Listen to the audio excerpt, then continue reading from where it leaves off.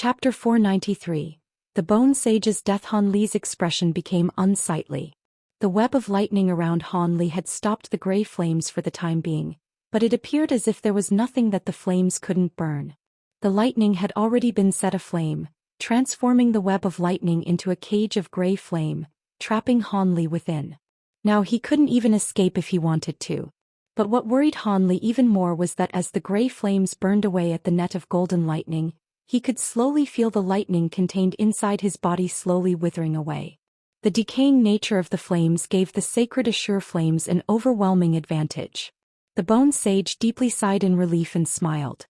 He felt confident that Han Li had no method of breaking free of the prison of gray flame. Based on the flame's legends, the Bone Sage believed that even a nascent soul cultivator trapped by it would have to greatly damage their origin chi by using a secret technique in order to escape. Once he refined his own azure flame and restored his nascent soul to the peak of his cultivation, he was convinced that it would be possible for him to rule over half of the scattered star seas. With that thought, the Bone Sage let his imagination run wild. In his eyes, Han Li was already a dead man. The situation was growing increasingly dire. As the golden net of lightning shrank, it eventually arrived on the verge of collapse. In response, Han Li expressionlessly spread out his palms and shot out dense arcs of golden lightning towards the net. The seemingly unending stream of golden lightning from Han Li's palms merged with the net, causing the withering net to immediately flourish brightly once more. Not only was it restored to its original size, but it also began to astonishingly launch an unending storm of lightning against the surrounding gray flames, pushing back the flames with great momentum. The Bone Sage's eyes widened and he nearly jumped. He now truly understood what it meant for heaven's will to overturn man's. The absurd amount of divine devilbane lightning in Han Li's body was wreaking havoc on the Bone Sage's nerves. Even though the sacred azure flames were in existence a level above the divine devilbane lightning, there was just far too much lightning. It was uncertain which would win. The Bone Sage glared at Han Li as if he were looking at a monster. Yet again his mind was plagued by doubts. Just how many gold lightning bamboo magic treasures does Han Li have stored in that small body of his? Was it possible that his supply of devilbane lightning was endless?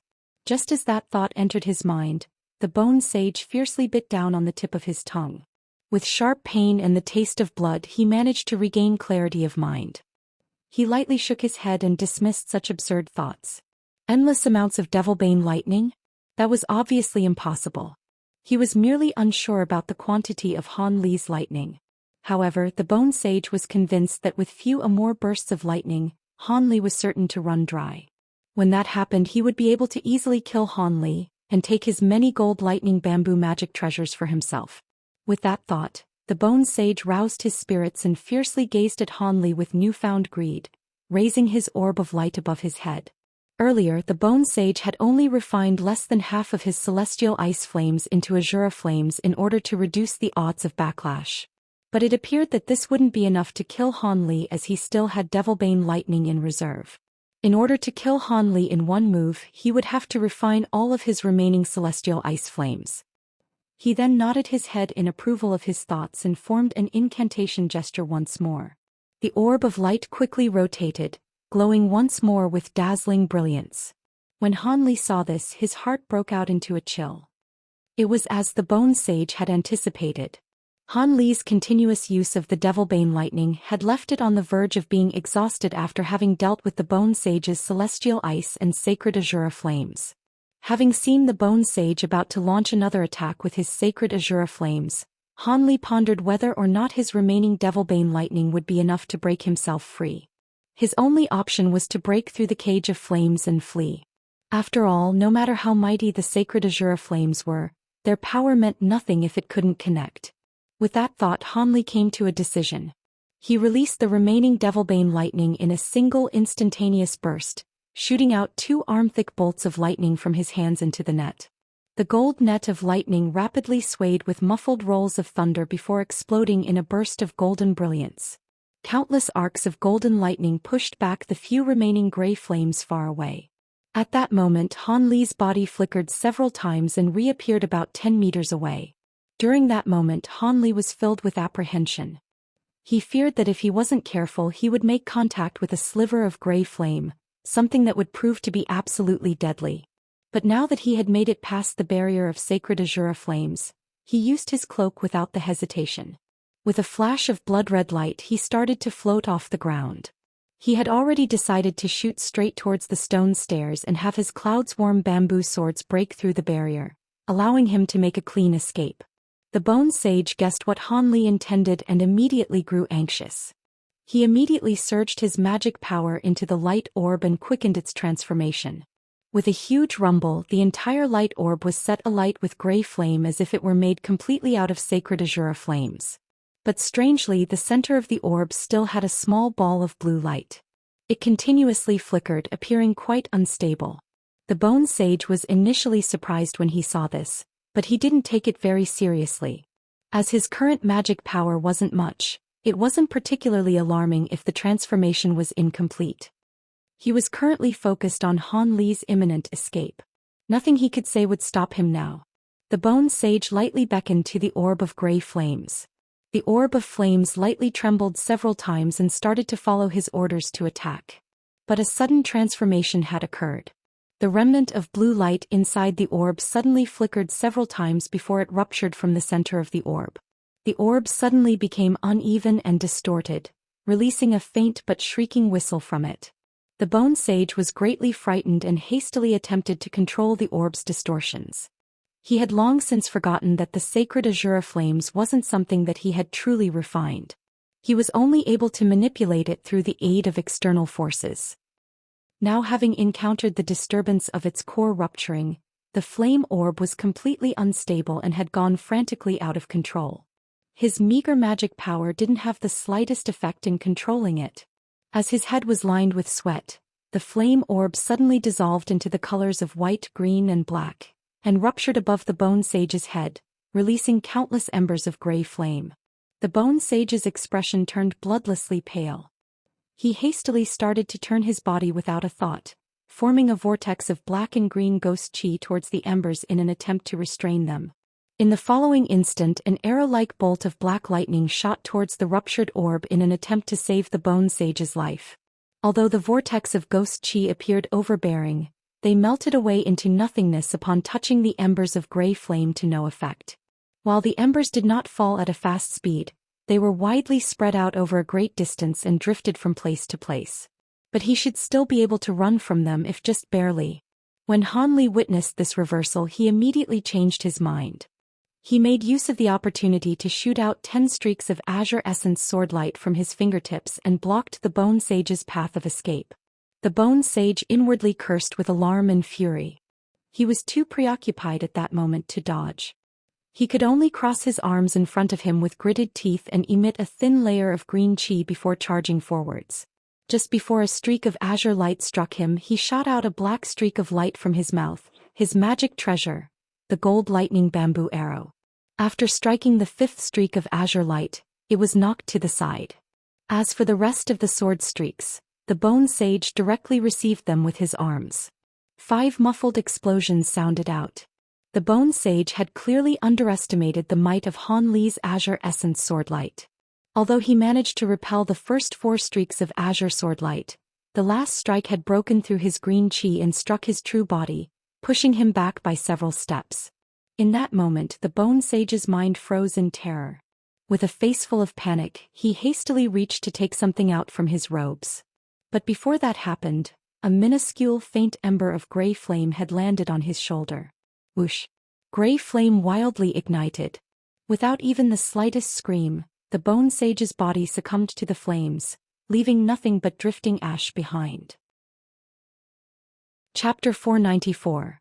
Celestial Ice Pearl. Han Li felt his blood run cold and his face trembled upon witnessing the ferocity of the azure flames. After the gray flames incinerated the Bone Sage, they condensed into a delicate ember and flew off. For some unknown reason, the Bone Sage's death had caused a strange transformation in the azure flames. All of the gray embers simultaneously released a thread of dark green chi along with a spark of black lightning, turning the embers blue in an instant. The embers appeared to have returned to their original form as celestial ice flames. Han Li suddenly felt his surroundings compress, as the air filled with blue glacial chi. The glacial qi started to cover the ground in thin layer of ice, spreading to the rest of the area within the light barrier. Han Li turned pale from fright at the sudden onslaught of cold and wildly poured spiritual power into the white rhino emblem. A scorching white light was emitted that repelled the cold qi, barring it from approaching his body. It seemed the celestial ice flame's true capabilities were only displayed after the bone sage had lost control. In only a short moment, the entire surface of the stone platform had been covered in a sheet of frost. Han Li's barrier of white light barely managed to protect him, but it massively drained his magic power, causing him to bitterly curse. Han Li now understood that the bone sage's celestial ice flames were weakened from either his shallow cultivation or a lack of time to refine them. This would explain why he had only been able to use a fraction of its true power a moment ago. Had the bone sage displayed this fearsome power with his celestial ice flames from the start, he would have been able to kill Han Li several times over without having any need to refine the Azura flames. In addition, it is likely that the true power of the Azura flames hadn't been displayed either. Its power had probably only reached a tenth of its potential. As these domineering thoughts entered his mind, he had nearly deduced the entire truth of the matter.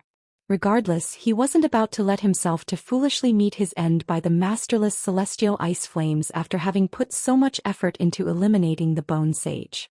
At that moment, he grit his teeth and reached for the spirit beast pouch at his waist. He was going to release the gold-devouring beetles and see whether or not they could increase his odds of survival. The still immature gold-devouring beetles were certain to be unable to resist the fearsome chill, but Han Li didn't have many options left to keep his life. Han Li's palm moved, and just as he was about to open the spirit beast pouch, a sudden change occurred. The floating blue embers throughout the room suddenly flickered several times before releasing a clear ringing sound. They seemed to have received some sort of command and started to shoot towards the sky, condensing into a single solid form. A short moment later, a shining blue light sphere appeared in the sky. As soon as this fist-sized blue ice pearl had appeared, the fantastical chill within the stone platform instantly disappeared as if it had never been there. Having already opened his spirit beast pouch halfway, Han Li was dumbfounded, but he soon found himself overwhelmed with delighted surprise. Regardless of what strange transformations the celestial ice flames underwent, he could now safely make his escape. At that moment, the blue ice pearl slowly floated down from the sky and stopped in front of Han Li. Han Li looked at the ice pearl with a strange expression. After some contemplation, he reached out his hand and shot a bolt of the remnant lightning at it. After winding around the ice pearl for a moment, the pearl had been restrained and obediently entered the lightning's control with no further surprises. Han Li's expression grew solemn. He didn't dare to be overly confident and carefully flicked his wrist, having the golden lightning slowly draw the ice pearl towards him. He had the pearl stop about a foot away from him and looked at it with trepidation. With his hand firmly covered in azure light, he carefully reached out to it. Although his hand was still covered in dense true essence, Han Li could feel a slight chill through it. It seemed that after the celestial ice flames had condensed into this pearl, its glacial qi had been completely sealed. As such, Han Li breathed a sigh of relief and dispersed the light surrounding his hand. He grabbed the pearl with 3 fingers and carefully examined it. The blue pearl's exterior was solid blue crystal while its interior consisted of raging flames. Han Li hesitated for a moment. This celestial ice pearl was a treasure that had scarcely, if ever, appeared in this world. It could be considered a treasure even more valuable than the Heaven Void Cauldron. Although he didn't know how this ice fire pearl could be refined or used, it was something that he absolutely couldn't discard. After having witnessed the viciousness of the Azure Sun Devil Fire 1 and the Heaven-wide Corpse Fire, Han Li found himself desiring a powerful flame of his own. And even better, the celestial ice flame's power was even greater than the previous flames he had witnessed. With this, he would be able to fulfill his long desire of possessing some truly ferocious flames. Although attempting to use and acquire it possessed a certain degree of danger, Han Li was more than willing to brave the risk. With that thought, Han Li shot out a spark of gold lightning and wrapped the ice pearl in successive layers of lightning. A short moment later, he held the lightning-clad pearl in his hand while sparks of lightning occasionally arced off the ball. The result set Han Li's mind at ease. If the ice pearl was to rupture once more, the cover of Devilbane lightning would be able to buy him enough time to wrest control over it. After having just battled against these very flames, He was completely confident that the divine Devilbane lightning could restrain them if need be. There would be no fear of any sudden backlash. However, he had now truly exhausted the reserve of Devilbane lightning inside his body. Not even a spark remained.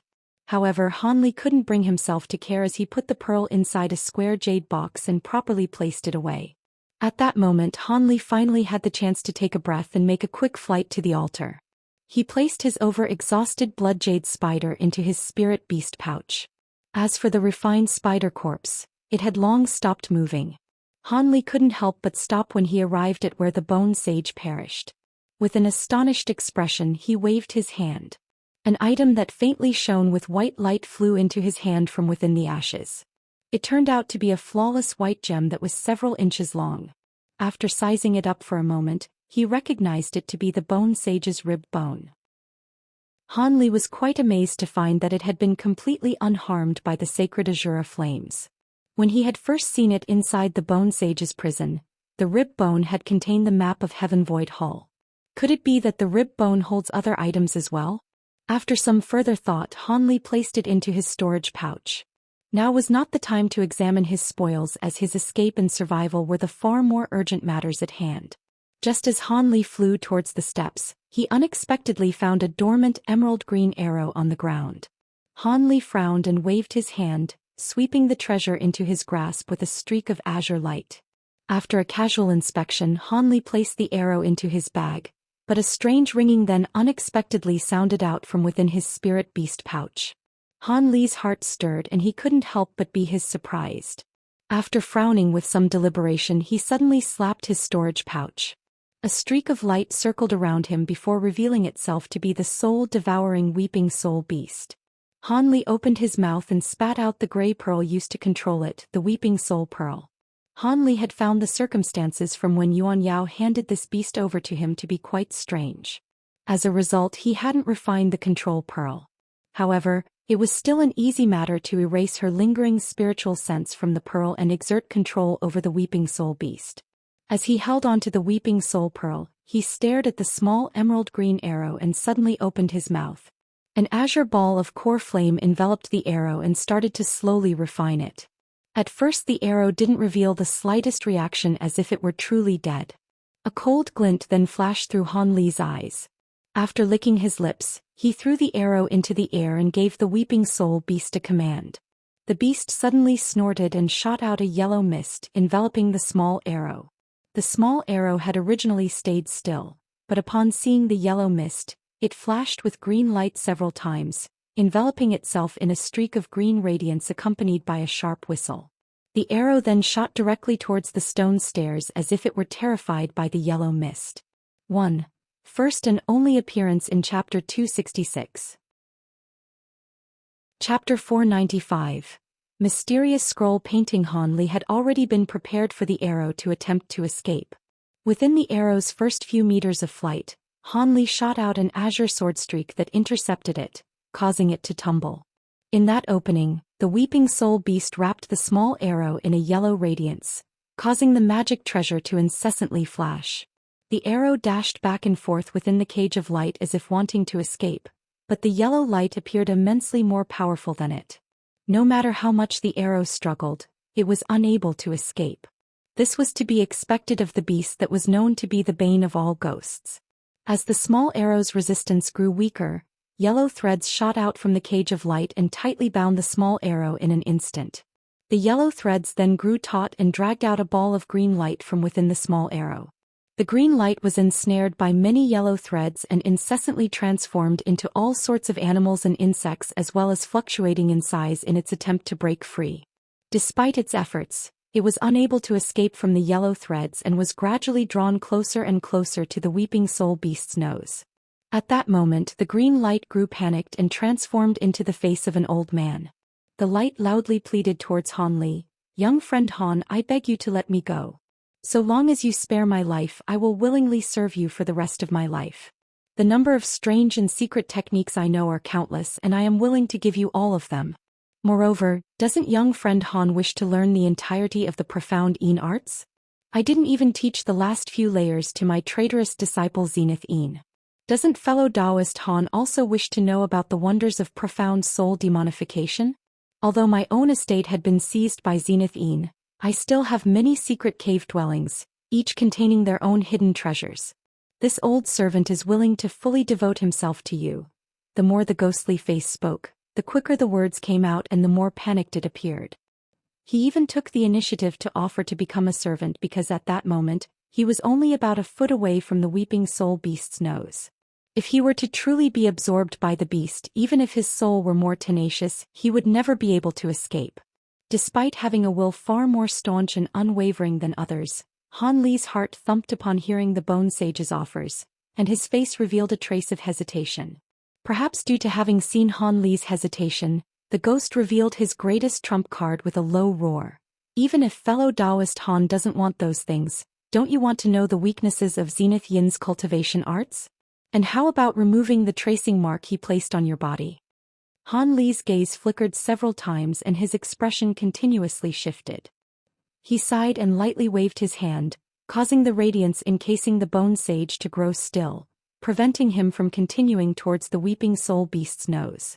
The thread-bound ghost rejoiced and sighed with relief. Young friend Han, you are truly wise.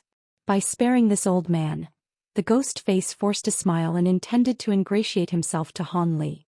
But when the Bone Sage was about to continue, the weeping soul beast snorted and resumed sucking in the Bone Sage. With his guard now down, he was sucked in without the slightest resistance. At that moment Han Li wore a cold sneer. The weeping soul beast burped as if it was quite satisfied with his meal and clumsily patted its stomach. With a faint smile, Han Li shook the weeping soul pearl in his hand and returned the beast to his storage pouch. Han Li walked forward with the small green arrow now in his grasp. As he gazed at it, he muttered, "You want to be my servant? How could I possibly choose to act against my own interests? You lived for over 1,000 years. It would already be baseless flattery to say that I could possibly stand to out-scheme you. Killing you now will save me quite a bit trouble. Who knows when you would betray me?" Even now, Han Li was unable to understand whether the ghost had been the Bone Sage's true soul or a soul shard that he had split off earlier. Han Li wouldn't be surprised if ghost Taoists had such soul-splitting techniques. After Han Li picked up the 5-element bands that were lying nearby and lingered for a moment, the ghost face had reminded him of the marker that Zenith Een had placed on him. If he didn't figure out how to remove it, he might be detected immediately after he left the barrier. Han Li had already examined himself several times with his spiritual sense, but hadn't been able to find the slightest trace. However, Han Li still had another way to look for any markings. Otherwise, he wouldn't have so rashly exterminated the ghost. Han Li released several thousand gold-devouring beetles into the air and had them crawl all over his body. After a short moment, a few of the gold-devouring beetles on his lower leg released a peculiar shriek. Han Li rejoiced and issued the command. The gold-devouring beetles on his leg became restless for a moment, before they all returned to his spirit beast pouch. Han Li then flew towards the stone steps without further delay. He felt that he had tarried for far too long and was on edge with fear. He traveled the 100 meters down the stairs in the blink of an eye. Han Li then opened his mouth and spat out a streak of blue light, cleaving open a 3-meter hole in the light barrier with his bamboo cloudsworm sword. He then shot out of the hole in a streak of light. According to his calculations, his best bet would be to stealthily return to the first or second floor and enter one of the doors. Afterwards, he would break the restrictions on the secret room and return to Heaven Void Hall. As for the rooms on the other floors, they were far too dangerous for him. Han Li shot along the path he remembered in complete silence. On his way back, the restrictions and puppets had all been long since eliminated. Apart from being careful about avoiding the old devils, he didn't have any other worries and flew as boldly as he could. Because Han Li could see the path ahead with his spiritual sense, he took out the shabby scroll he had acquired from the hollow wall and decided to use the time to read it. After taking several quick glances at it, he couldn't help but yell in shock and slow down, despite having planned to rush through the passageway. The scroll didn't appear exceptional and didn't contain the slightest spiritual power. Rather, the scroll contained a rather crude and simple drawing, depicting a vague map. After Han Li studied it several times, he immediately recognized it to be a map of the 5th floor of the inner halls. Needless to say, there was a drawing of a stone platform along with a cauldron that had 2 handles and 3 legs at the very top. This was clearly a picture of the Heaven Void cauldron. There was also a crossed marking in front of it that was certain to be indicating a secret room. But what shocked Han Li the most were the passageways that were traced with bright red ink, standing out from the rest of the black ink map. The route led to a picture of a high wall with a transportation formation behind it. According to Han Li's original plan, he would return to the first or second floor and pray that he wouldn't encounter any of the old devils along the way. If this map was accurate, then couldn't he just use the transportation formation it showed to leave this place? Even if it didn't take him outside of the Heaven Void Hall, it would almost certainly be much safer than foolishly forcing his way through the 5th floor. Han Li was more specifically tempted by how close he already was to the marked path. He was only an intersection away from entering the red line path. However, his sole worry was whether or not he would encounter any restrictions or puppets along the way. He had no worries towards the validity of the map. How could it possibly be fake?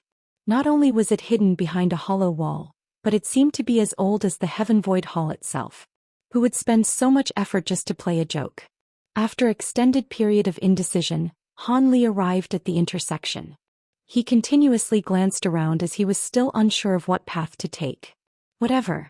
If I come across any dangers, at worst I'll just return to the previous path. According to the map, the route isn't very long. As such, it should prove much safer than returning to the previous floor. Moreover, he didn't believe that the map would mark out a route for escape that would include many dangers along its path. With that thought, Han Li spread out his arms. Many lights flashed around him to reveal a crowd of huge 8 puppets. Under his command, they immediately set forth down the passage as he closely followed after them with a solemn expression. Chapter 496. A gorgeous woman and a spirit. Well, much to Han Li's surprise, the path revealed by the map he found hidden within a wall had been peaceful. He didn't encounter any restrictions or puppets guards as he followed the map and eventually arrived at the tall wall without any trouble. After looking at this common stone wall, Han Li unfolded the aged scroll and carefully examined it once more. This is the place. Han Li muttered to himself with certainty. He emitted streaks of azure sword light from the fingers of one of his hands and directly walked towards the stone wall. Han Li rejoiced upon seeing there were no restrictions on the wall, and as he had hoped, the wall was hollow. He used his fingers to cut open a 3-meter-wide circle with great ease, and gently pushed it with his other hand, revealing a large hole with a dark interior. The sword light on his fingers disappeared with a shake of his hand. He then summoned a ball of white light in his palm and had it slowly enter the room. Without any further hesitation, he nimbly leapt in after it. The hidden room was only about 6 meters tall and about 15 meters wide. Although the entire room was covered by a thick layer of dust, there was also a very crude transportation formation at the center of the room. The transportation formation was drawn with crooked lines, and its talisman markings were as crudely drawn as if it were a poor imitation of a formation by an unskilled layman. Han Li wrinkled his brow. Could it be that the formation was incapable of being used or that it had been long since discarded? He took a step forward and inspected the formation using his own knowledge on spell formations. After a short while he let out a long sigh. Although the formation spell was crude, it could still be used. Furthermore, it didn't seem to be a long-distance transportation formation. It would likely take him to a place that should seem at least somewhat familiar. Han Li took out several spirit stones and quickly placed them on the 4 sides of the formation. After a series of hums, the spell formation shined with faint light. Han Li smiled at the sight. Instead of hastily using the formation, he turned his head to look at the hole in the wall and pondered for a moment. He approached the wall and cast several minor restoration magic techniques, returning the fallen stone to the open wall. In the blink of an eye, the wall had returned to its original appearance. Han Li dusted off his hands and walked into the spell formation before disappearing in a flash of white light. A moment later, Han Li reappeared in a thin mist.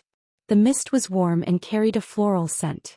About 3 meters ahead of him, there was a milky white pond that spanned over 30 meters. The pond seemed to be the source of the white mist and fragrant odor. What stunned him wasn't that, but the naked woman that was crouched at the pond. She seemed to have been enjoying the water. The amazing sight of her lustrous, flawless body and her long, shiny black hair caused Han Li to unconsciously swallow, putting his mind into a daze. But when he saw her incredulous expression, Han Li bitterly smiled. After bluntly taking a long look at the woman's body with a strange expression, he spoke without the slightest hint of sincerity. "Lady Yuan, what a coincidence. You've also arrived here. However, it seems I've appeared at an unsuitable time." The naked woman in the pond was actually the beauty Yuan Yao that had disappeared into the inner halls. At that moment, Yuan Yao was in shock at Han Li's sudden appearance. When she heard him speak, she suddenly awoke and her face flushed red. She hastily used her hands to cover her ample figure and flusteredly yelled, "How did you get here? The transportation formation shouldn't be in any condition to be used. Quickly, turn around." Yuan Yao appeared to be both startled and embarrassed. After chuckling, Han Li didn't reply and casually walked back to the transportation formation and examined his surroundings. It was a stone room that spanned over 100 meters and had a stone gate at either end. Alongside the pond across from Han Li, black clothes and several storage pouches lay in a pile at its shore. When Han Li's gaze fell onto the back wall, he spotted a white jade sculpture of a dragon head mounted 10 meters up on the wall. About a meter below the sculpture there was a recess that shined with green light coming from a jade bottle with a long neck. It appeared to contain something valuable. When Yuan Yao saw that Han Li spotted that jade bottle, she had forgotten about her embarrassment and revealed shock. However, Han Li turned a blind eye to the bottle and immediately turned his gaze. He instead walked towards the edge of the pond and lowered his head to look at the milky white water. Yuan Yao inwardly sighed and her expression returned to normal. However, her beautiful eyes glinted with a strange light as if she had thought of something. At that moment, Han Li suddenly thought of something and swept his hand across the surface of the pond. Han Li easily cupped some of the water into his hand and brought it towards his eye. The pond water was extreme fragrant and was filled with pure heaven-earth qi. But after a short moment he saw the fragrant qi disappear from the water, turning back into regular water. Han Li's expression stirred. Han Li tossed the water away in his hand and said, "A spirit well spring. I truly didn't expect for the master of Heaven Void Hall to have placed such a large spirit well here. Could it be that Lady Yuan Yao had braved such great danger for that reason?" He then calmly turned his gaze towards her.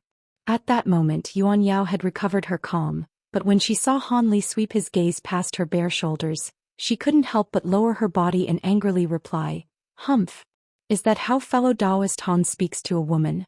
Could it be that you still haven't seen enough of my naked body?" Even with her beautiful face warped by anger, she still appeared quite graceful. She was truly the most outstanding beauty of a generation. As Han Li's gaze focused on the woman's appearance, his heart was set alight. Although he had managed to keep his mind clear and free of desires, he was still a man.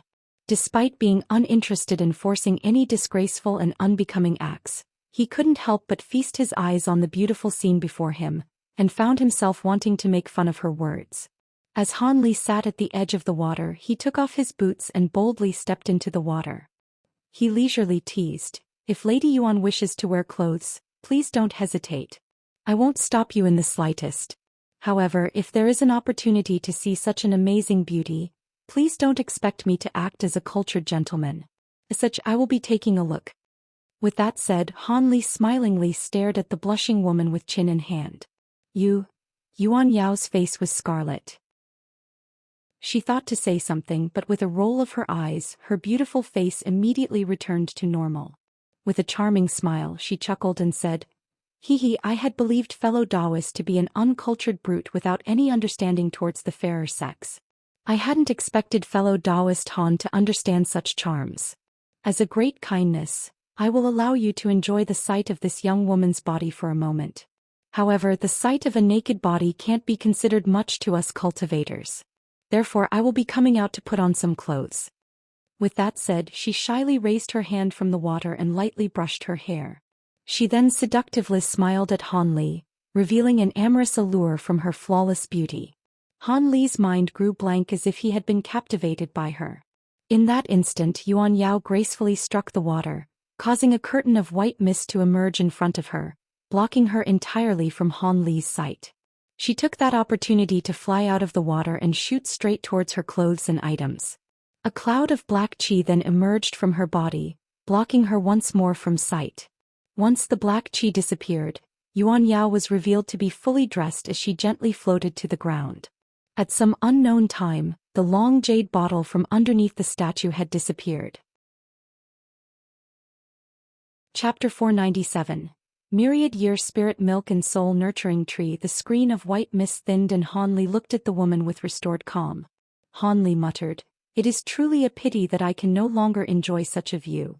When Yuan Yao heard this, she blushed before delicately chuckling. "Didn't Brother Han go to the 5th floor with those masters? How did you arrive here?" After she said that, she caressed her wet hair and it dried in an instant with a flicker of white light. A few strands of dark hair fell in front of her face, a stark contrast against her snow-white skin that served to illuminate her beauty. Han Li enjoyed the sight as this woman was among the greatest beauties he had ever seen.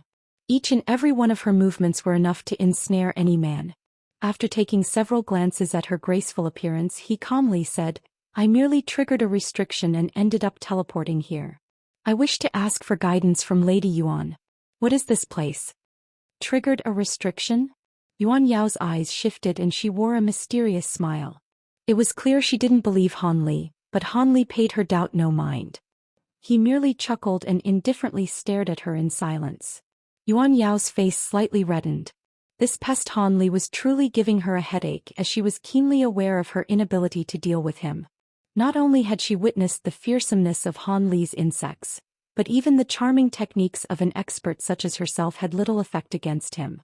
She furrowed her slender brow and could only helplessly respond, "This is a secret room on the 2nd floor. You came out of such a shabby transportation formation? Had I known this were possible, I would have smashed it to pieces and prevented myself from having to deal with you." With that said, Yuan Yao glared at Han Li with obvious annoyance. It appeared she still felt aggrieved at having her naked body seen.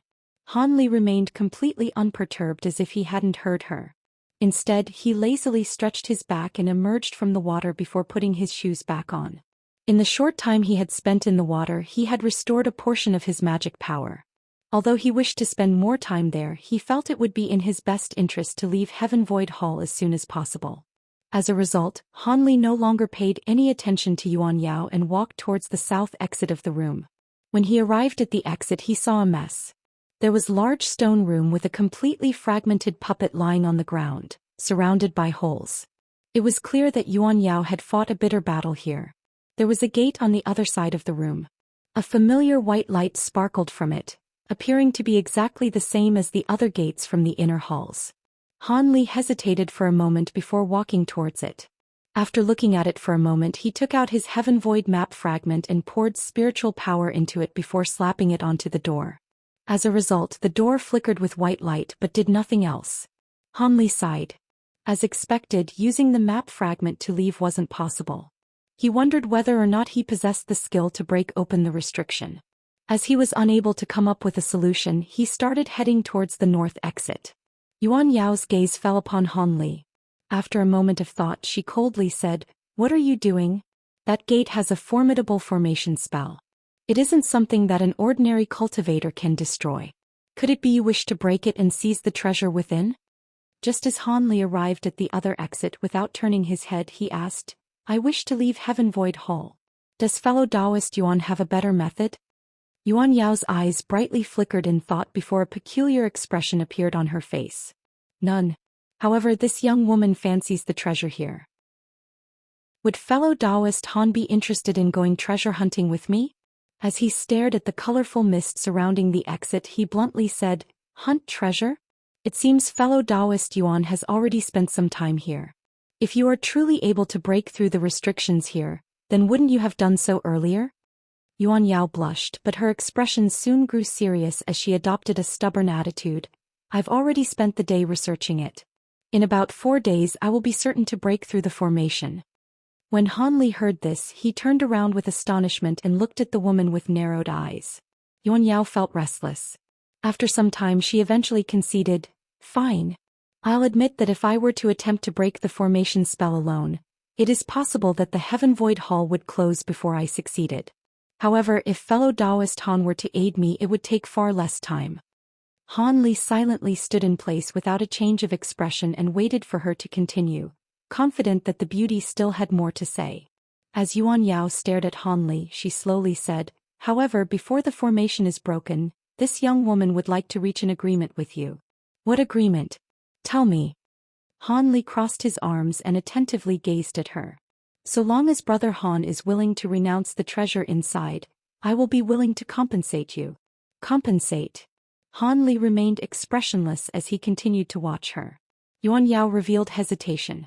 After lowering her head and muttering to herself for a moment, she raised her head with a resolute expression.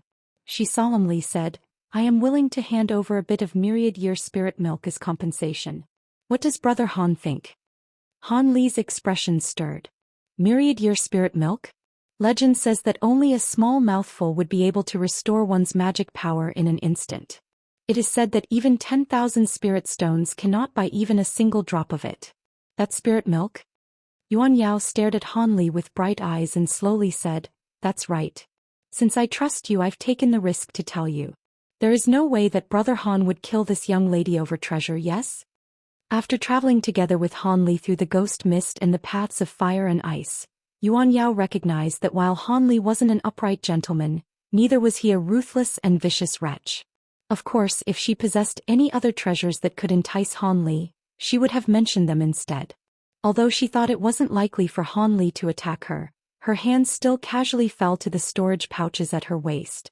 Although she knew she wasn't Han Li's match, she still had a few mighty life-saving treasures that could protect her against any foul intentions Han Li might have.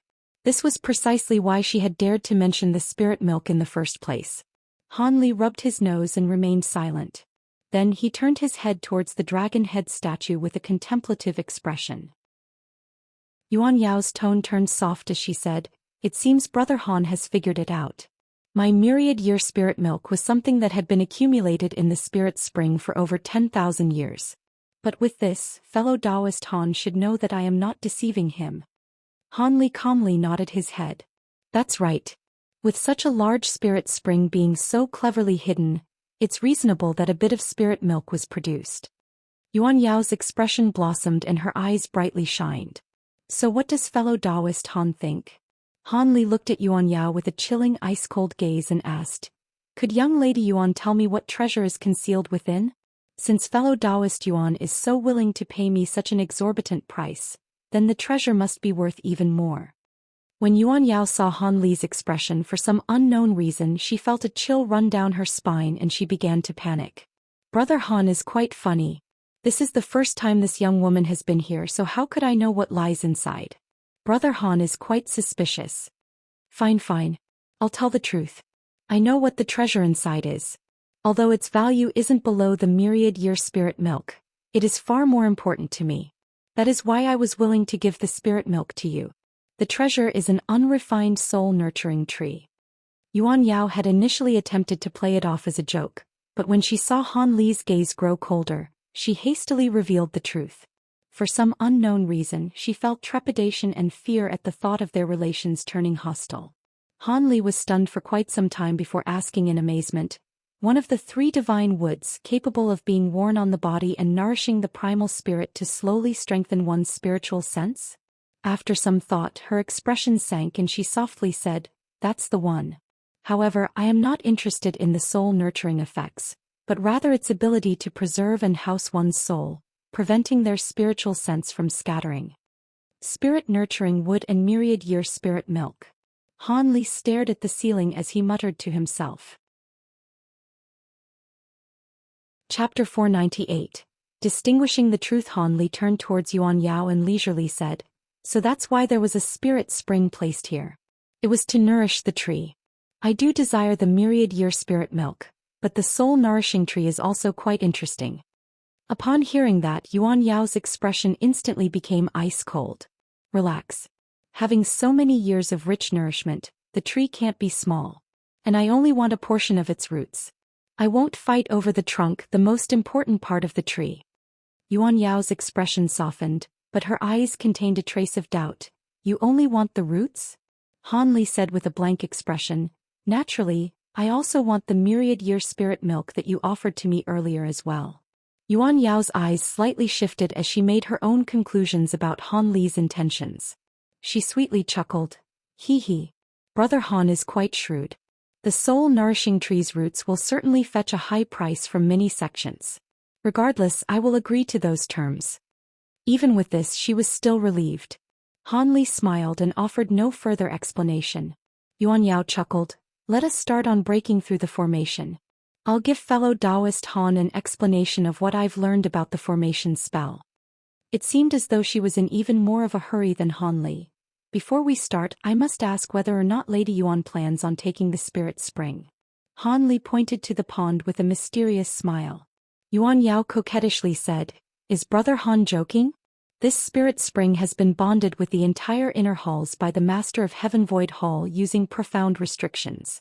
Had I possessed the ability to take it, I would have directly aimed for the Heaven Void Cauldron instead of hiding down here. When Han Li heard this, he appeared slightly disappointed, but after some thought he broke out into laughter. It seems he had become far too greedy. Upon spotting a treasure, he thought to immediately acquire it. This was not a good omen. If this were to continue, he would likely meet his death as a result of greed. With that thought, Han Li steadied his mind before continuing with a solemn voice. Fellow Taoist Yuan should hand over the spirit milk first before we start talking about the formation spell. With our combined efforts, we'll be able to break through the formation in no more than 2 days. When Yuan Yao heard this, her sweet smile was replaced with a ghastly expression. 2 days later, about 20 kilometers away from Heaven Void Hall, a man and woman emerged from a flash of white light above the sea. The man appeared quite ordinary. Apart from his clear eyes, there was nothing exceptional about his appearance. As for the woman, she was as dainty as a flower, and her bright, lively eyes suggested that her grace was limitless. When the two emerged, they vigilantly examined their surroundings. Upon seeing that there were no other cultivators nearby, they both let out a sigh of relief. The pair were Han Li and Yuan Yao, who had broken through the formation of the secret room. Yuan Yao gazed in the direction of Heaven Void Hall with an odd expression. It seems the others are still trapped in Heaven Void Hall. They won't be coming out for some time. Would those nascent soul eccentrics do the same as us and seize treasure to escape the halls? Han Li hadn't relaxed his guard and frowned. Yuan Yao casually brushed her hair and softly said, Be at ease. After acquiring the treasure, one will be teleported to a random location. It can be anywhere from next to Heaven Void Hall to several hundred kilometers away. It is impossible for anyone to be monitoring such an expansive area. Good. Han Li nodded his head with peace of mind. Yuan Yao blinked at him and she probingly asked, What? Could it be that Brother Han has offended those nascent soul eccentrics? If that's the case, then you had best be careful. Fellow Taoist Yuan need not worry herself about me. As I have matters I must attend to, I will be taking my leave first. Han Li expressionlessly cupped his hands to Yuan Yao and shot across the sky as a streak of azure light. He displayed neither reluctance to leave nor any desire to hear her response. When Yuan Yao saw Han Li abruptly fly off, she was flabbergasted. After a long while, she eventually shook her head. She then extended her hand and summoned a foot-long block of wood with a flash of black light. The wood was rough and scorched, appearing ugly by all means. But when Yuan Yao looked at it, she revealed sadness. Big Sister Yen, please wait just a few more days. I will find someone to refine this wood into a soulkeeper box and help you escape having your soul refined. After she softly said this, she donned her hood, concealing her astonishing beauty, and transformed into a cloud of black chi before flying off in another direction. In the blink of an eye, the sea became calm once more. Meanwhile, several people solemnly stood on the platform of the 5th floor of Heaven Void Hall with unsightly expressions. They were the 6 nascent soul cultivators who had apparently come to some sort of agreement, as Manhuzi was standing there without being attacked. We've already searched every corner of the 3rd, 4th and 5th floors. Even after breaking through countless restrictions and puppets, we've yet to find any sign of them. Zenithine, 2 of the 3 have a deep relationship with you. Did you not instruct them to seize the treasure and escape? Wan Tianming spoke with an ashen expression. Zenith Yin's cheek twitched and his face grimaced. Humph. Sect Master Wan, you've already asked that several times and my reply is still that my grandson has met his end. As I personally used a secret technique to search for him, I cannot be mistaken. Were it not for the obstruction of the tailstar formation, I would have felt the instant my grandson perished and would have prevented those other 2 youngsters from running off with the treasure. Zenith Yin stared at Manhuzi and gloomily said, With that said, I personally believe Manhuzi to be the most suspicious. Why did Manhuzi draw us away for enough time for the Heaven Void Cauldron to be seized? Manhuzi is also unwilling to reveal the history behind that junior of his. Could it be that you colluded with that youngster beforehand? Manhuzi glared back at him and bluntly mocked him. Ridiculous, what do I have to reveal to you? What do I have to do with that youngster running off with the Heaven Void Cauldron? I was busy escaping from everyone, but that isn't enough evidence to say that I helped him. Rather, you claim that Wuxia is dead. Who's to say that's true? Perhaps you are actually filled to the brim with happiness. Zenith Een was seething with anger. His beloved grandson had died and now he was being made out to be a scapegoat. He wasn't about to take this silently. But when he was about to engage in a furious argument, Qing Yi interrupted him in an attempt to alleviate tensions. Brother Man and Brother Wu have no reason to dispute. The ones who took the treasure were amongst those three. As for who it was, what do we care? That's secondary. What is most important is that we find them regardless of if they are alive or dead.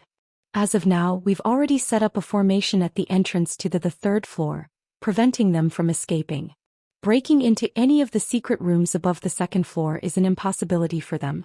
As they are all only early core formation cultivators, even if the three of them joined hands, they would be incapable of progressing through a room on the third floor or higher. Unless of course they've lost their heads and decided to commit suicide in the attempt. However, we've searched the entirety of floors 3 through 5 without finding even a trace. Wan Tianming coldly said with a suspicious expression. It wasn't just him. All three of the righteous Dao cultivators were skeptical. They had held voice transmission conversations several times already and believed the most likely explanation to be that the three devil Dao eccentrics were playing an elaborate ruse. They had deliberately drawn them away and allowed their juniors to seize the Heaven Void Cauldron. Thus, while the three felt great remorse, they also vigilantly watched the actions of the devil Dao cultivators, completely unwilling to allow the devil Dao cultivators to leave their sights. The devil Dao cultivators naturally understood the intentions of Wan Tianming's party. However, they were also burning with impatience but could nothing. All they wanted to do was quickly find Han Li and the others so they could take the Heaven Void Cauldron.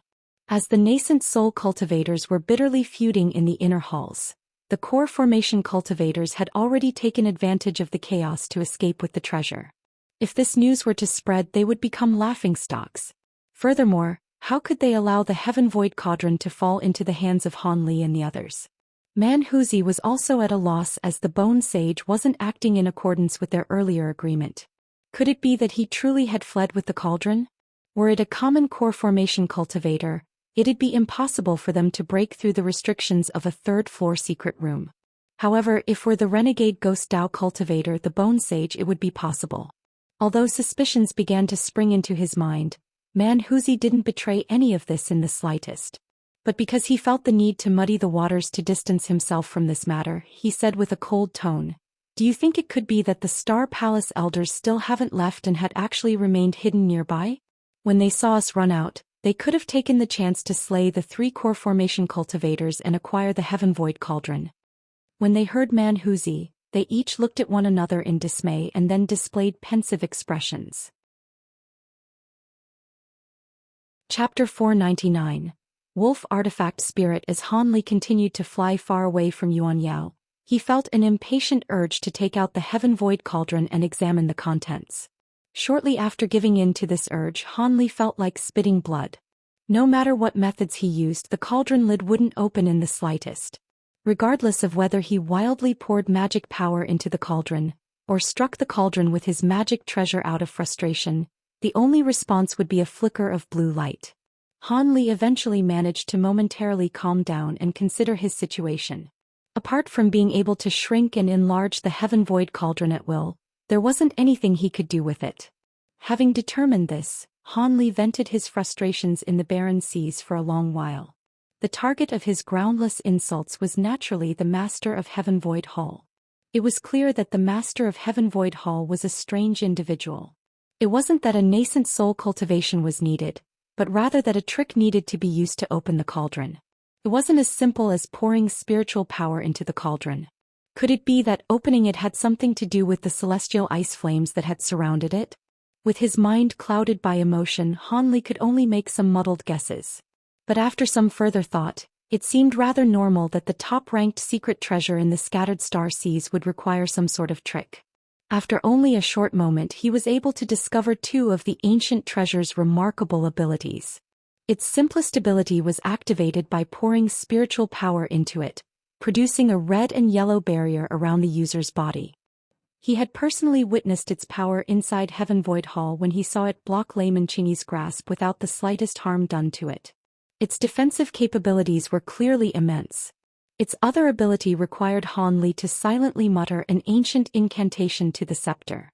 After he immersed his spiritual sense into both ends of the scepter, he would be able to either separately summon two small wolves, with one red and the other yellow, or he could summon one large silver wolf. The small red wolf seemed to be created from pure fire attribute spiritual qi and was innately capable of many impressive fire spirit magic techniques. Similar to its counterpart, the small yellow wolf was created from pure earth attribute spiritual qi and was adept in earth spirit magic techniques. There were a few techniques that Han Li had previously learned, but he was quite surprised to find that the wolf didn't understand earth attribute movement techniques. As for the silver wolf, Han Li found it quite troublesome. He was incapable of controlling it. Although the silver wolf would respond to his orders, it would always move quite lazily. When he ordered the wolf to display what magic techniques it was capable of, the silver wolf brushed him off as if it hadn't heard him. Han Li was rendered speechless when he saw the human-like insolence in its eyes. Han Li was able to make out that the silver wolf was clearly the true form of the scepter's artifact spirit.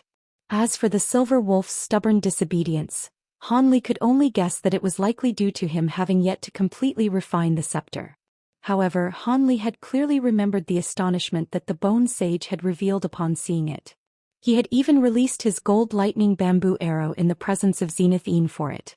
There was undoubtedly more to the silver wolf artifact spirit than meets the eye.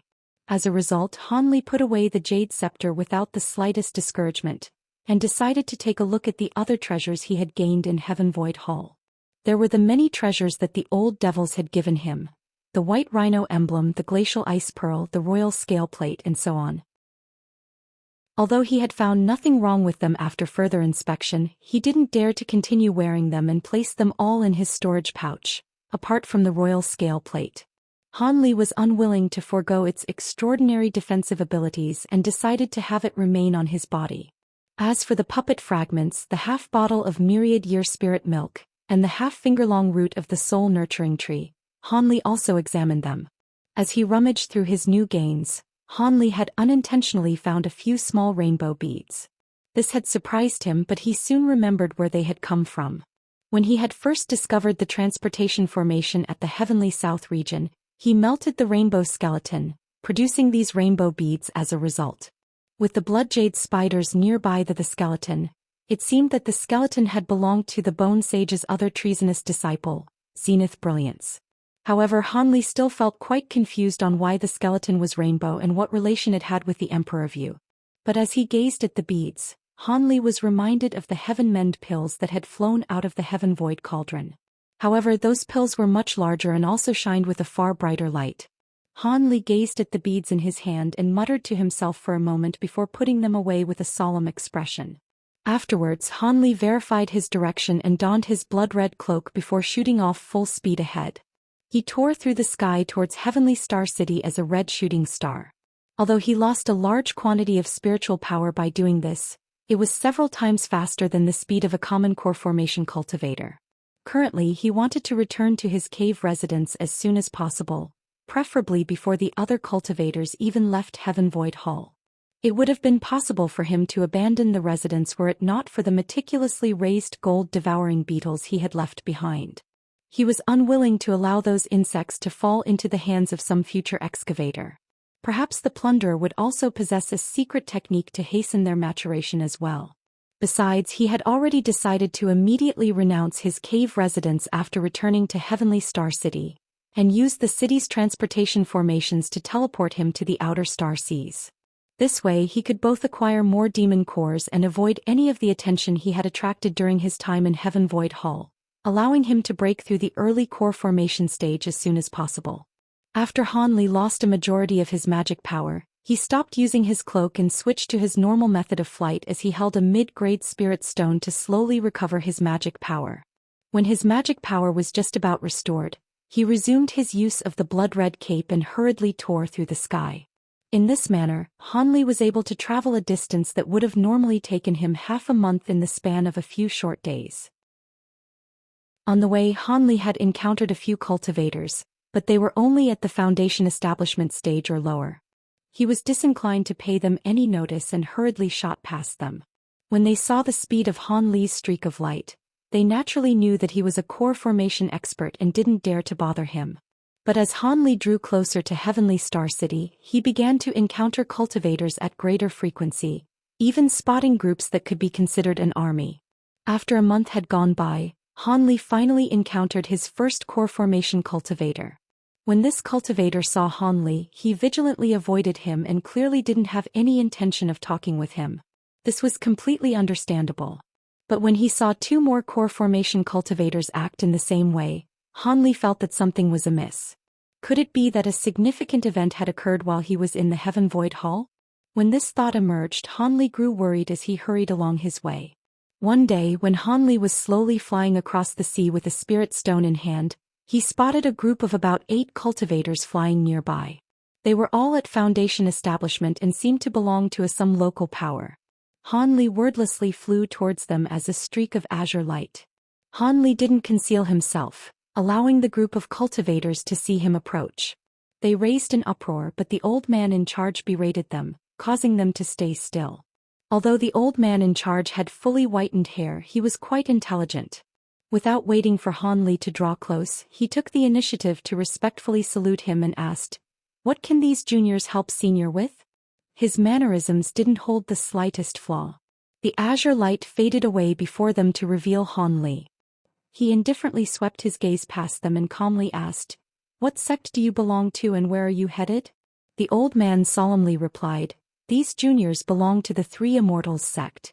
We are under orders from the sect master to head to Heavenly Star City." Han Li frowned and grew silent for a moment before he slowly said, "Heading to Heavenly Star City? Along the way, I've discovered that there were many cultivators heading towards Heavenly Star City as well. However, they appeared quite nervous." The old man inwardly sighed, but he hastily laughed. "Huh. It seems Senior must have spent quite some time in a desolate area to not have heard of this. Not long ago, a great event occurred at Heavenly Star City. All the closest sects and powers have begun to send people to the city." Chapter 500. The Starfall Coalition. Han Li spoke with an indifferent expression. "What great event? I only left seclusion a few days ago. Tell me about it." The old man locked his fingers together and spoke carefully. "It is only natural for Junior to answer Senior's questions. However, may I ask for your name?" After he heard this, Han Li felt somewhat surprised. After he tilted his head and pondered for a moment, he mysteriously smiled and said, "It seems that you're being quite careful. I am the exquisite sound sect's guest Elder Han. Have you heard of me before?" After he heard of Han Li's identity, he let out a long sigh of relief and smiled. "So it turns out to be Elder Han. You can't be considered an outsider then. Our own sect's Fairy Shuedi is close friends with Sect Master Fairy Violet Spirit."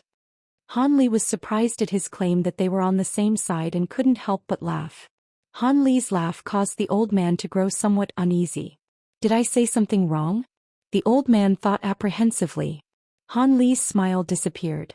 "I don't involve myself in the matters of the sect, nor do I care if you are lying. All I want is for you to properly answer my question. I won't make things difficult for you. What major event occurred recently?" The old man pledged he was speaking the truth with smile. "How could I deceive you, Senior? All of my words are true." But when Han Li's gaze grew icy, he immediately started his explanation. There were rumors that had suddenly emerged recently in the scattered star seas that the heavenly star sages were on the verge of breaking through to the great success stage of divine essence-fused light. The Star Palace took advantage of this opportunity to start eliminating certain disobedient or uncontrollable powers. This was originally believed to only be a rumor, but not longer after this rumor was spread, the Star Palace issued an official command to powers of all sizes to have their sect leaders and island lords immediately come to Heavenly Star City and pay audience to the Heavenly Star Sages. Otherwise, they will be branded as traitors and be eliminated. Han Li blinked before speaking with disbelief.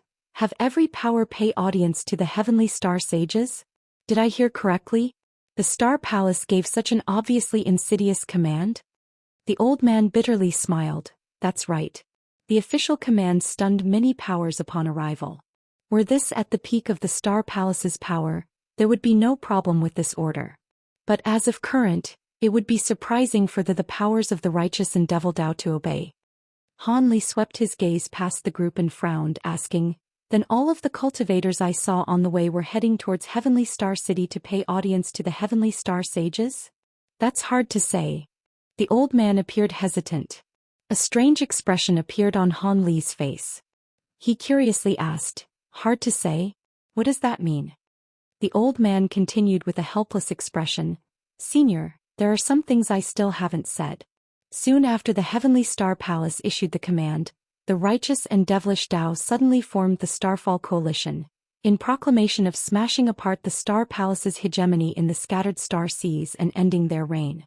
The righteous Dao has dispatched their enforcement elder Wan Sangu, and the devil Dao dispatched their towering hero, the Arch-Saint of the Six Paths, as the two leaders of Starfall Coalition. After the alliance was established, many sects belonging to the righteous and devilish Dao began joining under their banner. Unaffiliated powers have also joined them, and several tens of rogue nascent soul paragons have been appointed as elders in the alliance. In addition, the Starfall Coalition copied the Star Palace and made their own proclamation with what is known as the Starfall Coalition's Ghost Crest, proclaiming that any power to respond to the Star Palace will be branded as their enemy without exception. In addition, they claim that they will soon be launching an attack on Heavenly Star City and welcome all powers to witness the battle, and make their allegiances clear. Having heard this, Han Li's expression remained completely indifferent, but his mind was left in a daze. This was beyond imagination. Such a massive event had occurred in the short time he had been stuck in Heaven Void Hall. For some time Han Li was at a loss, but his mind suddenly stirred and he calmly gazed at the old man, asking, What is the Starfall Coalition's Ghost Crest? Do you have it on hand? The old man was stunned for a moment before enthusiastically replying, It is in my sect master's possession, but if Senior desires, I have a record of it on a jade slip that I can show him. Yes. Let's see it. Han Li nodded with an indifferent expression. The old man immediately searched his storage pouch for a yellow jade slip and hastily handed it over to Han Li. Han Li bluntly took it and quickly immersed his spiritual sense into it. A second later he felt shocked. The crest appeared to be the same as the ghost head that the Six United Palaces elder showed Wuxia long ago. Although there were slight differences in appearance, it held a near-exact resemblance. It seemed that the righteous and devil Dao had long colluded in secret, infiltrating other powers for many years with meticulous care. Han Li was amazed and expressionlessly returned the jade slip to the old man. Han Li casually said, Since that is the case, you must be drawing close to Heavenly Star City so that you may observe the results of the battle and come to a decision afterwards. The old man revealed a trace of embarrassment. That's right, Senior. Under the command of our sect master, we are to head over and examine the situation. After all, our Three Immortals sect isn't a large organization and can only choose to be pragmatic. However, in this short amount of time, Starfall Coalition has already launched an attack on the Outer Star Islands and has successfully taken them over. There were even islands that defected to the Starfall Coalition. It seemed that the Inner Star Islands will soon be attacked as well. There are also a few scoundrels that have taken advantage of the situation to stir up havoc. Many rogue cultivators have ended up dead in the wilderness and no small number of small sects have ended up thoroughly exterminated. The old man's worrying words explained why so many cultivators had been so cautious as they traveled. Han Li was very satisfied with the old man's answer and calmly said, So it was like that. All right, since you have answered my questions, you may leave. Then us juniors will hastily set off. The old man rejoiced at Han Li's words and respectfully said his farewells before hastily leading the group away. Although he saw that Han Li wasn't an evil and vicious character, he couldn't help but feel apprehensive in the presence of an unfamiliar core formation cultivator. Han Li stood motionlessly in place as he muttered to himself. A huge war has erupted between the Star Palace and the alliance of the righteous and devilish Dao. On the bright side, this war would certainly take up the nascent soul eccentric's attention. As they were aligned to either side, it would be impossible for them to avoid participating in the war. As such, he would be far safer as they wouldn't be able to dedicate their time to tracking him or the Heaven Void Cauldron down. Conversely, the war would make it rather troublesome for him to return to Heavenly Star City. At the very least, the cultivators entering the city would be thoroughly inspected, especially a core formation cultivator such as himself. Furthermore, if a battle were to erupt in the city before he returned, he would be unable to enter. The Star Palace would likely bar any cultivators from entering during that time. With that thought, he let out a sigh. In the following few days, he intercepted several more low-level cultivators and asked them the same questions, only to receive similar answers. As a result, Han Li was now floating above the sea, blankly staring off into the distance with a face of hesitation. He raised his head to look at the blue sky and flipped his hand, causing a small azure bottle to appear. Han Li helplessly looked at the small bottle. Using the myriad-year spirit milk so soon seemed like an immense waste, but if he didn't hurry, the Starfall Coalition would launch an attack. His plans of entering Heavenly Star City and escaping to the outer star seas through their transportation formations would then become null. After a long while of contemplation, Han Li eventually opened the bottle with gritted teeth and carefully poured several drops of thick transparent liquid into his mouth. Afterwards, he placed the bottle away and put on his blood-red cloak before suddenly shooting through the sky and disappearing from sight. Half a month later, when Han Li had nearly exhausted his magic power, he took another few drops of spirit milk and continued to hurry on his way through the use of the blood-red cape. As a result, Han Li was able to travel at a speed similar to that of common nascent soul cultivators, and greatly reduced his travel time. Along the way, the few core formation cultivators that he came across had mistaken Han Li to be a nascent soul expert and steered clear of his path. As expected, there weren't any cultivators that dared to even think of bothering a nascent soul expert. Chapter 501. South Clear Island. Inspiring awe in all those who witnessed his passage, Han Li eventually arrived in the nearby seas of the Heavenly Star City. As he was only a few days away, Han Li put away his blood-red cloak and resumed traveling as an ordinary streak of light. Currently, the scattered star seas were in disarray and it was possible that a nascent soul cultivator would be nearby. As Han Li didn't wish to capture the attention of such a powerful individual, he moved in a more inconspicuous manner. Fortunately, he hadn't heard any news of the Starfall Coalition appearing nearby. Much to his relief, it seemed he had managed to arrive in time. He had arrived at the outskirts of the last intermediary island before Heavenly Star City. Although it wasn't large, it held many cultivators from the Star Palace. It seemed they were the forward sentries for Heavenly Star City. In the past, the island would have boats of all sizes flowing in and out of its harbor with cultivators and mortals leaving and arriving at the island en masse. But now, when Han Li swept his gaze past the island, he only spotted a few small boats. As for cultivators, he would only occasionally come across them. It seemed both the mortals and cultivators knew that a war was imminent and meekly avoided the area for the time being. The only cultivators that dared to come to the island were mostly from factions wishing to scour through the rumors. Having traveled for such a long period, Han Li felt somewhat fatigued and decided to stop over at the island for the time being. Not only to rest, but to visit the island's market in preparation for his long excursion in the outer star seas. After all, he didn't know how things currently were in Heavenly Star City. As such, it would be best for him to make his preparations here and avoid any mishaps from catching him unprepared. When Han Li descended within range of the island, he was able to sense that South Clear Island was on far greater alert than during his previous visits. Just as he entered the scope of the island's spell formation, he was able to feel the spiritual sense of 3 core formation cultivators sweep past him.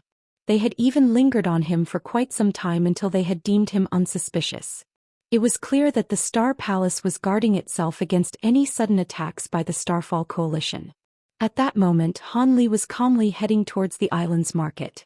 South Clear Island's market was in a small city not far from the island's port, likely for the convenience of any merchants or cultivators that visited. Although the market wasn't nearly as famous or as large as those on other islands, Its variety of goods was unrivaled by any other market. More importantly, its prices were cheaper than in Heavenly Star City. This was because a majority of Heavenly Star City's goods were directly shipped over from this island. Han Li didn't have any time to dawdle. Just as he entered the market, he took out the Bone Sage's 9-curl ginseng pill formula and read through it. Now knowing the required ingredients by heart, he bluntly began to search through ingredient stores of all sizes. Inside a large room, an ordinary middle-aged cultivator said with a careful tone, "Senior, I am truly sorry. Junior has opened a materials shop for so many years, yet he had never heard of Thousand Leaves Dew before. As for agate horn, it is the horn that is grown off of the rare agate beast. Few cultivators ever get to see it. I fear Senior will have to go look through other stores or auction halls to see if they have it. This is the largest materials shop on the island. If you don't have it, then the other shops won't either. As for the auction halls, I currently do not have the time for them." Han Li frowned and sat down in the chair across from the middle-aged cultivator. He softly tapped his finger against the side of the chair in annoyance. The middle-aged cultivator revealed slight embarrassment at Han Li's words. However, he was being honest when he said that he had no way of acquiring the items that Han Li wanted. As such, he could only continue to ingratiatingly smile. After all, he was in the presence of a rarely seen core formation expert. He could not afford to offend him. When Han Li saw the shopkeeper's attitude, he knew that he truly didn't have the 2 items. With a sigh, Han Li stood up and walked out. It seemed that he would have to think of other methods to find the last 2 ingredients for the 9-curl spirit ginseng. Fortunately, he was still quite a long way from the peak of core formation. As the medicine could only be used upon the formation of a nascent soul, he wasn't in any rush. Just as the middle-aged cultivator was about to respectfully send Han Li off from the entrance, he suddenly thought of something and hesitated for a moment before saying, "While you might know of its name as the Thousand Leaves Dew, it may be known by another name." A strange light flickered from Han Li's eyes and he stopped, curiously asking, "Oh? What does that mean?" The middle-aged man honestly replied, "Not to boast, but this junior has spent over 100 years managing this ingredient store. I've seen all sorts of bizarre and rare ingredients. If there is an ingredient I haven't heard of, it is likely being referred to by the name passed down from ancient cultivators. In current times it may be known by another title. This was something that I have encountered several times before. This Thousand Leaves Dew might actually be a rather common medicinal ingredient." Han Li's heart stirred. He felt that the man's words made much sense. After all, the 9-curl spirit ginseng was an item from legend. It made sense for its formula to be passed down from antiquity. It seems he would have to examine a few ancient records to find out its true identity. With that thought, Han Li nodded with a relaxed expression and silently left the store. Afterwards, Han Li sifted through all of his pill formulas suitable for core formation cultivators, and made preparations for his future pill refinement. Han Li especially stocked up on the supplementary ingredients that couldn't be grown with the liquid from his small bottle. The current journey to the outer star seas would take a long while without doubt. Han Li didn't wish for his mass creation of pills to fail because of a shortage of common materials, and slow down his own progress in cultivation as a result. With his current collection of magic treasures along with the aid of a few flag formations, he should be able to handle grade 7 demon beasts without question. Naturally, if he were to come across any grade 8 demon beast, he would have no choice but to flee. Once demon beasts reached grade 8, it is said that their wisdom would be far greater than ordinary humans and their bodies are able to take human-like forms. Due to their exceedingly powerful innate skills, they would have a tremendous advantage over nascent soul cultivators of the same rank. Several hours later, Han Li managed to gather everything together and left the market city in the direction of the port. At that moment, the sky suddenly filled with black clouds, turning the sky into the image of a cloudy night. A short moment later, a relentless barrage of light shot towards the island from the horizon, leaving roars of thunder in its wake. Han Li's expression suddenly changed and he hastily strained his magic power, tearing through the sky in an azure streak. From the pressure being emitted, it seemed that the barrage came from the simultaneous attack of at least 1,000 cultivators. In the following moment, a large formation activated and covered the entire island in a barrier of scarlet light, managing to rigidly block the attack. At the same moment, There were many white-clothed cultivators that struck back at the attackers in the sky with their own magic tools. Han Li bitterly laughed. The Starfall Coalition had moved remarkably quick. They even managed to bring the battle so close to Heavenly Star Island in only a few months.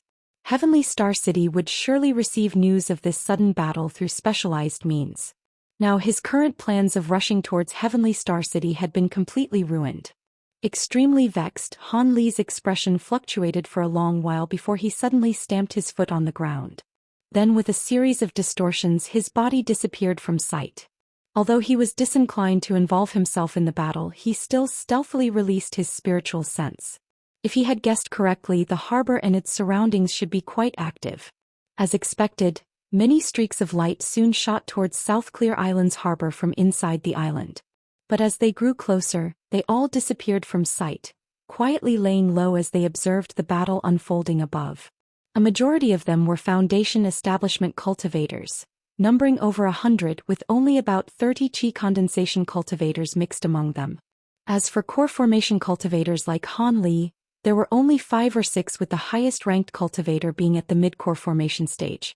Although this person was silently watching from the cover of the hills, Han Li's spiritual sense was vastly superior to his, allowing Han Li to observe him without being noticed. While Han Li's spiritual sense wasn't as powerful as a nascent soul cultivator's, by cultivating the Great Development Technique, it wasn't that much weaker either. Since he could even conceal himself from a nearby early nascent soul cultivator, it was only natural for him to be able to do this much. To the best of his knowledge, a majority of nascent soul cultivators lingered at early nascent soul stage without any hope of advancement. And much to his relief, he couldn't sense such a monster nearby. However, since the Starfall Coalition dared to attack South Clear Island, there should be at least one nascent soul cultivator in the main host. As such, Han Li could only conceal himself and meekly wait for the conclusion of the battle before stealthily slipping away. Chapter 502. Questioning the battle at the harbor didn't continue for long. As the red barrier released glimmers of light from the impact by the multicolored barrage, an immense gray radiance brimming with evil chi suddenly struck it. With the assistance of the dense bombardment of magic tools and techniques, the great formation eventually began to waver. With a series of booms, the red barrier violently flickered and eventually ruptured with a sharp explosion. Unknown whether it was due to the formation spell's might or the Star Palace's own doing, the fragments of the red light barrier slowly spread through the sky in a final burst of radiance, sowing chaos throughout the ranks of the Star Defiance Coalition. As if having planned for this, the Star Palace cultivators took advantage of the opportunity to escape. Among the escaping cultivators, there were those that shot out of the harbor at exceptional speed. They seemed to be the high-grade cultivators that had remained on the island. At nearly the same time, over 10 streaks of similarly powerful light shot after them in close pursuit. In the blink of an eye, the streaks of light had disappeared without a trace. It seems the upper echelon of the Star Defiance Coalition wanted to get rid of all of the Star Palace cultivators on South Clear Island in one clean swoop, without allowing even a single to escape. At that moment, the many cultivators of the Star Defiance Coalition began to slowly descend from the sky. From their clothes, it was clear to see that the group consisted of people from 2 different sections. One of the uniform consisted of silver robes lined with gold, while the other was completely green robes. It appeared that both the righteous and devilish Tao were acting together. Han Li felt quite surprised at how quickly the battle had concluded, but he soon made sense of it. There was a vast difference in power between the defenders and attackers. While the Star Palace had done their utmost, their will alone couldn't compensate for the sheer lack of numbers. As Han Li was wondering whether or not he should take advantage of the disorder to escape from the island, an old man flew out from the group of green-robed cultivators. When Han Li swept his spiritual sense past him, he perceived the old man to be an early core formation cultivator. The man calmly flew above the spectators by the harbor and swept his gaze over them. He then said with a deep voice, "Listen well, fellow Taoists. Under the orders of Elder Wang of the Star Defiance Coalition, I, Enforcer Tsang Yunlong, announce that the Star Palace has been routed from the island. In order to prevent any misunderstandings, I hope none of you will hastily attempt to leave the island. For the next 4 hours, we will be pursuing the remnants of the Star Palace forces. Everyone may leave after that. I ask that everyone please remain calm. Our alliance only holds malice towards the Star Palace and their allies. We won't act against any other fellow Taoists. Although his voice wasn't very loud, it was clear and resounding, allowing all of the nearby cultivators to hear him clearly. The cultivators that were concealed nearby couldn't help but look at each other. Since no one took the initiative to spread or to stir up any trouble, the following moments were filled with complete silence. When Han Li heard this proclamation, he felt relieved. It seemed that in order to win over the hearts of others, they were unwilling to treat neutral cultivators unfairly. If he was going to be somewhat late, then so be it. Even if he were to leave now, it was still uncertain whether or not he would be able to sneak into the city. Just as Han Li thought this, the green-robed old man wordlessly flew back. When Han Li saw the old man disappear, he didn't immediately take action. Perhaps due to the old man's words or their missions, the other cultivators also didn't depart from the port. Instead, they closely watched the actions of the Starfall Coalition. At that moment, the silver-robed cultivators were dismantling the formation in an orderly fashion and started to place down their own formation spell. As for the green-robed cultivators, half of them stayed near the harbor on guard while the others flew right past Han Li towards the center of the island. It appeared that South Clear Island was about to become the beachhead through which the coalition would launch their attacks on Heavenly Star City. Seeing these cultivators silently carrying out their orders with such discipline was quite a shock to Han Li. It seemed the righteous and Devil Dao had long planned for their rise to supremacy in the scattered starseas. After all, training such disciplined cultivators wasn't a matter of only a mere several tens of years. However, Han Li felt quite baffled that the Star Palace would choose to passively wait for the Starfall Coalition to attack. Were they so weak that they couldn't counterattack, or was the Star Palace merely stalling for time so the Heavenly Star Sages could have a chance to leave seclusion? Han Li felt quite puzzled by this, but after some more thought he broke out into laughter. Regardless of what plans and hidden intrigue the Star Palace and the Starfall Coalition may have in store, they had absolutely nothing to do with a rogue cultivator such as himself. So long as he went out of his way to be careful, there shouldn't be any way for him to become wrapped up in their schemes. With that thought, Han Li regained his calm once more. After patiently waiting for 4 hours, the green-robed old man and 3 more core formation cultivators returned to the harbor. As the old man floated in midair, he said with a clear voice, "Fellow Taoists, if you wish to leave the island, you merely have to either display a token of your identity or show us your cultivation art. If you do not wish to leave, then you may continue to stay here. So long as you possess no enmity with the Starfall Coalition, you will be treated fairly." After these words were said, there was a moment of uproar before silence returned. Although the words sounded polite, no one wished to reveal themselves. Righteous Dao cultivators were particularly disinclined to reveal themselves to these Devil Dao cultivators as their previous relations weren't particularly great. If they had made a previous indiscretion and caused offense, they would be damning themselves by moving forward. Although the possibility was quite small, they didn't wish to test the waters themselves and would rather have others brave the risk instead. Han Li also remained still as he wasn't about to make himself stand out either. As the opposition was only core formation cultivators, he could remain concealed with ease as their spiritual sense was incapable of detecting him. After a long moment of silence, when the green-robed man started to appear gloomy, a white streak of light eventually flew towards him. A young man obediently flew before the old man and respectfully saluted him. "Junior is the Sky Opening Sect's disciple Exen Ming. I've seen Senior before. This is my token of identification, a white water sword." He then took out a sparkling white sword and handed it over to him. After the old man examined the sword, his face relaxed and he handed it back to the young man. "Oh, the Sky Opening Sect. I've indeed met esteemed Sect Master Taoist Lu before. This magic tool is held by all Sky Opening Sect disciples. You may go." The young man then smiled and respectfully bid his farewells before flying out of the harbor. Not a single cultivator from the Starfall Coalition blocked his way. Seeing that the young man had managed to leave the island without any difficulties, others began to fly towards the old man and reveal themselves. The old man seemed rich with experience. Regardless of what token or cultivation art they revealed, the old man was able to identify it at a glance, much to the surprise of Han Li. When Han Li saw a core formation such as himself be allowed to leave, He began to feel impatient. He then revealed himself and flew towards the sky as a streak of azure light. Who might fellow Taoist be? When the old man saw that Han Li was a core formation cultivator, his tone became slightly more tactful. I am the guest elder of the Exquisite Sound sect. This is my sect token. Please have a look. On the day that Fairy Violet Spirit had deemed him an elder, she had given him a badge. Han Li took it out and handed it over to the old man without hesitation. The old man carefully examined the token and stared at Han Li as he said, Exquisite Sound sect?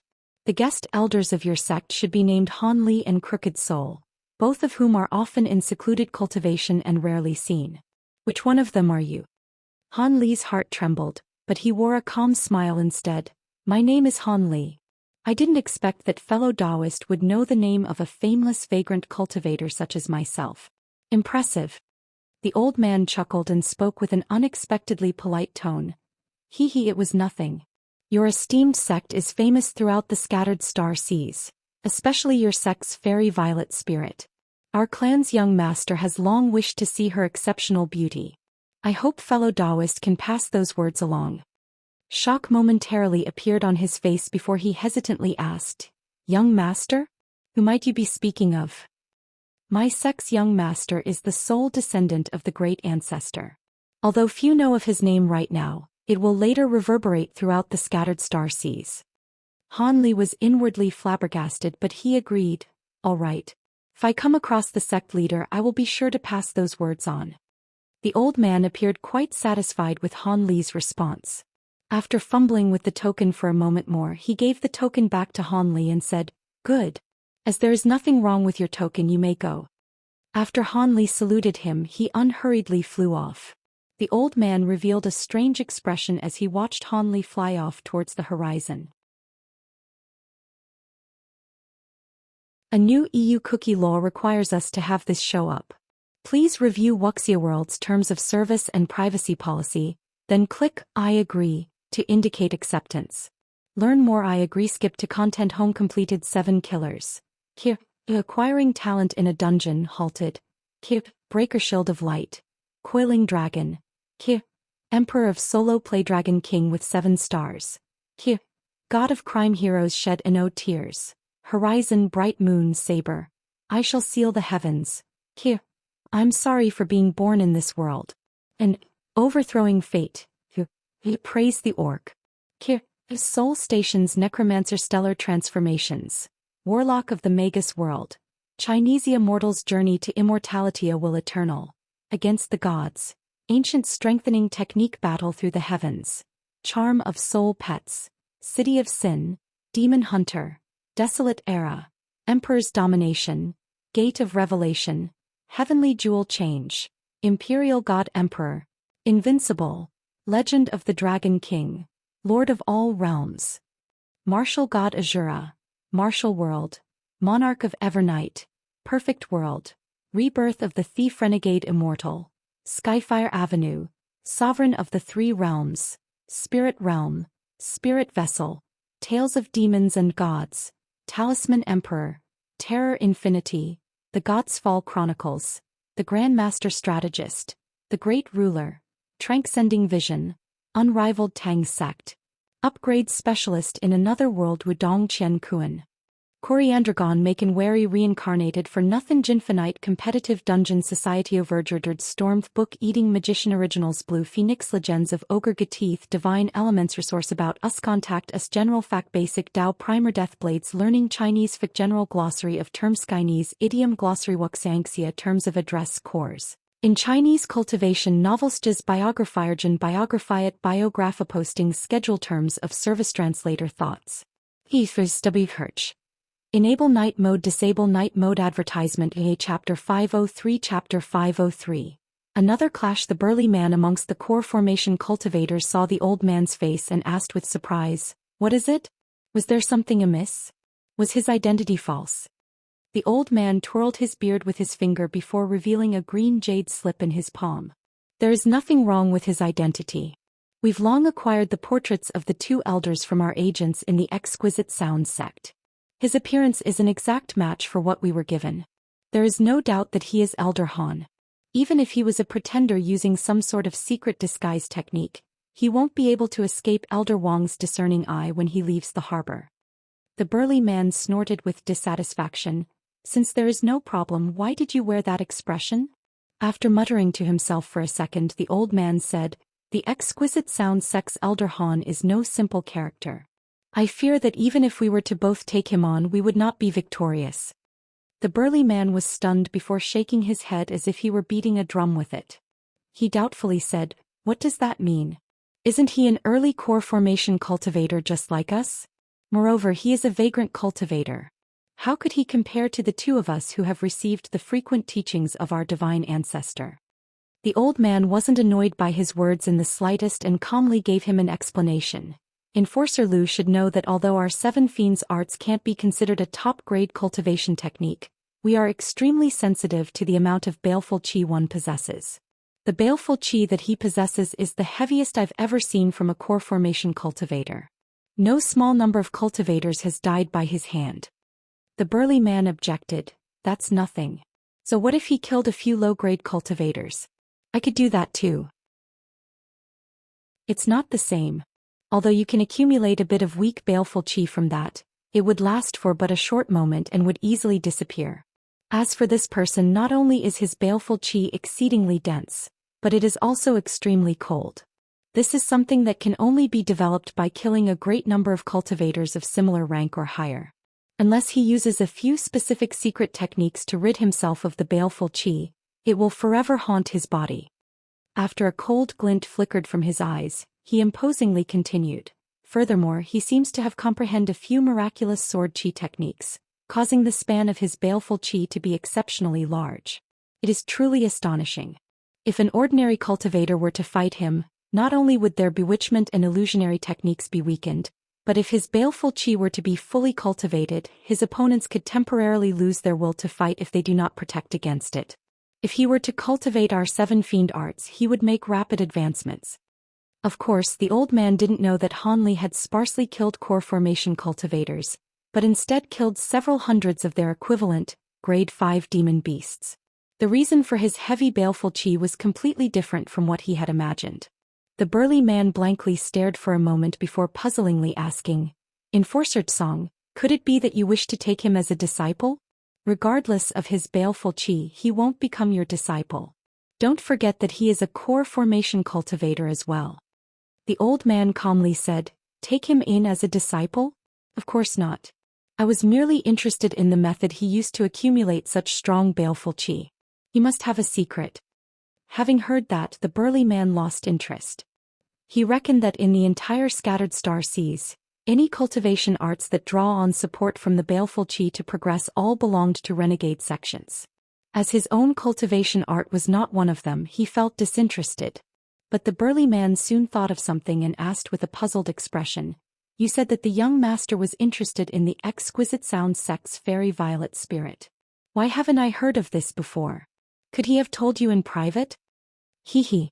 The young master need not tell me anything. You should know the cultivation art that the young master cultivates.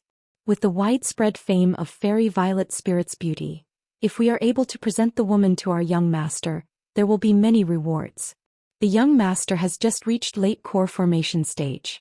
With the sacred ancestors' pointers and protection, I reckon that he will become a nascent soul cultivator in less than 100 years.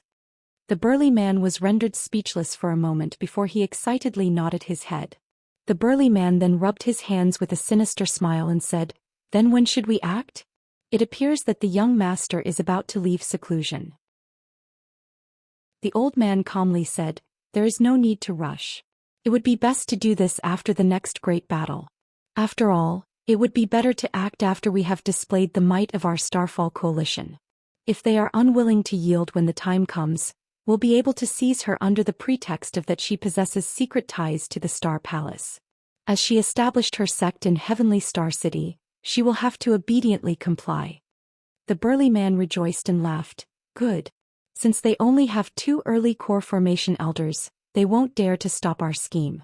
Fellow Taoist Song is truly clever. The old man smiled upon hearing him. At the same time he contentedly thought, like this, I will be able to pressure the exquisite sound sex Elder Han into obediently handing over his secret for accumulating baleful qi. 2 birds with 1 stone. With that thought, the old man narrowed his eyes and wore a strange expression. Han Li had now reached the end of the harbor. After taking a few glances at the bustling Starfall Coalition cultivators on the island, he decided to speed up. But at that moment, a formidable spiritual sense suddenly enveloped him without restraint. Han Li was startled, but he soon stopped and remained floating in the sky. This was something that he had earlier anticipated. How could the Starfall Coalition allow core formation cultivators to be released on something as simple as a token? Han Li reckoned that the owner of the spiritual sense was their leader, a nascent soul eccentric, using his spiritual sense to examine him. It seemed this was a measure to prevent core formation cultivators from using secret techniques to alter their appearance and escape the island with a false identity. Han Li's expression was completely calm and didn't reveal the slightest panic. He hadn't even bothered to consider using a false identity from the very beginning. This was because these techniques could be seen through by those with formidable spiritual sense, unless one used a legendary technique from antiquity or an extremely precious magic treasure. Had he superficially changed his appearance and used a false identity, he would appear quite suspicious were he to be caught, causing a huge backlash. Instead, he would rather take advantage of his status as an elder of the exquisite sound sect and take the risk of leaving a trail behind for Zenith Een and the others. By the time the eccentrics tracked him down, he would already be in the outer star seas and be completely untouchable. With that in mind, Han Li calmly allowed the nascent soul cultivator to examine him with his spiritual sense. As expected, the spiritual sense soon disappeared without leaving a mark on his body. Han Li let out a long sigh and calmly flew towards the sea. Not long after Han Li left the island, he began to fly at his top speed. As the blood-red cloak would attract too much attention near the conflict, he could only fly through normal means. Half a day later, Han Li was wondering how he should enter the city while he flew when he came to a sudden stop. He frowned and examined his surroundings with a puzzled gaze. His expression suddenly stiffened as he gazed into the distance. He enveloped his body in a layer of faint azure light and motionlessly floated in place. After a short moment, a blue and a red streak of light flew towards him with the speed of lightning. The lights arrived in front of Han Li in an instant, fading away to reveal 2 middle-aged cultivators wearing silver robes with gold lining. Starfall Coalition cultivators. Both of the men were early core formation cultivators. One of them appeared scholarly, possessing a pale face and no beard. The other was a rather robust man with tan skin. Since they had both appeared, they just coldly stared at Han Li without a word. Their spiritual senses were obviously locked onto Han Li as if they were about to take action. Han Li's expression stirred for a moment.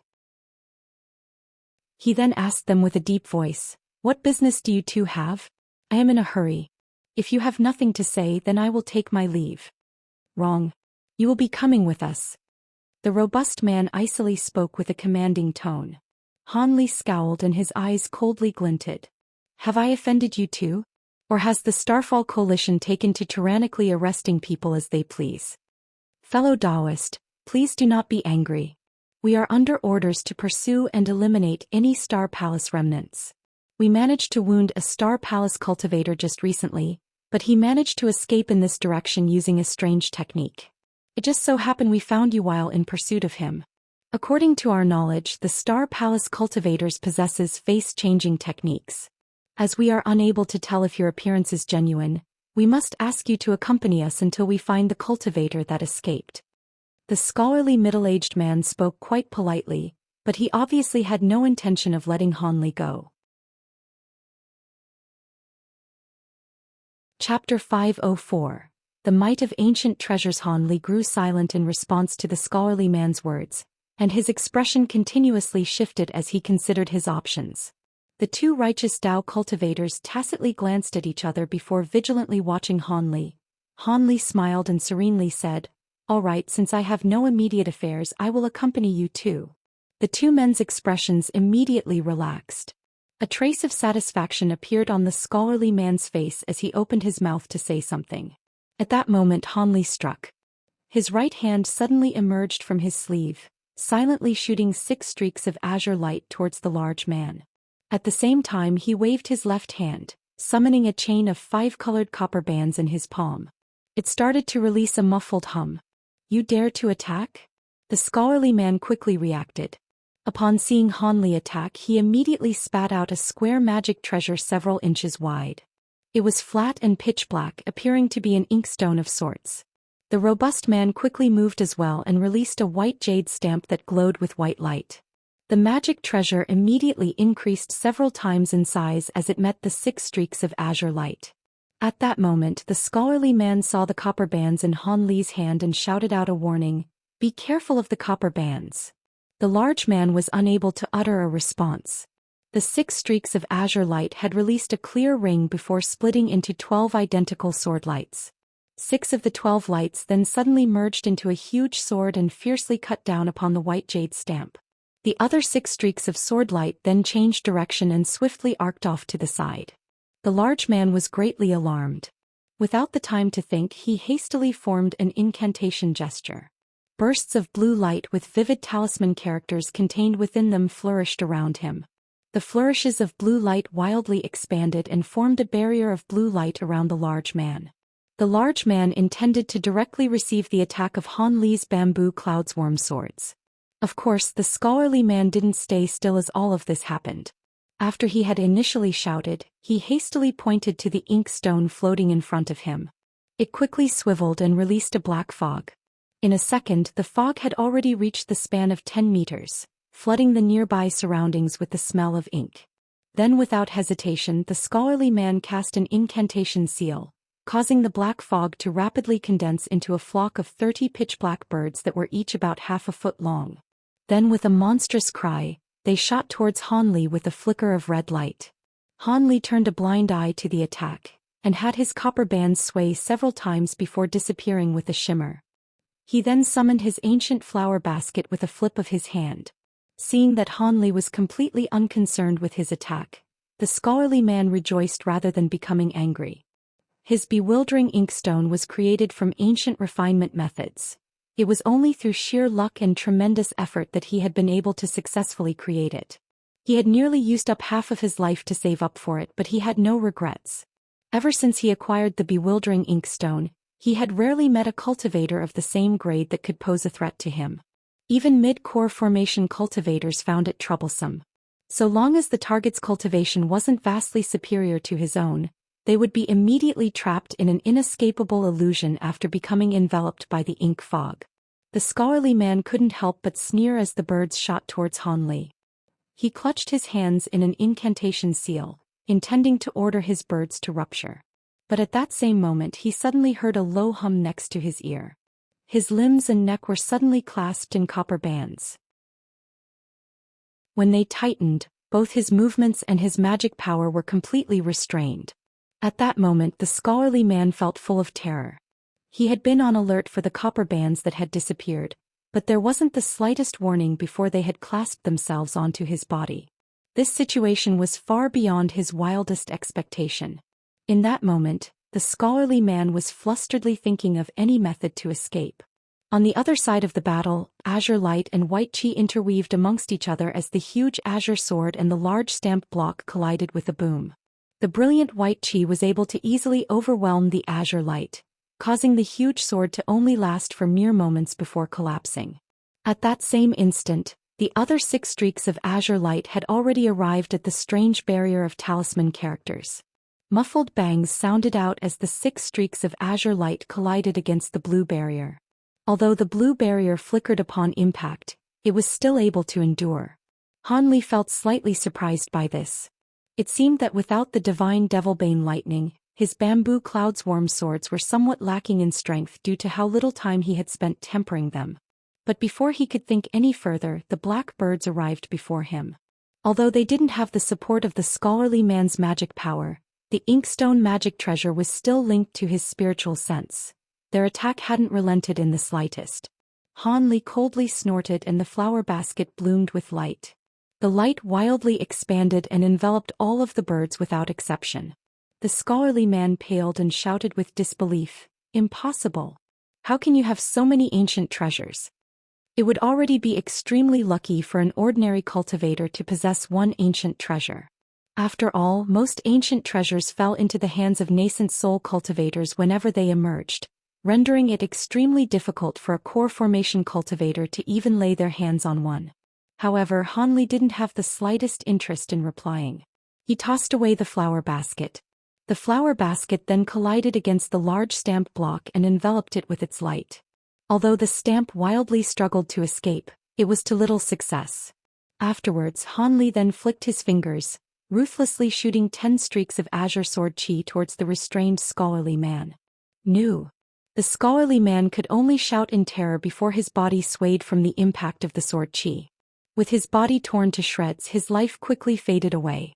As the 5-element bands had sealed his true essence and cultivation, his doom was all but assured. Then with a gesture, the 5-element bands disappeared with a shimmer before reappearing into Han Li's hand. Han Li's gaze coldly turned to the side. Head laced with sweat, the large man clutched an incantation gesture in an attempt to retrieve his stamp as the 6 azure swords continued to hammer down on his blue talisman barrier. Of course, his effort was in vain. The large man's mind was shaken after having seen how easily his companion was dealt with. When he saw Han Li's attention shift onto him, he felt his body break out in a chill.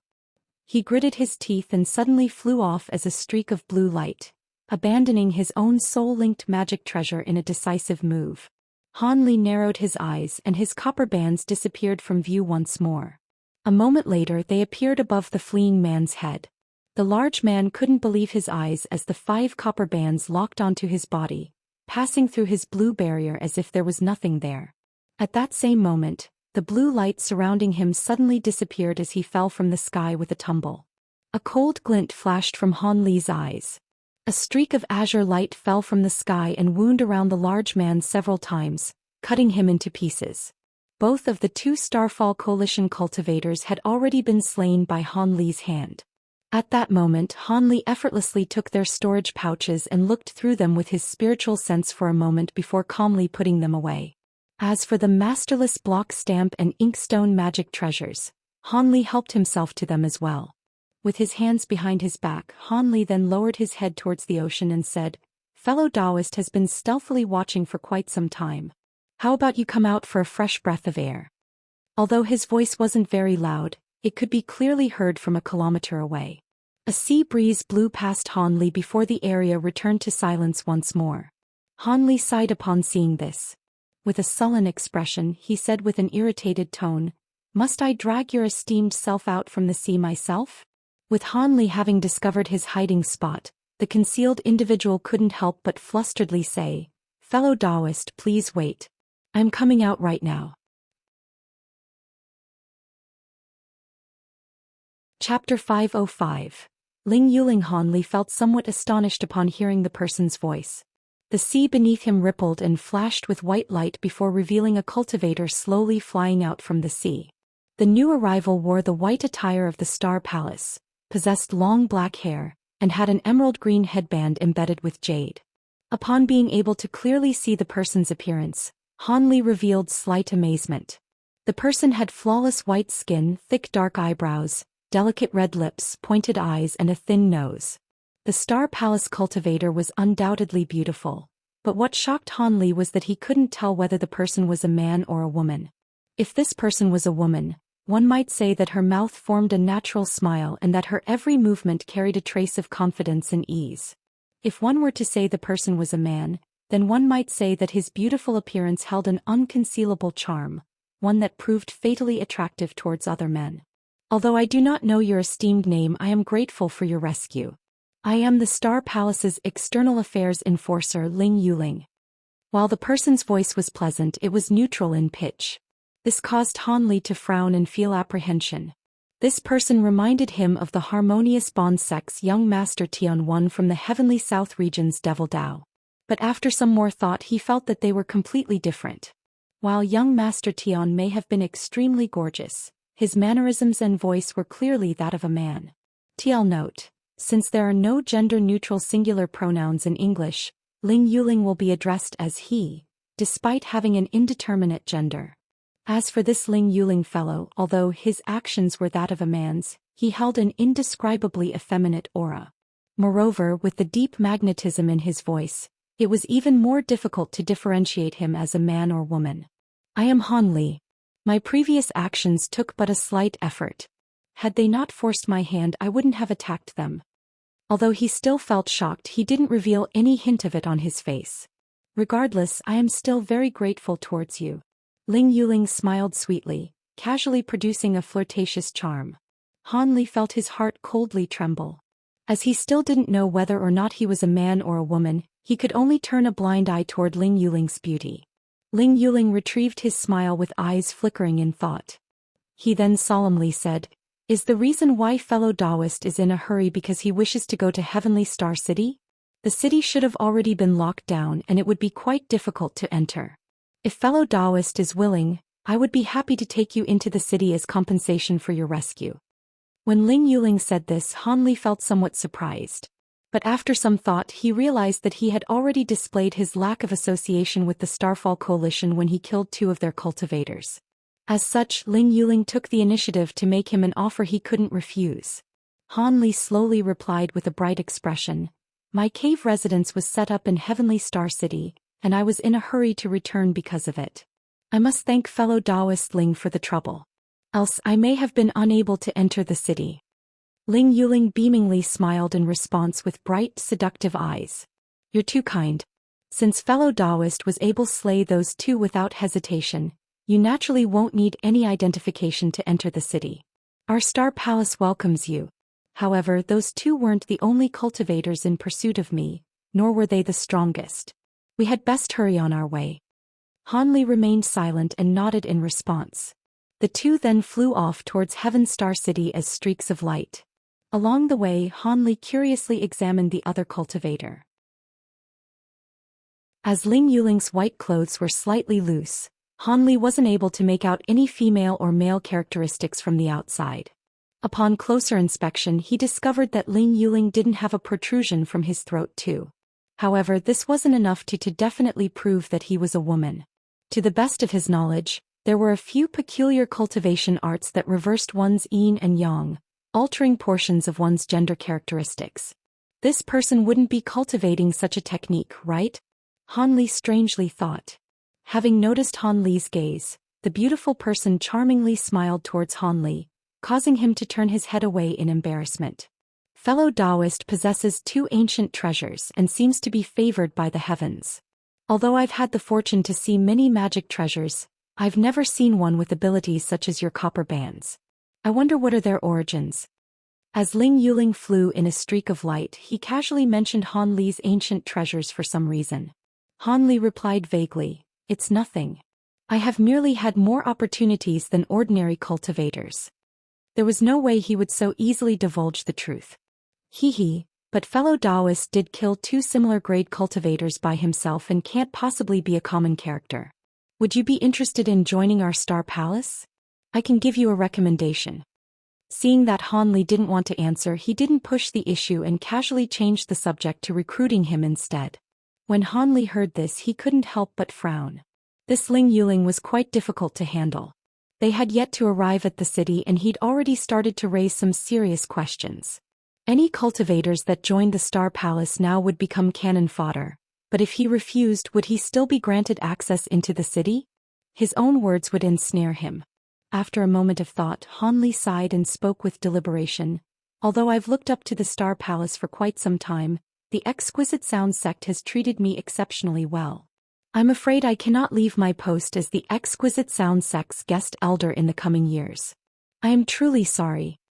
Han Li shamelessly used the Exquisite Sound Sect as an excuse to refuse. "It is no matter. I feel much admiration towards fellow Taoist Han's exceptional loyalty. However, our Star Palace will always be willing to welcome individuals such as yourself into our ranks." Ling Yuling didn't reveal any dissatisfaction at Han Li's tactful refusal. Instead, he faintly smiled and started to chat with Han Li about a few hidden rumors and interesting stories of the scattered star seas. He tactfully avoided re-mentioning any matters pertaining to the Star Palace and Starfall Coalition. Han Li was quite happy at Ling Yuling's quick change in attitude, allowing him some time to relax. As they idly chatted on their way, they eventually spotted Heavenly Star City and rejoiced. But before they managed to get close to the island, a squad of 5 cultivators appeared before them from seemingly out of nowhere. Their leader was a sallow-faced middle-aged early core formation cultivator. The other 4 cultivators were all at Foundation establishment. We pay respects to Enforcer Ling. Upon recognizing Ling Yuling, the 4 Foundation establishment cultivators flew forwards and respectfully saluted him. It seemed this androgynous person held quite the reputation in the Star Palace. The sallow-faced cultivator revealed pleasant surprise and asked, "Junior Marshal Brother Ling, are you all right?" Senior Marshal Brother was quite worried upon hearing that South Clear Island had been ambushed. Who might this fellow Taoist be? The sallow-faced cultivator then turned his sights on Han Li and suspiciously examined him. Ling Yuling spoke with a serene expression. "I was pursued by 2 Starfall Coalition cultivators along the way, but thankfully fellow Taoist Han came to my rescue. As fellow Taoist Han's cave residence was established in Heavenly Star City, I've brought him back here. There should be no problem in allowing fellow Taoist Han into the city, yes?" Not knowing whether it was due to fatigue from the rush to the city or some internal injuries, Han Li saw that Ling Yuling's face had grown somewhat pale, causing him to appear somewhat fragile. Since he is someone who saved the life of Junior Marshal Brother Ling, this will be no problem at all. "Junior Marshal Brother Ling, are you injured?" When Han Li saw the sallow-faced cultivator's extremely concerned expression, his heart stirred. "It is nothing. Although they struck me with a magic treasure, I had the protection of my heavenly fragrance chain, and didn't suffer much damage." Ling Yuling's beautiful face faintly blushed, but his expression still remained calm. After a moment of hesitation, the sallow-faced man took a small bottle from his body and politely passed it over to him. "I have a heaven spirit pill that was refined from a secret formula. Junior Marshal Brother Ling, please take it and prevent any lasting damage to your vital energies." When Ling Yuling saw this, his expression sank as if he were about to become angry. But he soon thought of something and instead smiled with passionate eyes, saying, "Then Junior Marital Brother must thank Senior Marshal Brother for the medicine. I must first head into the palace and report on South Clear Island. I'm afraid I must ask Senior Marital Brother to help fellow Taoist Han into the city. As he is my savior, Senior Marshal Brother must treat him properly." Ling Yuling then smiled, taking the bottle with his slim, flawless hand in a very graceful manner. In that moment, it appeared he was undoubtedly a woman. The sallow-faced cultivator revealed excitement as if he were honored to hear Ling Yuling's pleasant words. "It is not a problem. Since Elder Wang is on duty, he won't make things difficult for Junior Marshal Brother." He then slapped his chest and pledged, "Please don't hesitate to leave fellow Taoist Han with me." When Han Li saw this, a strange expression flickered from his eyes. Was this person a woman or not? Why else would the sallow-faced man appear so infatuated with Ling Yuling? Han Li's heart was in great turbulence. 1. The Gorgeous Man, first introduced in Chapter 257. http://www.wuxiaworld.com/roomgindex/roomg Chapter 257/2. Commonly known as an Adam's apple. Chapter 506. Requirements for access. For a long while, the sallow-faced cultivator gazed in the direction that Ling Yuling had flown off in. He eventually turned his gaze back to Han Li and calmly said, "Although fellow Taoist did assist Junior Marshal Brother Ling, there are still a few questions I must ask you. As these are trying times, I hope fellow Taoist will cooperate." Han Li calmly replied, "If fellow Taoist has any questions, please don't hesitate to ask." The sallow-faced cultivator nodded his head and said, "Good. First tell me your identity. I will be verifying whether or not it is true." Han Li smiled upon hearing this. "I am an elder of the Exquisite Sound sect. This is my badge and this is the restriction control medallion to my cave residence in the city. I'm sure that fellow Taoist will know whether it is genuine or fake." Exquisite Sound sect? Take a look and see if the Exquisite Sound sect has an elder named Han. The sallow-faced cultivator bluntly took both of the medallions, and gave an order to those behind him without turning his head. "Yes." When the dainty female cultivator heard him, she hastily rummaged through her storage pouch before taking out a jade slip and immersing her spiritual sense within it. Afterwards she glanced at Han Li several times before speaking with a respectful tone. Enforcer Zhao, the exquisite sound sect does have an elder named Han Li, and his appearance is exactly the same as is recorded. When the sallow-faced cultivator heard this, he expressionlessly nodded his head. Oh, these 2 medallions are genuine as well. There seems to be no problem with your identity. The sallow-faced cultivator tossed the medallions back to Han Li. All right, you 4 continue on your patrol. I will be bringing this fellow Taoist into the city. The 4 behind him shouted in acknowledgement. Yes. Afterwards, the sallow-faced cultivator wordlessly beckoned to Han Li and flew off toward Heavenly Star City. Han Li closely flew after him as a streak of azure light. Not long after, the sallow-faced cultivator brought Han Li to the high walls of the city before flying up towards a city gate. Although there was no further interrogation, Han Li released his spiritual sense to examine his surroundings, discovering at least 6 hidden cultivators along the way. Although they were mostly Foundation Establishment cultivators, there were 2 core formation cultivators that remained unseen.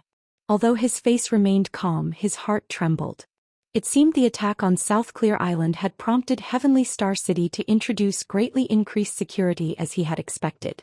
Had he not been given a referral, he feared it wouldn't have been an easy task to enter the city. The city gates appeared quite desolate. Apart from the tens of white-clothed cultivators standing guard outside of it, there was no one else present.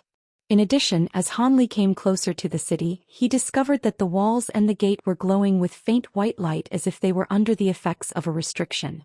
After the sallow-faced cultivator landed on the gate, he headed straight towards an old man that was reclining in a bamboo chair. He had a short beard and whiskers all over his face. He saluted the old man and spoke with a respectful tone. Enforcer you. This is the exquisite sound sect's Elder Han. I've already inspected his identity and command medallion, and I've found no problems. I must trouble Enforcer you to explain the procedure for entering the city. I cannot stay much longer as I must continue on my patrol. Han Li's gaze fell onto the old man and he immediately put his guard up. It was no wonder that the sallow-faced cultivator was so polite to him. He was a mid-core formation cultivator. The old man slowly opened his eyes as if he were still half asleep. Exquisite sound sect? After a moment of hesitation, he somewhat reluctantly added on. That's right, and he righteously assisted Junior Marshal Brother Ling as well. A cold glint flickered in the old man's eyes, faintly revealing a spirited energy before it immediately disappeared. Then with a powerless voice he lazily said, Oh, that is strange. Right, I understand. Fellow Taoist Zhao may return. The sallow-faced cultivator seemed to not mind the old man's mannerisms and saluted him before flying off, paying Han Li not the slightest heed. Han Li calmly stood in place and silently looked at the old man. I've seen the exquisite sound sect's young girl Violet Spirit many times before. She truly is a fine beauty. I've heard of you, exquisite sound sect elder, but unfortunately I've never had the chance to meet you before. It seems from your youthful appearance that you also cultivate a technique that halts the aging of your appearance, much like our fellow Taoist Ling. To the best of my knowledge, these cultivation techniques are all extreme in nature. There are little benefits if a man were to cultivate it. With serene calm, Han Li asked, Do your words mean that fellow Taoist Ling is a man? As for my appearance, that is the result of a face-setting pill that I took long ago, not a cultivation technique. The old man let out a muffled chuckle before speaking with an impressive lack of speed. Even our Star Palace is unsure of whether fellow Taoist Ling is a male or female, let alone me. However, it is undoubtable that he cultivates a technique that halts his appearance. Haha, it seems fellow Taoist Han's luck is quite good to come across an opportunity to consume a rare medicine pill. Han Li felt astonished. The old man continued, All right, I won't dwell on the matter. Since your identity has already been examined, this old man won't bother to do so. However, as the times are unordinary, the rules will be as well. Fellow Taoist, listen well to what I have to say. Han Li raised his eyebrows and remained silent. The old man's expression grew sullen and he said with an icy tone, Right now, fellow Taoist has 2 options. You can join the Star Palace for the time being if you are willing to assist us in our fight. In this case, your movements will be unrestrained within the city. And each time you carry out any missions, you will be heavily rewarded. There is no way we would allow anyone's efforts to be in vain. If you are unwilling to fight in the war and wish to stay idly in the city, we won't force you to fight. But as the city is currently under martial law, no one is allowed to casually leave their residence unless it is during a specified time. Our enforcement squads in the city will slay anyone who does not follow these rules. Fellow Taoist Han can now tell me his choice. A strange expression flickered from Han Li's eyes. For a time he silently sunk into contemplation. When the old man saw this, he didn't rush Han Li. He only narrowed his eyes, revealing a slightly crossed expression. After muttering to himself for a moment, Han Li solemnly asked, "After I enter the city, would I be able to use the Outer Star Seas transportation formation? Originally, it would have been fine so long as you paid the Spirit Stone toll. However, it will no longer do. If you wish to go to the Outer Star Seas, you will have to do something for us." The old man didn't appear surprised, as if he had already anticipated Han Li's question. Although Han Li already guessed what it would be, he still frowned and asked, "What would that be?" The old man faintly smiled and lightly said, "It's quite simple. As soon as the battle starts, you will get an assignment from the Star Palace to eliminate a Starfall Coalition cultivator at the same rank of cultivation as yourself." His smile seemed to resemble a smirk. Having heard this, Han Li bitterly laughed in his mind. It seems the upper echelons of the Star Palace intended to coerce cultivators that wished to leave the city. Even if the Star Palace couldn't control them, they would be required to spill the blood of Starfall Coalition cultivators. On the one hand, it would weaken the might of the Starfall Coalition. On the other, it would prevent those cultivators from ever joining the enemy. Using a single breath, Han Li quickly said, "I've already killed similar ranked cultivators on my way back with fellow Taoist Ling. Does that count?" "You've already killed one?" The old man appeared quite moved. "That's right," Han Li nodded his head without hesitation. "Unfortunately, that won't count. It must happen after the battle has started. There is no point if you kill any of them beforehand." Han Li stroked his chin and pensively asked, "When does fellow Taoist reckon that the battle will break out?" The old man was slightly surprised by Han Li's question and took another look at Han Li before calmly replying, "It should be as soon as the next few days, I imagine. The Starfall Coalition don't plan on attacking the inner island, but rather aim to take over Heavenly Star City in an ambush in the quickest time possible." Without further deliberation, Han Li calmly said, "I will enlist. I'll be wanting to use the Outer Star Seas transportation formation after I kill a cultivator of the same rank." The old man patted down his body before fishing out a sparkling yellow ring. He then indifferently handed it over to Han Li and said, "Good. Put this ring on. It represents that for the time being, you will be a member of the Star Palace. When the battle comes, the ring will give you an assignment." Chapter 507. Light in the darkest hour. Han Li received the ring and put it on without hesitation. The old man smiled and said, "Good, you can now enter the city. During the day there will be free movement, but there is an enforced curfew at night. When the battle starts, the ring will notify you. You can wait in your cave residence until then." After he finished speaking, he slowly closed his eyes once more and appeared to drift off. After taking a deep glance at the old man, Han Li entered the city. Not only were the streets of the city desolate, but he only occasionally caught glimpses of other cultivators in flight. The empty city made for dreary scenery. Han Li's expression remained calm, but he inwardly rejoiced. From the apparent circumstances, the city market must certainly have been shut down. Had he not taken the time to make his preparations in South Clear Island, he would have surely suffered quite the headache. Han Li softly chuckled before flying through the air towards his cave residence on Sage Mountain. As he passed by the market city, Han Li glanced down to find that all the shops were closed as he had expected. There wasn't a single person in sight. Han Li lightly shook his head and quickly flew towards the 39th layer of Sage Mountain. Upon entering Sage Mountain, Han Li keenly felt that the security on the mountain was far denser than the outer city. He was able to notice over 10 different ripples through the air with his spiritual sense alone.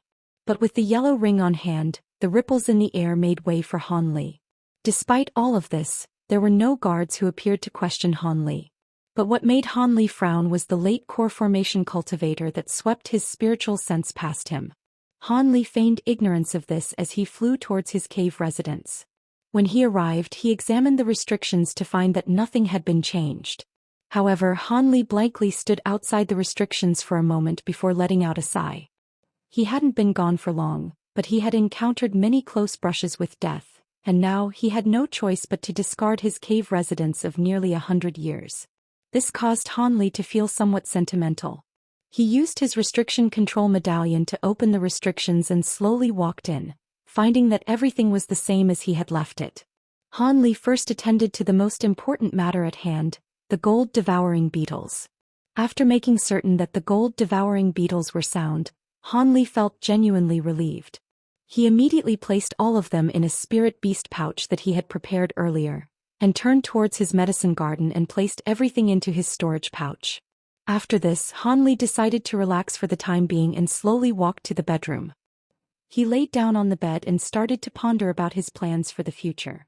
He was required to kill a Starfall Coalition cultivator of the same rank as him if he wanted to use the transportation formation to the outer star seas. While this condition wasn't difficult for him to fulfill, Han Li was worried that before the battle started, the Star Palace would somehow learn that the Heaven Void Cauldron had fallen into his hands. After all, he had no way of knowing when those nascent soul eccentrics would leave Heaven Void Hall. If one of those old eccentrics were to divulge this information, it would be disastrous for him. In addition to this, he had other misgivings.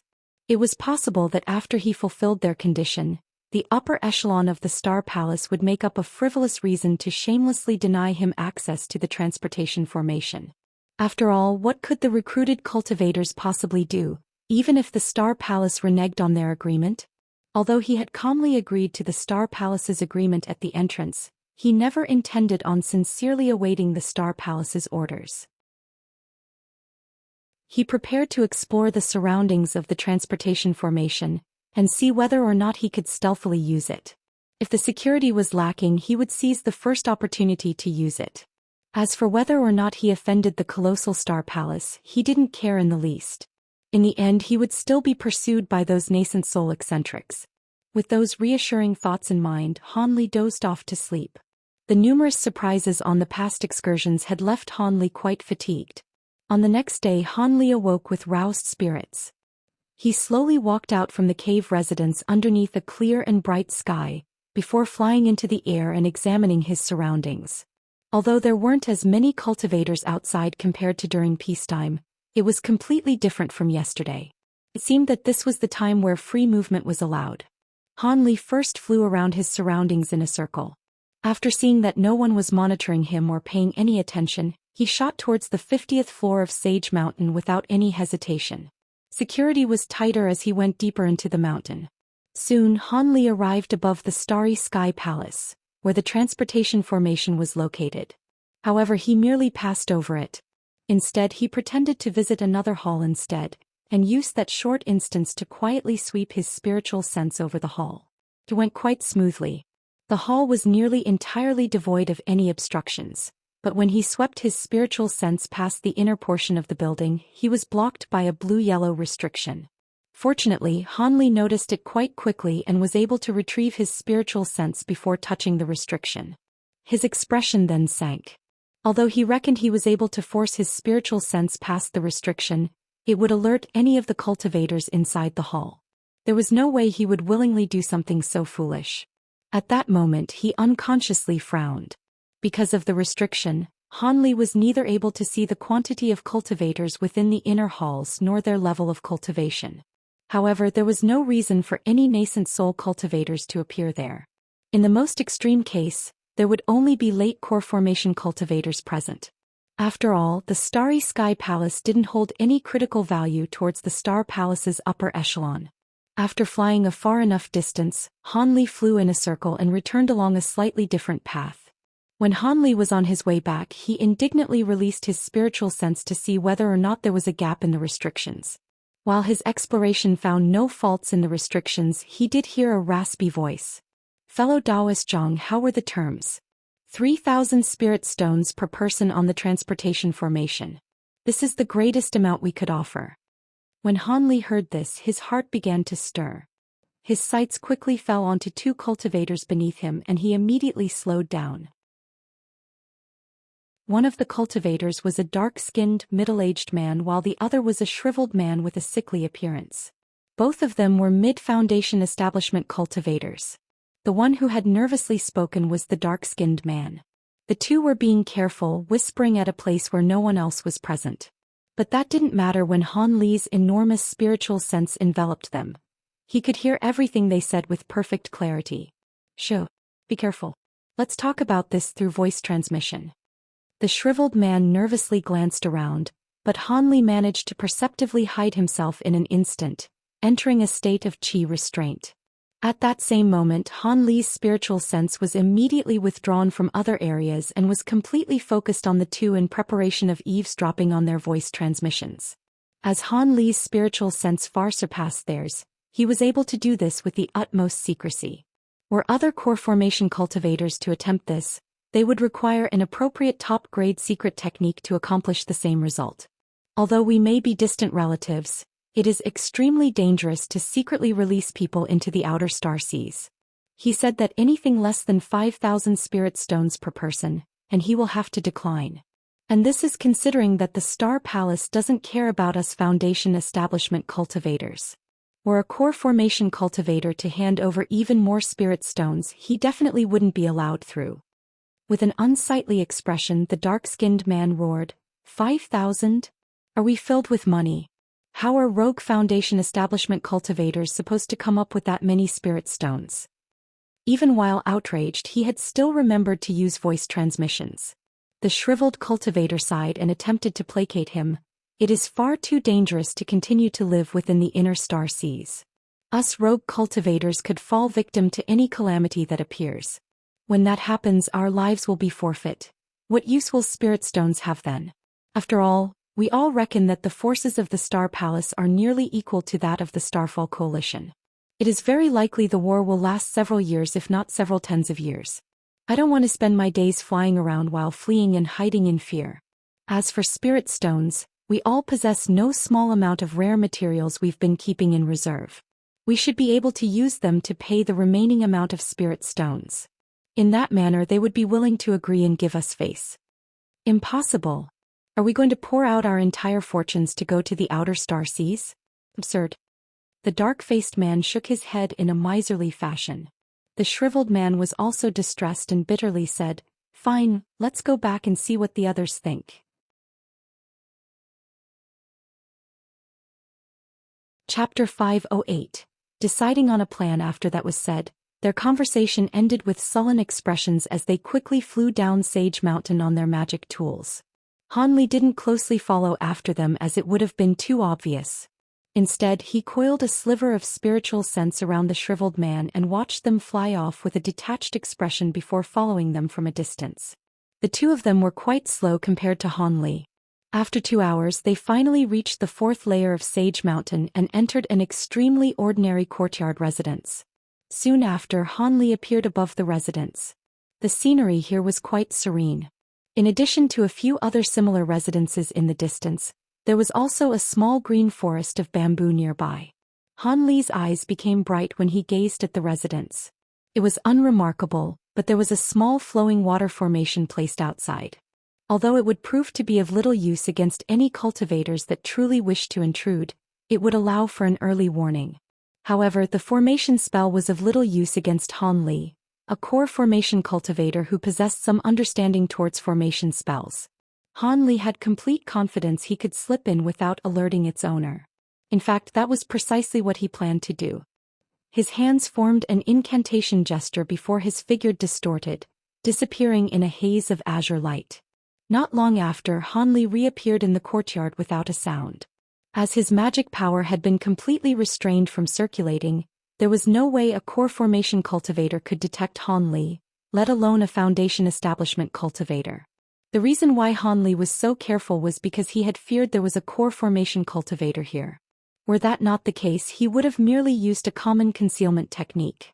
Han Li motionlessly stood at the center of the courtyard and slowly released his spiritual sense around him, enveloping the entire courtyard. Afterwards, slight surprise appeared on his face as he stared in the direction of a side wing. He clearly felt that the other rooms were empty. Only the room in the side wing had any cultivators, 7 to be exact. The 7 cultivators consisted of 5 men and 2 women. The shriveled man and the dark-skinned middle-aged man were amongst them.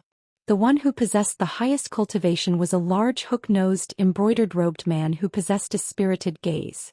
Apart from his nose, he had a grand and imposing appearance. He had progressed to the peak of late foundation establishment and had already entered the false core stage. He was already at the point where he should be undergoing preparations for core formation. As for the rest, they were at mid-foundation establishment stage. This was to be expected. One must require that cultivation at the very least if they wished to head to the outer star seas. However, perhaps due to what they had discussed before, they were all silent with sullen expressions. Not a word was being said in the room. Han Li wasn't impatient. He quietly stood in place and waited. He was confident that their following chat was sure to give him some useful information and bring him closer to being able to form a plan. After the time it took to finish a cup of tea, a middle-aged woman lost her patience and anxiously said, "Brother Yi, fellow Taoist Huang had brought back word that they want 5,000 spirit stones per person before allowing us to teleport to the outer star seas. In that case, we would be fairly relieved of our assignments to the Star Palace after handing over the spirit stones. What does Brother Yi think? After all, once the battle occurs, it will be too late to leave." The pale-skinned middle-aged woman that sat at her side scowled and spoke with a hostile tone. "Lady Lu, from your tone, you seem quite willing to let go of your spirit stones. But did you not think that your fellow Taoists aren't able to casually spend such an amount? My husband and I wouldn't be able to produce that sum even with all of our possessions. Could it be that fellow Taoist wishes to leave alone?" When the other woman heard her, she revealed a trace of annoyance and asked, "When did I say that I was going alone? How about we just ask Brother Yi? You are very experienced and have the highest cultivation among us. Surely you can give us a proper analysis of the pros and cons." The embroidered-robed man said, "All right, there is no need for you two to continue. Fellow Taoist Lu cannot use the transportation formation alone. The outer star seas isn't a place where a lone formation establishment cultivator can roam around. It is only when we go together that we will be able to survive. If we're lucky, we'll manage to kill a few spirit beasts and use their cores to refine medicine pills. In addition, we won't be tasked with killing a cultivator of a similar grade during the battle. Even core formation cultivators would find it difficult to preserve their lives during the fray, let alone us low-grade cultivators. Moreover, there is also the worry of the Star Palace turning back on their word. That's impossible. The Star Palace seems to have never done such unjust actions. Fellow Taoist Yi, aren't you being overly suspicious?" The burly youth said. Although his age was young, he had a mature aura. Although the possibility is low, it is still possible. This isn't a period where the Star Palace is the sole superpower. If the Star Palace feels it is in danger, it will do as it wants without any fear of the consequences.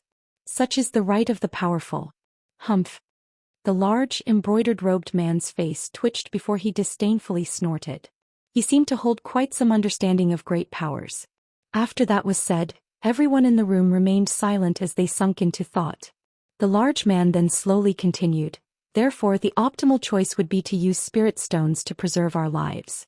If we were to truly participate in the battle, it is quite possible that we would all perish. And even if some of us were to survive and head to the outer star seas, survival would be out of the question from a lack of strength. It would only be another path to disaster. However, it costs so many spirit stones." When the dark-skinned middle-aged man spoke with a distressed expression, the embroidered robe cultivator interrupted him with an icy expression. "What use are spirit stones if you're dead? Besides, we'll be able to make up for our losses by hunting down a few high-grade demon beasts in the outer star seas. What is most important at the moment is using the transportation formation." The dark-skinned cultivator seemed quite scared of the large man and immediately grew silent at his rebuke. "As for the lack of spirit stones, take out as many as you can. Let's see whether or not they will be flexible. If it won't do, then we'll take out our excess spirit stones and lend them to each other for the time being. After we teleport to the outer star seas, the debts will be paid back with interest." The large man imposingly gazed at the more destitute cultivators as he spoke as if having already decided for them. The six glanced at each other in discomfort, but they all reluctantly accepted his command. The large man revealed slight satisfaction and turned towards the shriveled man. He said with an imposing tone, "Fellow Taoist Zhang, I must trouble you to make another trip tomorrow and see if they are willing to take a lesser price. If it is impossible, then we will agree to those conditions. However, we must leave by the day after tomorrow. There cannot be any delays. It will all be meaningless unless we can leave before the battle erupts. The shriveled man repeatedly agreed. Afterwards, a lively discussion began to erupt in the room over the specific details. As Han Li stood outside the room, he was able to hear the entirety of their discussion with perfect clarity. He couldn't stop himself from mysteriously smiling. Then with a flash of azure light, he disappeared without a trace. On the next day, the shriveled man left the residence and headed towards the Starry Sky Palace, completely unaware of the person following him from above. When Han Li followed him into the vicinity of the Starry Sky Palace, he cautiously slipped away into a nearby building. Han Li rubbed his nose and then quietly waited inside the building. About an hour later, the shriveled man sneakily emerged from the building with a trace of excitement betrayed on his face. Afterwards, Han Li followed him back to the residence. However, something unexpected had occurred before his eyes. Before entering the residence, the shriveled man's excitement completely disappeared and was exchanged with a miserable expression. When Han Li saw this, he frowned. With chin in hand, his mind began to ponder, could it be?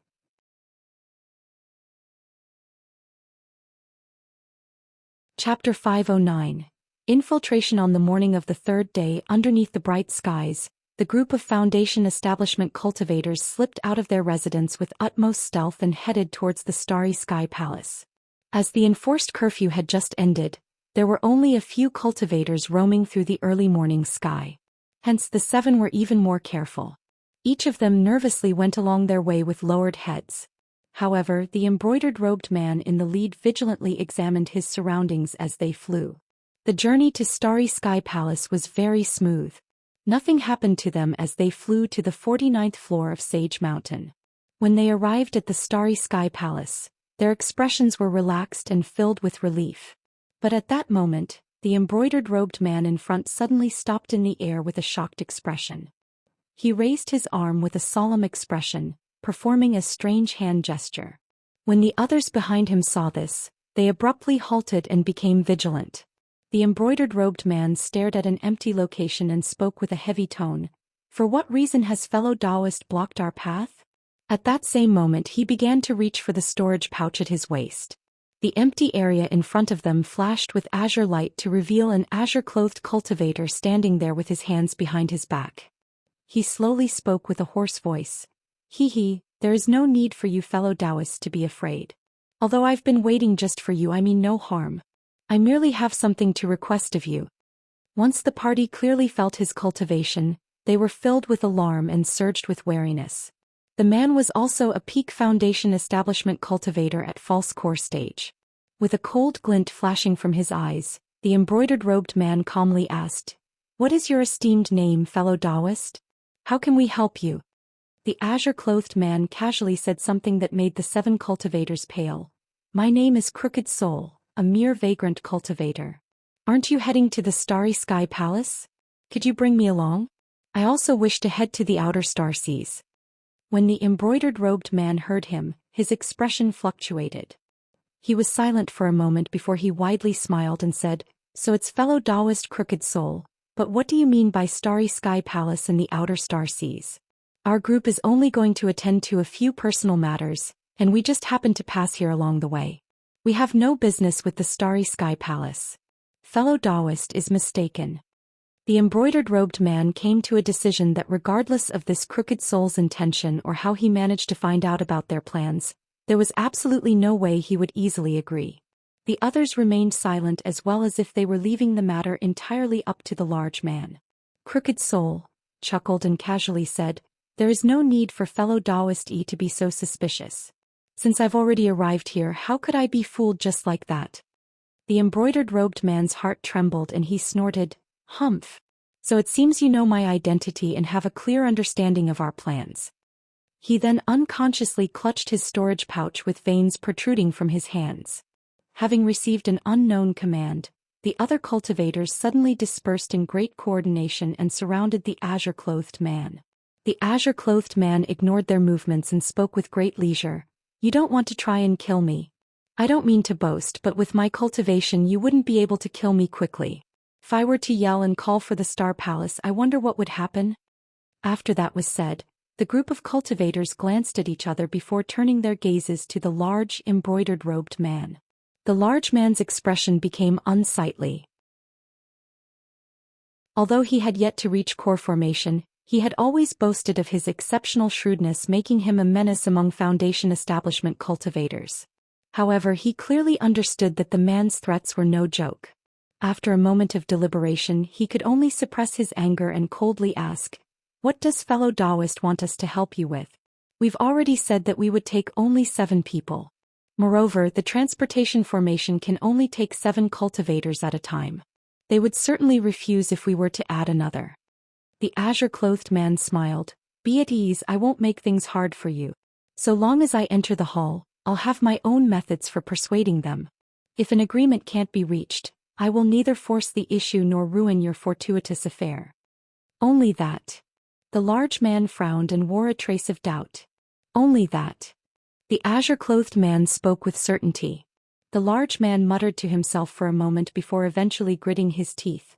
"Fine, if it's only to give you an introduction, then we're willing to agree, if only barely."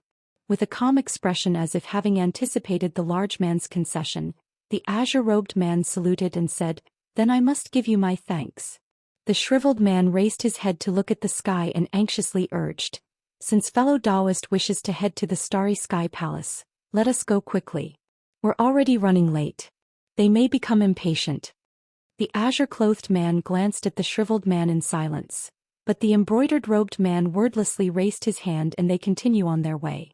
They moved in a formation that kept the azure-robed cultivator at their center. It seemed they were quite wary of him. Still, the azure-clothed cultivator calmly followed after them. Of course, this azure-clothed cultivator was actually Han Li. He had restrained his magic power fluctuations to the level of a peak Foundation establishment cultivator and had disguised his appearance. The remaining distance from the Starry Sky Hall wasn't long. After only a short moment, the party arrived in front of the Starry Sky Palace. At that moment, the shriveled man suddenly increased in speed and shot forward, arriving at the hall first. The embroidered-robed man and the others didn't find this odd in the slightest. After all, the shriveled man was the one who had relations with the Starry Sky Palace in the first place. Now that they arrived, it was only natural that he led the way, lest any misunderstandings occur. After entering, the party tried their hardest to maintain a calm expression, but a trace of apprehension was betrayed on their faces. Having entered the Starry Sky Palace, their lives were now in the hands of the other party. However, everything seemed to be going as expected. The restrictions that should have been there were absent, and it seemed the managers of the palace had disabled them ahead of time. When Han Li saw this, a strange expression momentarily appeared on his face. But what comforted the party the most was the sight of 2 white-clothed Star Palace core formation cultivators waiting for them in the hall with the transportation formations. When the shriveled man saw the 2, he immediately broke into a smile and walked forward several steps to respectfully greet them. "Senior Gu, Senior Qian, we've arrived. Have you finished the preparations on your end?" Among the 2, the bald old man nodded his head slowly, saying, "We're ready on our side. Hand over the spirit stones, and we'll give each person a displacement talisman. You can leave as soon as possible, but the spirit stones had better not be short." The embroidered-robed man stepped forward and respectfully said, "Be at ease, Senior, we've brought along the agreed amount of spirit stones." The bald old man examined him several times before speaking with a polite tone. "So your fellow Taoist E. As expected, your cultivation is exceptional." But when his sights fell upon Han Li, his expression sunk. The bald old man's expression became gloomy and his voice was filled with suspicion. "Didn't we agree that it's supposed to be 7? Why is there another person here? This fellow Taoist also seems to be at the false core stage. May I know who you are?" "He's..." The embroidered-robed man bitterly smiled, wanting to give an explanation. Han Li smiled and interrupted the large man. "I am Crooked Soul, a vagrant cultivator that also wishes to head to the outer star seas. I've heard that fellow Taoist E and the others had a connection, and chose to deliberately seek them out. I hope you 2 seniors don't take offense. If these seniors are willing to accommodate me, I am willing to pay double their rate for the use of the transportation formation." "Double?" The bald old man was shocked for a moment before turning his head to look at the scholarly middle-aged cultivator at his side. The middle-aged man frowned and slowly said, "Even if you pay double, the largest number of people that can be sent in a single teleportation is 7. Also, we can only use the transportation formation once, so it is impossible to allow a teleportation for your use alone. Otherwise, it will be difficult to conceal our activities from the upper echelon. Junior has considered that, so he won't make it difficult for Senior." Han Li smiled and suddenly turned to the side, speaking without a trace of politeness. "Therefore, how about fellow Taoist temporarily hand over his spot?" Chapter 510. Blackmail. The person Han Li was requesting a spot from was the shriveled man. "What did you say?" Alarm flickered across the shriveled man's face, soon to be replaced with anger. The others glanced at each other, not knowing what Han Li intended. Han Li calmly said, "Be at ease, fellow Taoist, I won't allow you to do this in vain. I have 2 grade 5 demon beast cores. Take it as payment for your spot. Surely fellow Taoist won't turn his back on me." He then searched his robes and took 2 shining blue globes out of nowhere. From their emitted spiritual chi, they were genuine grade 5 demon cores. The shriveled man looked at the 2 demon cores with a trace of greed, but he soon thought of something and coldly snorted, "Humph! Does your esteemed self think that I will give up my place for a measly 2 demon cores?" Han Li didn't grow angry. Instead, he strangely smiled and his lips trembled several times, sending several voice transmissions to him in everyone's presence. The shriveled man suddenly paled after hearing them. Han Li then spoke to him with a leisurely tone without using a voice transmission. "With this, there should be no way fellow Taoist could possibly refuse this trade. Am I correct?" When the shriveled man heard Han Li, his nervous face became lined with cold sweat. After fiercely glaring at Han Li for a moment, the shriveled man's face twitched as he clenched his teeth and said, "Fine. Since fellow Taoist can say that, I will hand over my spot to you." Those words came as a shock to the other 6. The embroidered-robed man's expression sank and he stared at the shriveled man. He coldly said, "Fellow Taoist Zhang, what are you saying? Didn't we say that we were going together? Why did you?" The shriveled man bitterly laughed and helplessly said, "I am truly sorry, but I fear we must part for the time being. You should all go first. I will join you if there is another opportunity." The embroidered man spoke no further, nor did the rest of the party. It was now apparent that something was being used against their fellow Taoist Zhang in order to force him to relinquish his spot. Hence, there was no point in continuing the discussion.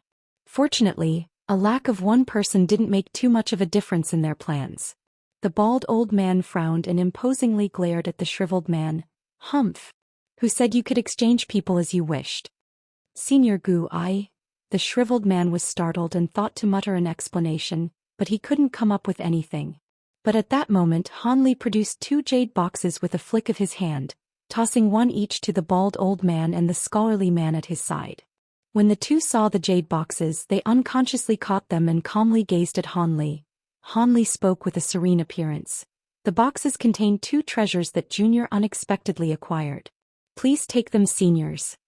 The 2 gave each other a mutual glance with curiosity in their eyes. From their examination of the boxes, it seemed that they contained no tricks. They then carefully opened the boxes by a sliver to release several rays of red light. The 2 unconsciously revealed pleasant surprise upon seeing what was within. With a moved expression, the scholarly man said, "Does fellow Taoist Crooked Soul truly wish to hand these 2 treasures over to us?" Han Li faintly smiled and said, "Junior understands that although the items are precious, they are of no use to him at his current cultivation. Junior wishes even more to head out to the outer star seas so that he can continue his peaceful cultivation." The bald old man couldn't contain his joy and without any discussion with his partner, he hurriedly agreed, "He. Good. Since fellow Taoist Crooked Soul has given us such a grand gift, we won't be unreasonable. You can use the transportation formation with the other 6. Although Cultivator Qian appeared unhappy, he was also tempted by the item in his hand and didn't say anything in opposition. This scene shook the hearts of the Foundation establishment cultivators, causing them to feel a huge desire to see what those boxes contained. However, the boxes were quickly closed by the 2-star palace cultivators. As they didn't dare to use their spiritual sense to pry, They were left helpless. However, when the embroidered-robed man took another glance at the two jade boxes, a trace of amazement flickered in his eyes. Although he couldn't see what the boxes contained from what they had said, he couldn't help but think of the words magic treasure. Could it be that this person had truly given them magic treasures? Despite being just a guess, he couldn't help but feel amazed.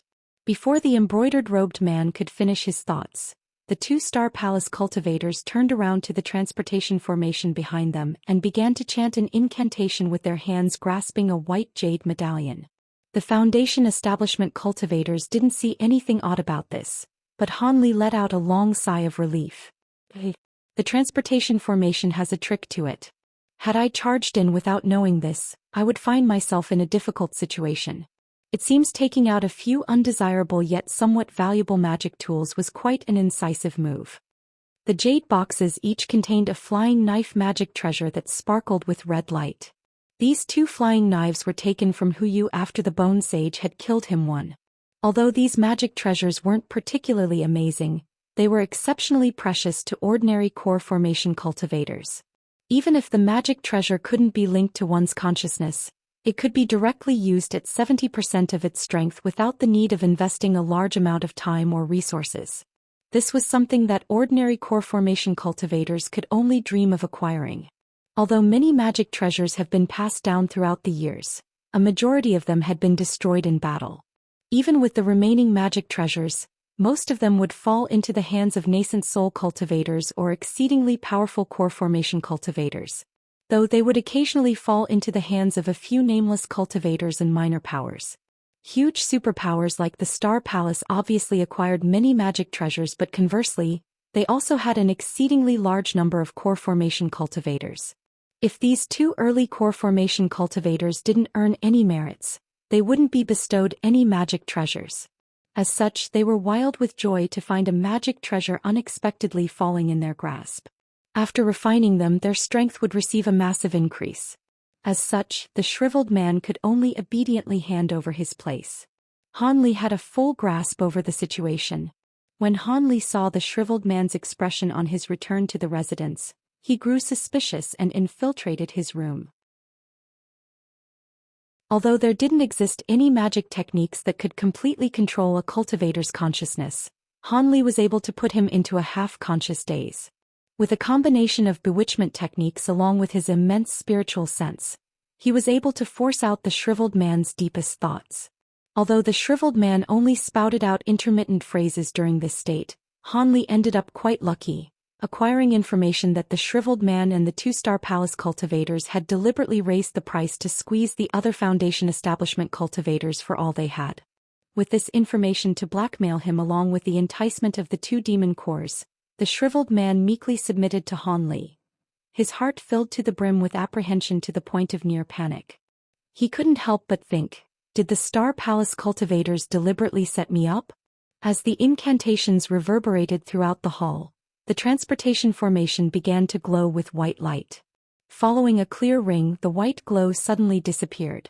After seeing that the restriction had disappeared from the formation, the bald old man turned to the party of formation establishment cultivators and bluntly said, "Normally, these is another manager of the hall, but as luck would have it, he was sent to the Star Palace Hall to handle emerging affairs in the past day, otherwise you would have had to pay far more. Alright, come and hand over your spirit stones." When that was said, each of the cultivators immediately took out a storage pouch they had prepared ahead of time and handed them over to the bald old man. As for Hanli, he took out another 2 demon beast cores and handed them over, arousing a trace of astonishment from the old man's face. After examining each of the payments, the bald old man nodded with satisfaction.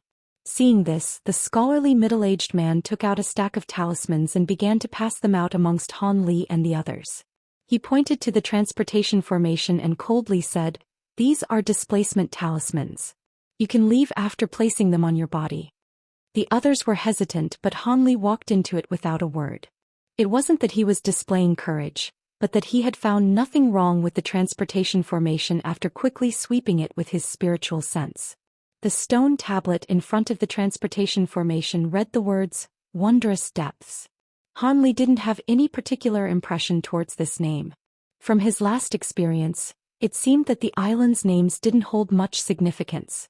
1. Hu was killed in Chapter 425, and his magic treasures were taken in Chapter 429.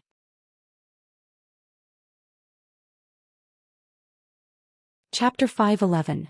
Out to sea again. After seeing Han Li walk into the teleportation formation without hesitation, the other cultivators paused for a moment before following him. After seeing that the 7 of them had entered the formation spell, the bald old man wore a faint smile and formed an incantation gesture that caused specks of white light to float from his finger.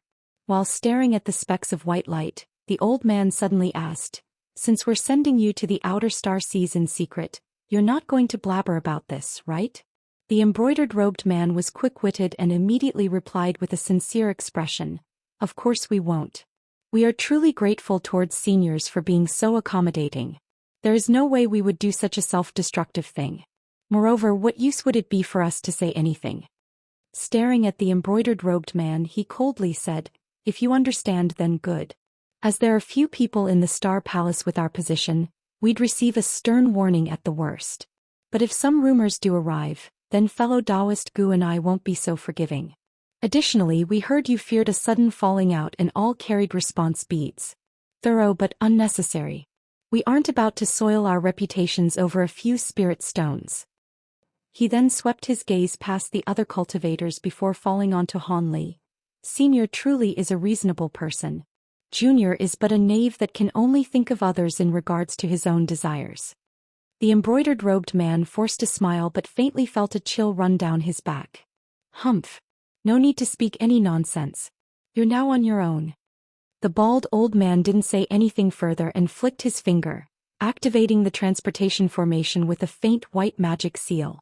Suddenly, the spirit stones around the magic formation flourished with white light, causing the 7 to disappear.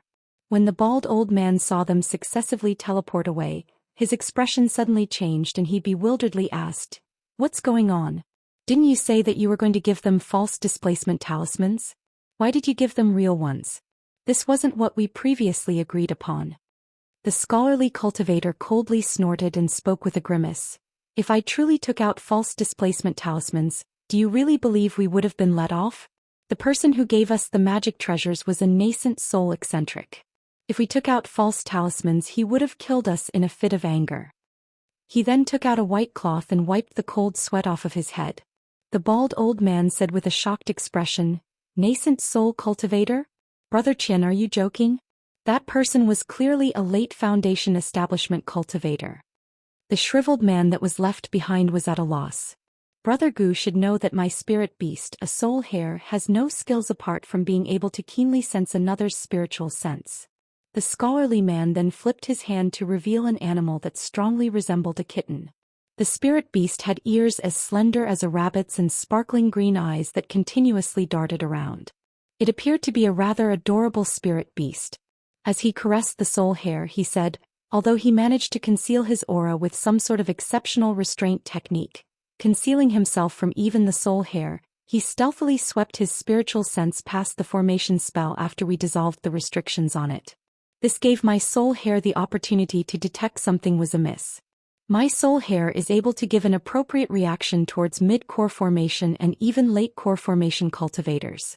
However, it didn't give a reaction, but merely continued to shiver inside my sleeve. It can only mean that his spiritual sense was unfathomably profound, but it has only ever given this response when we visit the elders. A trace of fear was contained in his voice. If that's the case, then he must be a nascent soul cultivator. Sweat started to line the bald old man's head. Even if he wasn't, then he must be a late core formation cultivator. Either way, it wouldn't take much effort for him to exterminate us. The scholarly man spoke without doubt. Luckily, Brother Qian was so quick-witted. If we took out false talismans, we would have brought about our own destruction. I had originally thought he was quite an eccentric individual to give us each a magic treasure without the slightest heartache. But after some further thought, the old man then fearfully asked, "But would there be any problems produced by sending him off to the outer star seas?" "What problems?" He was a vagrant nascent soul cultivator. I imagine he headed to the outer star seas because he didn't want to be involved in the war between the Star Palace and the Starfall Coalition. Hence, There will be no problems to be had as long as we don't let our superiors know that we allowed a nascent soul cultivator to teleport to the outer star seas. Otherwise, we'll be severely punished. After giving the old man an explanation, his face grew gloomy as he eerily gazed at the dumbstruck shriveled man at their side. As the scholarly man imposingly gazed at him, the shriveled man suddenly trembled and came to a realization. He hastily took several steps back and said, "I didn't hear anything that you two seniors just said. I won't speak any drivel." Before the shriveled man could finish, a streak of yellow light silently flew out and circled around him several times before he fell to pieces. The bald old man recalled his magic treasure and gloomily said, "With this, no one else will know. Although we had something of a relationship together, unfortunately I cannot let you leave." Han Li and the other 6 cultivators appeared at the other end of the transportation formation with a flash of white light in a shabby stone room. Han Li swept his gaze to the corner of the room where a Star Palace cultivator with a frail appearance was speaking with a scar-faced, gray-robed cultivator. When the Star Palace cultivator saw them appear, he examined them with a frown.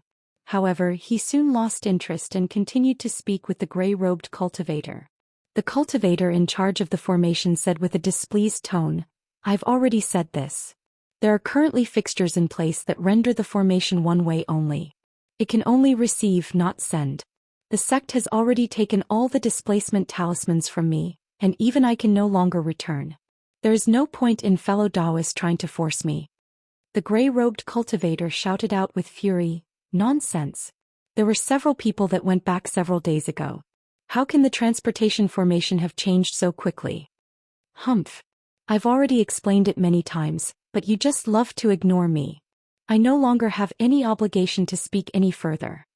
The Star Palace cultivator glared at the man before sitting down and closing his eyes. When the gray-robed cultivator saw that he was being ignored, his complexion turned bright red, but he didn't take the slightest action. He didn't have the courage to act against a Star Palace cultivator. He turned around in place with great agitation, but when his expression immediately fell upon Han Li and the others that had arrived, his face suddenly grew joyful. He walked towards them before stopping several steps ahead of them and saluted the embroidered-clothed man, who obviously appeared to be the leader of the group, before politely asking, "Did you fellow Taoists come from Heavenly Star City?" After seeing that the scar-faced man was also a late Foundation establishment cultivator, he didn't dare to ignore him and replied, "That's right, we've just arrived. What's wrong, fellow Taoist?" However, he could already guess what the gray-robed cultivator was about to say. The gray-robed cultivator asked with a hopeful tone, "I am Zhou Xian. I've been in the outer seas for several years. Could you tell me whether or not the Starfall Coalition has truly been formed and whether or not the city is on the verge of battle?" When the embroidered-robed man saw Zhou Xian's expression, he knew what he wanted to hear most. However, the truth would only disappoint him. Hence he explained with complete openness, "It is true. The righteous and devilish Tao have forged the Starfall Coalition and immediately declared war on the Star Palace. As we do no wish to be drawn into the conflict, we teleported here. I fear fellow Taoist will have no way of returning for the time being." Zhou Xian stood in place in shock with a dejected expression. "How can that be? I wanted to return and have these painstakingly acquired materials be refined into medicinal pills. What a waste of time." After this was said, there was silence in the room. Despite having racked their brains to arrive at the outer star seas, they were helpless without any way to return. After a short moment, the embroidered-robed man's expression changed and he suddenly turned to the gray-robed man. He cordially said, "My name is Yi Jing and these are my close friends. Since fellow Taoist Zhu has lived here for several years, could he introduce Wondrous Depths Island to us? Of course this won't be for free. We're willing to give you a few spirit stones as compensation." Although Zhou Xian didn't recover from his dejection, he still spiritedly replied, "There is no need for compensation. As you've already answered my question, I am merely returning the favor. Please don't hesitate to ask any questions you may have, and I'll answer to the best of my knowledge." Suddenly, the party of Foundation establishment cultivators revealed joy at the prospect of being given an introduction to this unfamiliar place. It would prove quite favorable for them in their future endeavors. When Han Li saw this, he also smiled. With arms crossed, he stood behind them as he waited for the explanation.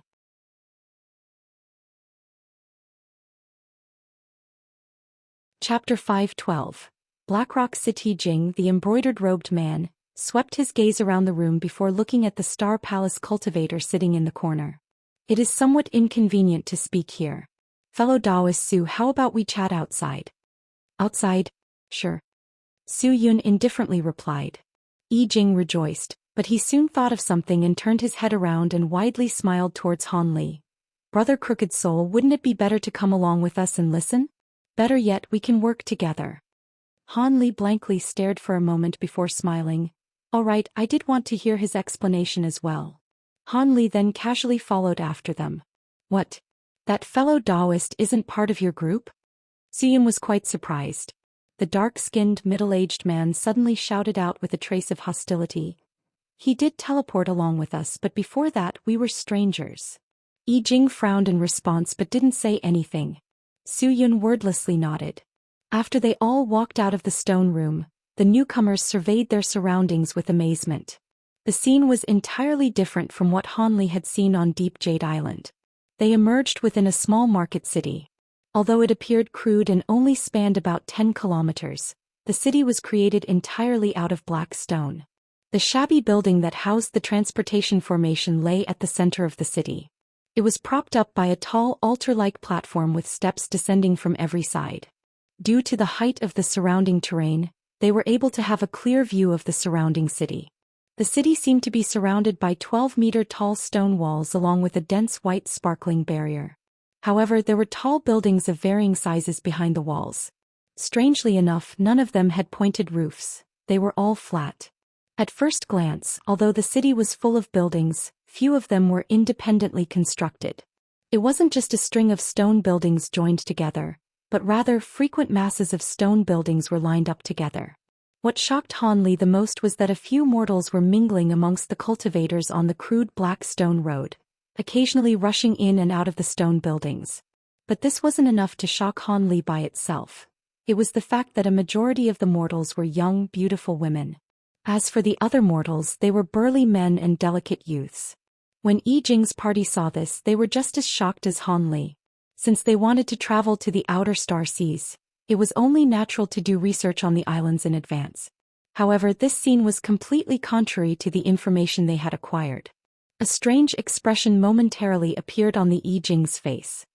He then said with a deep voice, "Fellow Taoist Lu, take another look at the jade slip containing information on Wondrous Depths Island. Could it be that we were mistaken?" I'll take another look at it." The woman surnamed Lu hastily looked through her storage pouch. Su Yun waved his arm and stopped the woman from finding the jade slip. "There is no need to look for the information on Wondrous Depths Island. Since most of it is false, it is natural to feel surprised." Jing's expression changed. "False? What is that supposed to mean?" "It is quite simple. Wondrous Depths Island is quite different from other demon beast islands. All cultivators are given a gag order prior to their return, allowing them to only leak certain information. Else they would suffer great punishment. It's hard to say whether or not it will prove fortunate that you've arrived at this island." "Certain information? Could it be due to the Star Palace?" Lady Lu appeared disturbed. Su Yun sighed and said, "It isn't the Star Palace, but the various united powers that reign over this island. Even the Star Palace is unwilling to lightly offend this faction." When those words were said, Han Li raised his eyebrows while the others looked at each other in dismay. Su Yun chuckled and spoke with a loud, alluring tone. Hee. This place isn't too different from what you've imagined. In fact, to some cultivators, it is a place they could only dream of.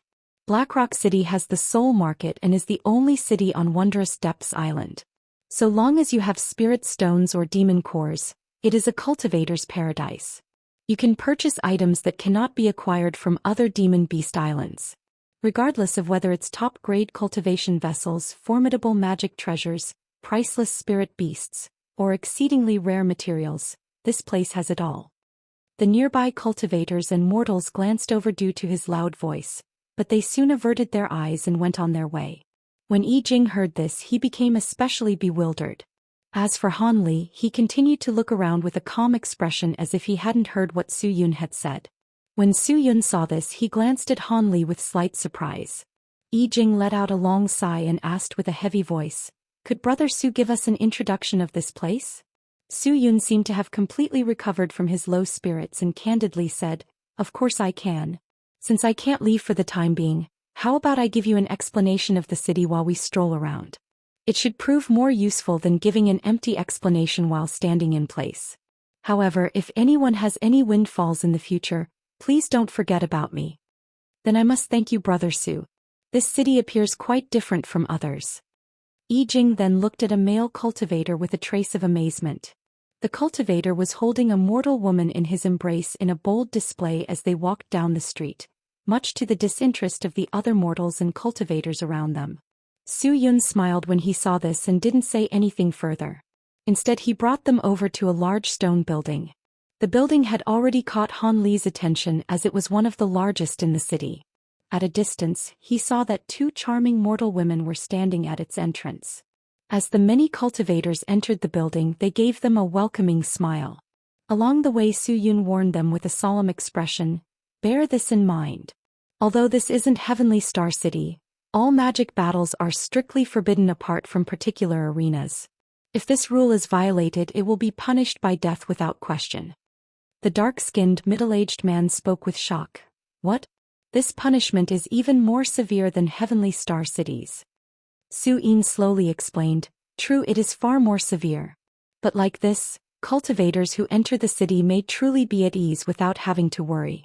To the best of my knowledge, no one has ever managed to carry out their revenge and successfully leave the city alive. After all, there is a nascent soul senior standing guard at all times." A nascent soul cultivator. Yi Jing's party all wore expressions of shock. Han Li's heart trembled violently and he became completely vigilant. "All right, let's hold off on any more questions until after we go inside."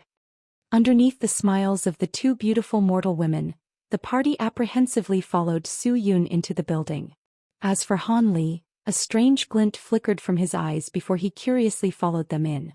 After walking through the large entrance, a huge circular screen blocked their way. The screen was pink and had an image of a palace made flying through the skies.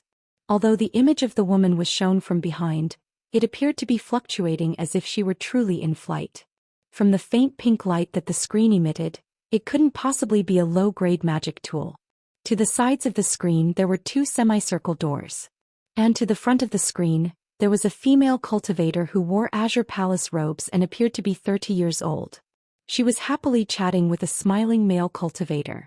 But strangely enough, despite her ordinary looks, each and every one of her movements were filled with a mature feminine charm. Additionally, the smile she wore as she spoke displayed a faintly seductive attraction. Although she was a mid-foundation establishment cultivator like the man she was speaking to, the man was completely enraptured by her. However, when the woman caught sight of Su Yun and the others, her eyes suddenly brightened and she clapped her hands, causing a young mortal girl to come out from behind a door. As the male cultivator was dragged behind the screen, he gazed at the female cultivator with a reluctant expression.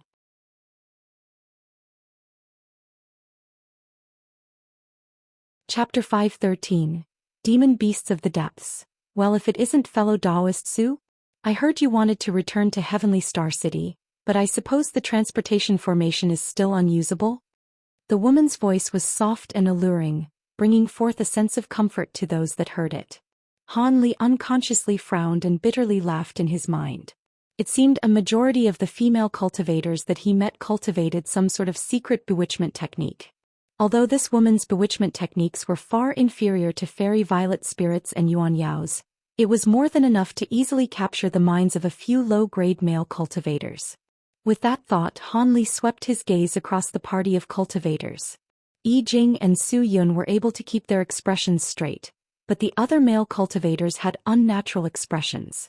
Their gazes unconsciously wandered across the woman's body. "These cultivators are new arrivals. I've brought them along to take a look," Su Yun then said with a resentful tone. "As for returning to Heavenly Star City, I'm afraid that won't be happening for a while. I didn't expect the news to be true. A battle is about to occur." With luminous eyes, the woman enchantingly covered her smile and said, "It's still good that you will remain here. If you were to leave, I'd be losing a dear customer." The woman's mature charm had fully captured the vulnerable men of the party, leaving the two women among them flushed red with anger. Annoyed at the woman's use of her bewitchment technique, Su Yun called out to her, "Lady Ming, they are my guests. A badge please." Hee alright. But it seems that these fellow Taoists should have no problem on this island. Their cultivation isn't inferior to yours. Lady Ming chuckled and then glanced at Han Li and Yi Jing before erasing her bewitchment technique, returning her appearance to that of an ordinary woman. The change occurred quickly, causing the others to pause for a moment before revealing embarrassment. The woman then clapped her hands, summoning a young mortal woman from behind the curtain. Lady Ming coldly spoke to the mortal woman, "Bring Master Su down to the auction. It should be starting soon." Then with a wave of her hand she passed a green jade badge to Su Yun. Su Yun received the badge and followed the mortal woman to the side door without ever looking at her. Of course Han Li and the others closely followed after them. In the instant he entered the door, Han Li felt a slight spiritual chi fluctuation as if he had entered some sort of restriction. His expression momentarily changed before returning to normal. The party's gaze brightened as they saw the enchanting scenery that laid behind the screen. There was a long pathway about 6 meters wide that led to 2 expansive halls. The left hall was spacious and bright, and apart from a few tall black stone pillars, there were no other obstructions in sight. In addition, it was currently bustling with activity with about 30 cultivators waiting there, all in a single file line. Regardless of whether these cultivators were male or female, they were each accompanied by a young mortal woman. Although a few of the male cultivators were lecherously sizing up the scantily clad women, there were only a few teasing words spoken at most. They restrained themselves as if they were fearful of the consequences. At the end of the line, there was a small room that had a door shining with white light. When the cultivators in line pressed their jade badge against the door, it opened and allowed only one person inside. As for the large hall on the right, it was covered in a barrier of faint blue light, blocking it entirely from sight. This place is called the Bright Gem Pavilion. It is specialized in selling off harvests from the outer seas. Particularly valuable items may also be auctioned off here after being appropriately appraised. There are several similar businesses that operate in the city, but they are ran by differing powers, each backed by a nascent soul cultivator. Of course, at least that much is required to be doing business in a place as untamed as the outer seas. When Lady Lu heard this, she took in a cold breath of air and muttered, "So many nascent soul cultivators. Could they be from the Four Elements Merchant Union?" Su Yun calmly said, "The Four Elements Merchant Union? They have no power here. While they hold dominance over the other Demon Beast Islands, Wondrous Depths Island is the sole island where multiple factions joined hands to control it. While these powers alone cannot compete with the Four Elements Merchant Union in the inner star seas, when joined together here, even the Star Palace dare not treat them lightly. However, this is only limited to Wondrous Depths Island." From Brother Su's tone, there seems to be something unique about Wondrous Depths Island. For what reason would so many powers dare to oppose the Four Elements Merchant Union? As Yi Jing was a shrewd and cunning sort, he heard something amiss from his words. With an ordinary expression, Su Yun explained, "He. Brother, he guessed correctly. The name Wondrous Depths is due to the nearby seas being unfathomably deep and filled with demon beasts. Rare high-grade demon beasts are often seen in those depths. It is said that demon beasts of even grade 8 and higher appear there. It is for these high-grade demon beasts that these various nascent soul experts stand in opposition against the Four Elements Merchant Union, forbidding them from gaining dominance of the island. It is said that when these depths were discovered, many battles erupted between the Four Elements Merchant Union and the various powers before the Star Palace later intervened to act as a mediator. After some unknown conditions were reached, the island was handed over to the various powers to jointly administer. It was at that time that it became forbidden to spread the truth of Profound Depths Island to the inner star seas. Otherwise, one would find themselves wanted dead by the joint powers. Han Li was quite amazed at this. As for the others, they felt even more shocked. Demon beasts of grade 8 or higher are existences equivalent to nascent soul cultivators. They truly exist here? Yi Jing was unable to keep his calm. "I'm not too sure. I've never personally seen them. However, there truly are people that hunt grade 7 demon beasts. The Bright Gem Pavilion sells Grade 7 demon cores where nascent soul cultivators compete at extraordinary prices. Su Yun then clicked his tongue in admiration. Han Li, who had kept silent until now, frowned and asked, "Does fellow Taoist Su mean that demon beasts are easier to find in the depths?"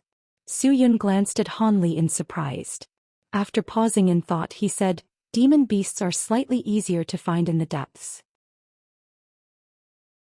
However, due to the frequent appearances of high-grade demon beasts there are also countless cultivators that meet their end." As Yi Jing's group had never previously visited another demon beast island, they were somewhat skeptical of these words. But Han Li managed to gain some understanding towards the depths. It seems that this was a place where danger came hand in hand with riches. So that's why this place was so odd.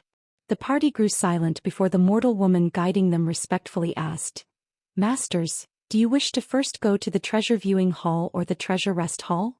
There is nothing to see at the treasure viewing hall. It is only some appraisal masters looking at unidentified items before offering to exchange them for spirit stones or put them up for auction. Let's go to the treasure rest hall instead. The items there will expand the perspective of all fellow Taoists. Su Yun was clearly familiar with this place. Without waiting for the mortal woman to lead the way, he walked into the right hall. When he approached the light barrier, he wordlessly pressed the jade badge against it, causing a circular opening to appear. He then beckoned to the rest of the party before walking in. When Yi Jing and the others saw this, they simply entered in a line. When Han Li saw this, he noticed the mortal woman respectfully waiting outside and curiously asked her, "You don't need to go inside?" The mortal woman widely smiled at Han Li and explained, "Us mortals aren't allowed to enter the treasure rest hall. This servant will be waiting for you outside." Han Li nodded and walked through the blue light barrier without another word. The light barrier then closed by itself. The interior was quite crude and simple. Apart from some wooden chairs, there was just a 10-meter wide stage at the end of the hall. There was an old man standing at the back of the stage eloquently speaking into a shining blue stone that he was holding in his hand. About 30 cultivators of varying grades stood below him, consisting of both chi condensation and foundation establishment cultivators. There were no core formation cultivators among them. The old man respectfully said, "This blue light stone is a fire attribute magic tool refined from exceptional materials. Its owner is putting it up for bid starting at 500 spirit stones. According to long-established rules, each increasing bid must be at least 30 spirit stones more. Let us start the bid. 530 spirit stones. 570. 600. After the old man finished, many cultivators began to shout out bids. Although the bids couldn't be said to be fiery, the final bid still managed to reach close to 700 spirit stones. A young foundation establishment cultivator then walked up and bought the magic tool using solely spirit stones before immediately taking it away. Next up, we have an earth attribute magic tool. The old man continued to auction off the next item without any delay. Han Li naturally had no interest in magic tools, and swept his gaze past the scene instead. He saw Su Yun whispering to the rest of the party at a corner of the hall. Han Li then walked over with an unchanged expression.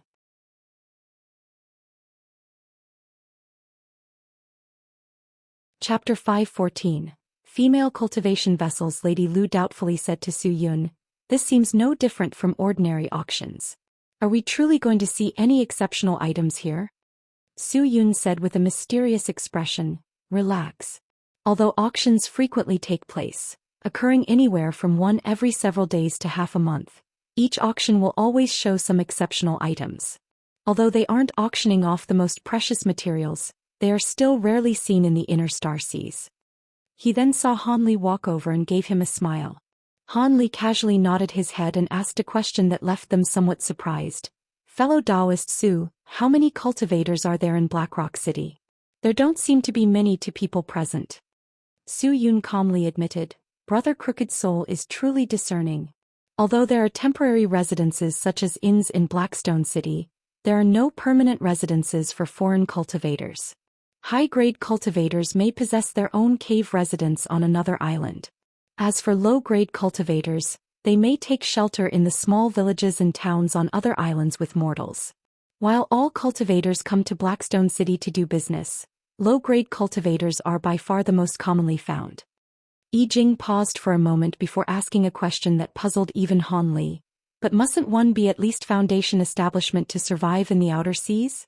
Why are there so many mortals and qi condensation cultivators here? Su Yun calmly replied, Brother Yi's question strikes at the most crucial point, which is the greatest difference between Wondrous Depths Island and the other Demon Beast Islands. For other Demon Beast Islands, a few high-grade cultivators go there to hunt demon beasts before returning after accumulating enough materials. But for Wondrous Depths Island, a few years after the various powers settled here, several spirit stone mines were discovered in some of the nearby islands, and a few production sites for required cultivation materials were established as well, causing the island to become entirely self-sufficient. As such, a few cultivators made a living here and dragged along their families, eventually producing the many mortals and low-grade cultivators in this city. I also heard that the powers administering Blackstone City are slowly transporting their main forces over to this city. I reckon in a couple tens of thousands of years, this place will become a second Inner Star Seas. However, apart from Blackstone City, the villages on the other islands can't be considered safe in the least. Those small villages are often exterminated by sudden attacks from high-grade demon beasts. This current situation in this place quite resembles how the Inner Star Seas first came to be. After that was said, the party was left dumbstruck. Yi Jing let out a deep breath before pensively asking, Why aren't the Star Palace and the other powers involved with this place? Su Yun coldly snorted and said, This place is far from being anywhere near as prosperous as the Inner Star Seas. Furthermore, there is still more than enough empty space in the Inner Star Seas for them to vie for. What time do they have to spare over these desolate seas? In fact, the other powers are actually looking forward to having the island's governing factions move their forces over to this island. Then there would be few of the factors at play in the chaotic Inner Star Seas. He was clearly still gloomy about the Star Palace suddenly closing the transportation formation. After Yi Jing's party heard this, they felt it made sense and didn't speak any further about the subject after glancing at one another. As they were lowly foundation establishment cultivators, it would be better for them to refrain from talking about powers far beyond their control, lest they attract calamity. After selling off several magic tools and materials, a blue-clothed, middle-aged man appeared behind the old man in charge of the auction. He held a red box containing a fist-sized sphere that was white at its center and purple at its edges. When Su Yun saw this, his spirits were roused. Fellow Taoists, take a look. This is one of the most important goods that are auctioned off at Wondrous Depths Islands, demon beast eggs. There is no lack of such valuable treasures. These items fetch astronomical prices in the Inner Star Seas, but they can be found for much cheaper on Profound Depths Island. This is because apart from a few particular beast eggs, a majority of them are incapable of being transferred over through the teleportation formation. When they are teleported over, most eggs die. That is why whenever a rare demon beast egg appears, the spirit beast is usually hatched and nurtured until it can tolerate the transportation formation before being brought back to the Inner Star Seas. This is, of course, after high-grade cultivators bid copious amounts of spirit stones for it. Demon beast egg. Yi Jing's eyes brightened. He had always dreamed of raising a high-grade demon beast. The others also revealed expressions of pleasant surprise. With that said, they would later have the opportunity to acquire their own spirit beast. In the Inner Star Seas, finding a good spirit beast was an extremely difficult matter. This is the egg of a violet cloud eagle. Upon reaching maturity, it becomes a grade 4 demon beast. Although it only knows simple defensive magic techniques, it has a body of steel-like feathers and is faster than top-grade flying magic tools. With talons that can easily tear through the defenses of a foundation establishment cultivator, it can be considered a rare demon beast and undoubtedly an optimal choice for foundation establishment cultivators. The starting price is 2,000 spirit stones. Each bid must increase by at least 100. The bid will now start. The old man seemed quite confident about the popularity of the demon beast egg. After only giving a quick introduction, he started the bid without any delay. When the cultivators beneath him heard that the bidding had started, they immediately started calling out their prices. Although grade 4 demon beasts held little interest to core formation cultivators, they're quite suitable for foundation establishment cultivators. This is because not only do higher grade spirit beasts cost far more, but the time it takes for them to mature was also far too long. Even if they use secret techniques to hasten their aging, it would still take far too long for a foundation establishment cultivator. 2,500 spirit stones. 2,700. 3,000. The violet cloud eagle's egg quickly broke 3,000 spirit stones before finally topping off at 3,300 spirit stones by an excited female cultivator. The dark-skinned, middle-aged man gazed at the egg in the woman's hand and muttered, "It truly is far cheaper than the inner star seas. If this were Heavenly Star City, this kind of flying spirit beast would easily fetch over 5,000 spirit stones." Apart from Han Li, all the others watched this scene with bright eyes. When Zhou Xian saw this, he knowingly smiled. Up next, the old man auctioned off a grade 3 spirit beast egg followed by a grade 4 demon beast, both at a considerable price before concluding the spirit beast egg auction. Upon seeing what was auctioned next, Lady Lu couldn't help but wear a face of shock. What's going on? The others in her party also looked surprised. Two beautiful women that appeared to be around 20 years old stood at the old man's side. Although they only had cultivations at the third layer of qi condensation, they were both genuine cultivators. From their submissive attitude while being brought on stage, it seemed the two female cultivators were the goods to be auctioned. Zhou Xian didn't reveal the slightest surprise, and gestured for them to listen to what the old man was about to say. Up next, we have two low-grade qi condensation cultivation vessels. They have only cultivated the basic 5 elements cultivation arts, and both of them are undefiled. According to their requests, only a mid-foundation establishment cultivator or higher may bid on them. The starting bid on each of them is 2,000 spirit stones. Each increase in bid must be. Ever since the old man brought the two women on stage, many of the male cultivators beneath him started to leer at the women. However, the old man's words were quite dragged out for a long while and nobody uttered a bid. Two male cultivators that sat in front of the group even began to have a whispered discussion. 2,000 spirit stones to buy a third-layer female cultivation vessel. If you really wanted a concubine, wouldn't you want to go elsewhere and buy a mortal girl? When they grow old, you could just pass them spirit stones and have them leave. If it were a foundation establishment vessel, I'd be more than willing to spend more spirit stones. You're dreaming.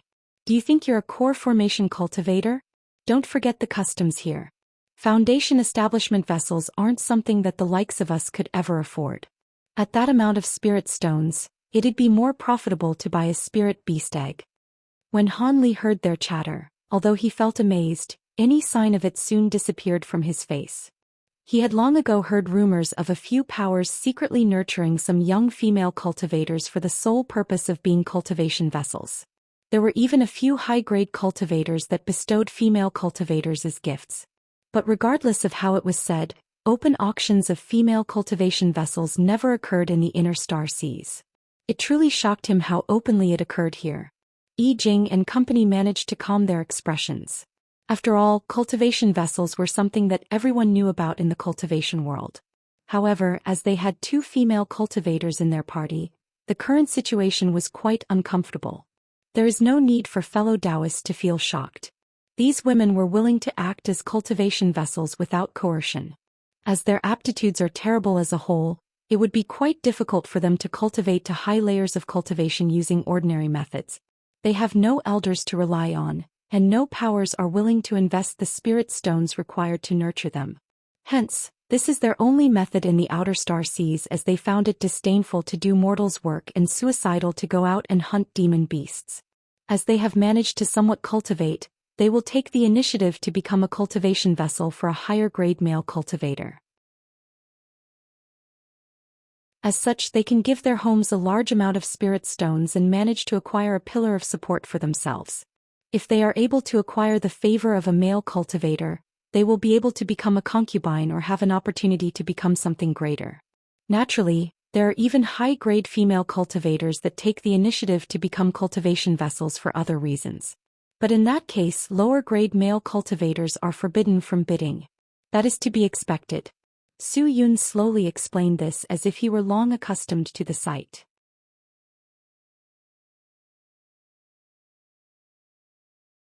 Chapter 5:15. Golden Thumb Pavilion. The others responded to Zhou Yun's explanation of the purchasing of cultivation vessels with silence. After all, with two female cultivator companions currently at their side, it was difficult to speak further on the topic. Han Li stroked his chin without showing the slightest change in expression. He didn't require a vessel to increase his cultivation, nor could he afford to keep something so cumbersome by his side. Although these female cultivator vessels aroused a feeling of discomfort and pity in him, he turned a blind eye as he was disinclined to take action. At that moment, the two female cultivators on stage wore an expression of disappointment upon not receiving a single bid. Seeing this, Zhou Xian gave an explanation with a faint smile. Their cultivation is a bit too shallow. Although they were willing to become a cultivation vessel, they can't provide much assistance towards higher-grade cultivators. As such, no one was willing to take them. However, it isn't necessarily absolute. If by chance a foundation establishment cultivator were to fancy their appearance, it wouldn't be rare for them to later be bought at a high price. Yi Jing forced a chuckle and didn't say anything further. Zhou Xian calmly smiled and didn't seem to mind. The following items up for auction were more items that were rarely seen in the inner star seas. However, Han Li revealed a lazy expression, unwilling to waste more of his time looking at them. Just as he was coming up with an excuse to leave, Zhou Xian seemed to have noticed Han Li's impatience and took the initiative to say, "While this auction doesn't have any finer goods, the annual combined auction has some truly rare items appear. Fellow Taoists should take a look at it when it comes around. For now, I'll introduce you to the other areas of Blackrock City." Naturally, Yi Jing and the others didn't refuse as they were currently lacking in spirit stones from the cost of the teleportation. The group nodded their heads and followed Zhou Xian out of the treasure rest hall. The mortal woman waiting outside of the hall accompanied them until they left the Bright Gem Pavilion. This group of several tens of buildings are temporary residences where foreign mortals are staying for the time being. Mortals that wish to make a living in Blackrock City must first register here, much to the benefit of the city's administrators. If they are unable to find employment after a certain amount of time, they must leave Blackrock City. For example, the mortal women we saw in the Bright Gem Pavilion all live here. That equally large group of building is the city's largest raw materials store, the Golden Thumb Pavilion. They specialize in selling all sorts of rare materials. It is said that so long as you know the name of the material, the store will always be able to sell it to you. Although this is somewhat of an exaggeration, its reputation is quite grand. As for those three buildings close to it, Zhou Xian brought the party down the street and spoke with great familiarity. When Han Li heard about the Golden Thumb Pavilion, his heart stirred and he came to a sudden stop. Zhou Xian was baffled and paused for a moment before asking, "Fellow Taoist Crooked Soul, is something wrong?" Yi Jing's party glanced behind them at Han Li with equivalently puzzled expressions. Han Li took a quick look at the sky before lowering his head to calmly say, "I have something that I must attend to alone and I must part with you here. Perhaps we may see each other again should the future allow it." His voice carried an irrefutable tone. Zhou Xian and Yi Jing were surprised upon hearing this. They didn't wish for a high-grade cultivator such as Han Li to depart their party. But when they attempted to urge him to stay, a cold glint flickered from Han Li's eyes as his gaze swept past them, causing their hearts to tremble. Their words of opposition were involuntarily swallowed, and they could only murmur as they watched Han Li disappear into the Golden Thumb Pavilion. At that moment, the two bewilderedly glanced at each other with cold sweat dripping down their backs. The others at their side looked at the two with confusion, ignorant of what had happened. That person, Yi Jing forced a laugh and thought to say something. "Since fellow Taoist Crooked Soul is unwilling to travel together with us, let's leave him be. It's his decision. Let us continue to take a look at another street." For some unknown reason, Zhou Xian hastily cut off Yi Jing and took the initiative to walk down another street. Yi Jing then suddenly heard a voice transmission from Zhou Xian. "Fellow Taoist Yi, that person's actions are an unfathomable mystery. Let us cut ties with him. Else, we may find ourselves inviting death if we're not careful. It turns out that fellow Taoist Crooked Soul's cultivation is far beyond ours. Let us not speak of this again." Yi Jing's expression changed several times upon hearing this. After taking another glance at the Golden Thumb Pavilion, he lightly nodded his head before following after them.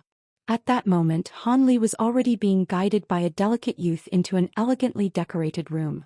Although the Golden Thumb Pavilion appeared to be one huge stone building from the outside, The interior consisted of many rooms, each specialized in selling all sorts of materials. Without the slightest of formalities, Han Li had entered the Golden Thumb Pavilion for the purpose of seeing the establishment's steward. Were it any other cultivator, this wouldn't have been easily accomplished. But after revealing his true core formation cultivation, he was immediately brought to the esteemed guest lounge. Core formation cultivators couldn't be treated lightly even in Blackstone City. After waiting for a few moments in the room, an old man with a common appearance walked in with a smile. Fellow Taoist's face is quite unfamiliar. It must be your first visit to the Golden Thumb Pavilion. I am the establishment's steward, Li Sun. The old man cupped his fist towards Han Li. He was an early core formation cultivator just like Han Li. With a tone that was neither submissive nor overbearing, Han Li replied, "This is truly my first time here at your esteemed pavilion. Moreover, I have a few things I wish to consult fellow Taoist Li about. I hope you don't mind. Please don't hesitate to ask. I will assist you to the best of my ability." Steward Li was quite imposing. Without asking Han Li any questions, he had already slapped his chest in a pledge and agreed. This forthright and impressive display left a positive impression on Han Li. However, the old man didn't possess the skill to see through Han Li's disguise techniques. He accepted Han Li's sickly appearance as a middle-aged man without the slightest suspicion. Han Li faintly smiled and directly stated his intentions without the slightest pretense. "I wish to purchase an ingredient for refining pills. However, I am only aware of its name from antiquity and have been unable to find it. I was hoping to try my luck by coming here and meeting with you, fellow Taoist Li." Li Sun inwardly let out a sigh of relief and replied with a beaming smile, "He. It is but a trivial matter. It is of no problem." He then changed expressions and coldly spoke in the direction of the door. "Servant, go fetch Guyu." "Yes." The young servant swiftly ran off. Li Sun turned back to Han Li and smiled, "Please wait shortly, fellow Taoist. Although Guyu is only in qi condensation cultivator, he has done extensive research on ancient pill formulas and medicines. I'm certain that he won't leave you disappointed." Han Li wore a slight smile on his face and thought to say something else, when a streak of red light flew into the room. The red light circled once around the top of the room, before accurately landing in the old man's hand. It was a seeking talisman. A strange expression flickered from Han Li's eyes as the talisman combusted inside the old man's hand. The steward stared at the fire in his hand before he extinguished it. He then raised his head to look at Han Li with a surprised expression. The old man's attitude suddenly became far more cordial. "I am truly lacking in manners. I didn't expect Brother Crooked Soul to have just arrived at Blackrock City today. This store owner should be treating you with the utmost respect." In that short moment he had managed to discover Han Li's general origins, much to Han Li's shock. However, his expression maintained a calm smile, revealing none of his inner thoughts. Han Li played it down. "Fellow Taoist is too polite. I had to use many tricks in order to arrive at Wondrous Depths Island. I didn't mean to attract so much attention." The old man was able to see that Han Li didn't wish to further speak of the matter and tactfully changed the topic. He then chatted about a few interesting tales about Wondrous Depths Island, much to Han Li's interest. At that moment, a middle-aged scholarly man entered the room and deeply saluted the two. He respectfully said, "Guyu pays his respects to these seniors. Junior awaits your instructions." His appearance was elegant with a somewhat sophisticated aura. He had a long black beard and two shining black eyes. Li Sun nodded to him and beckoned him over. The old man commanded him with an indifferent expression, "This senior Crooked Soul has a few questions about ancient spiritual medicines. Answer him honestly." Guyu stood up straight and solemnly said, "As you wish. Junior will answer to the best of his abilities."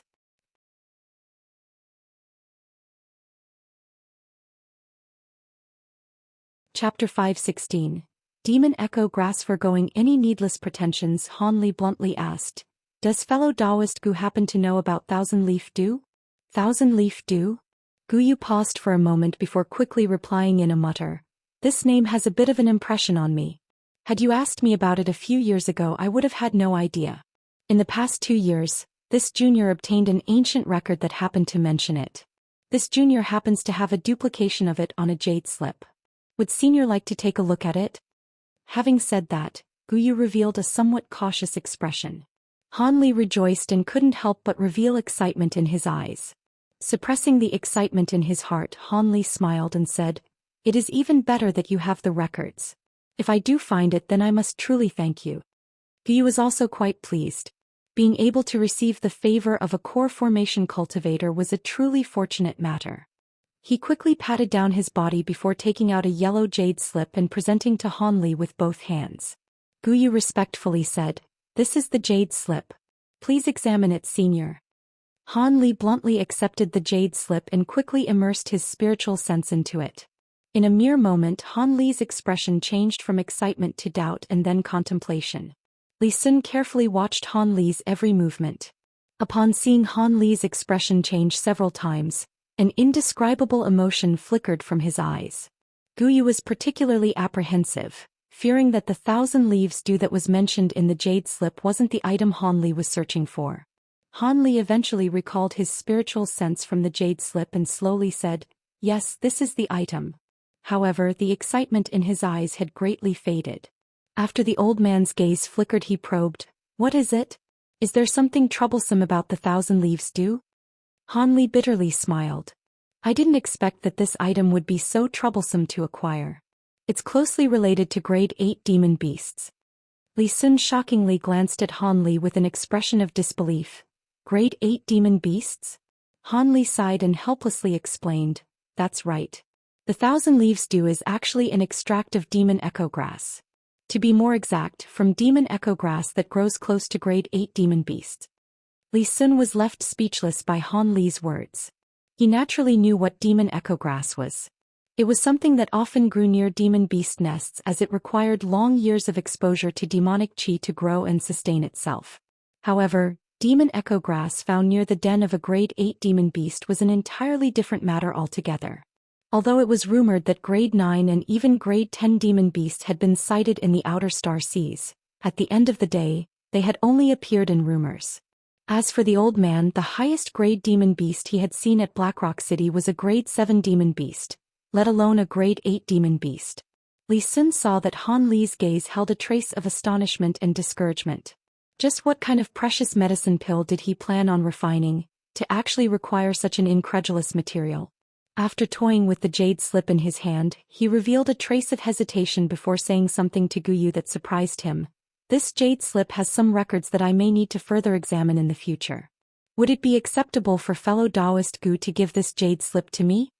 Guyu paused for a moment and then frankly said, "If senior has a use for it, then please feel free to take it." Seeing that Guyu was being quite agreeable, Han Li nodded his head and flipped his hand, summoning a small bottle and a talisman with a drawing of a small yellow sword on it. "As your senior, I naturally can't let you come out of this empty-handed. The bottle has some medicine pills that can increase your cultivation, and this is a treasure talisman. Go ahead and take them." Han Li then casually tossed the items over to him. "Many thanks for senior's generosity." After receiving the items, Guyu was unable to contain his joy and repeatedly thanked Han Li. To a chi condensation cultivator like himself, these items were truly precious.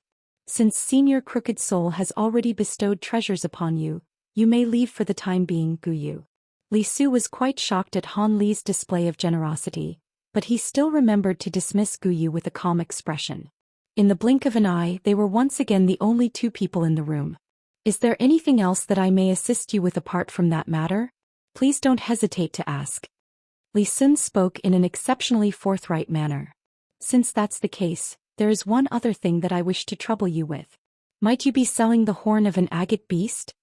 Fellow Taoist came to the right place. Although agate beast horn is an exceptionally rare material, I managed to purchase 2 such horns last month. If fellow Taoist desires it, I can sell one to you right away. The old man clapped his hands with a smile and immediately gave the order for it to be delivered without a moment of pause. Pleasant surprise appeared on Han Li's face as he repeatedly expressed his thanks.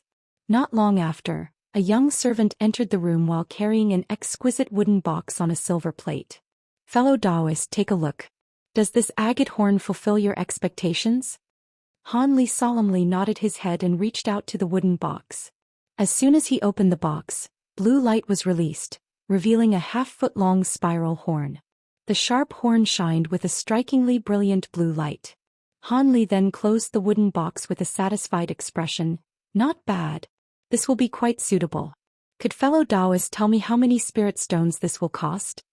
Li Sun pleasantly smiled and said, this store acquired the horn for 5,000 spirit stones. Since fellow Taoist requires it, you only need to return the cost.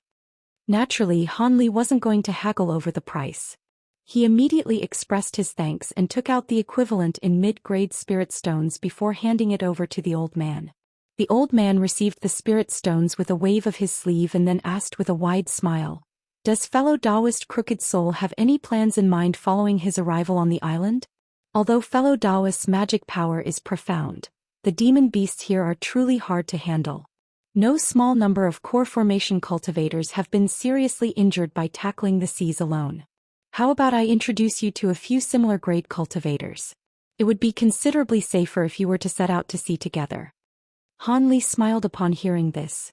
The purpose of the old man's courteous and friendly behavior from the beginning was for drawing him in. Many thanks for fellow Taoist Li's kindness.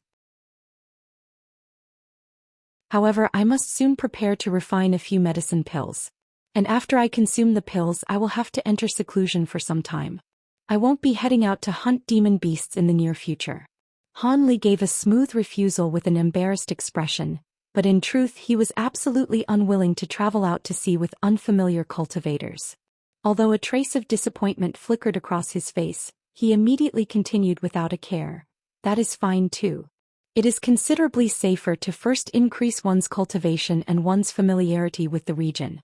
However, if fellow Taoist Crooked Soul does later wish to find companions, please don't forget about me. Han Li naturally agreed and further chatted with the old man for a moment before taking his leave. The old man saw Han Li off at the building's exit before returning inside.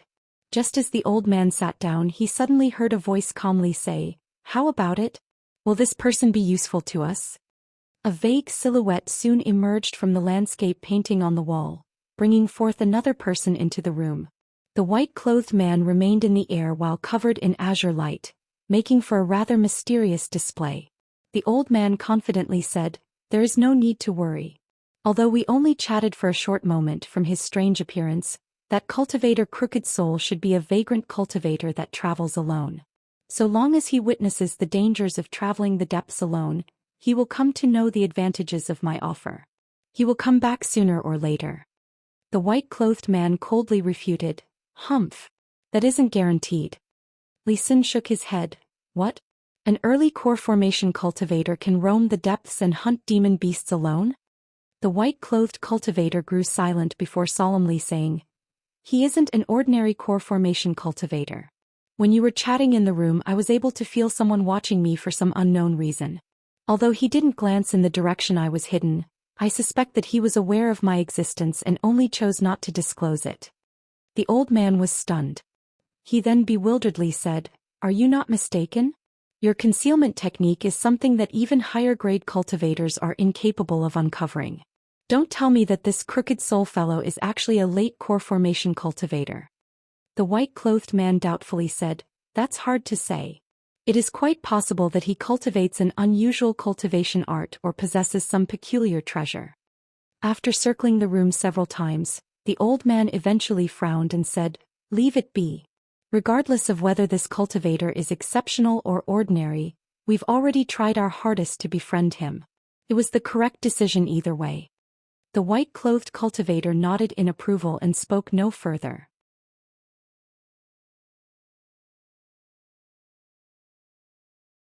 Chapter 517. Island in the Mist. By the time the white-robed cultivator and the old man finished their discussion, Han Li had already entered a nearby miscellaneous goods store near the Golden Thumb Pavilion. He purchased a map of the local seas and information on the demon beasts that roamed around there before leaving. After finding a secluded area, Han Li started to look through the information. After only a cursory glance, Han Li unconsciously frowned. There were truly far too many dangerous areas in the vicinity of Profound Depths Island. Could it be that high-grade demon beasts often roamed through these areas? As for the location of the famed depths, it wasn't too far away from the island. Han would be able to reach it after only flying half a month south at full speed. However, the depths were truly vast, spanning over 5 million kilometers of jagged, uneven territory.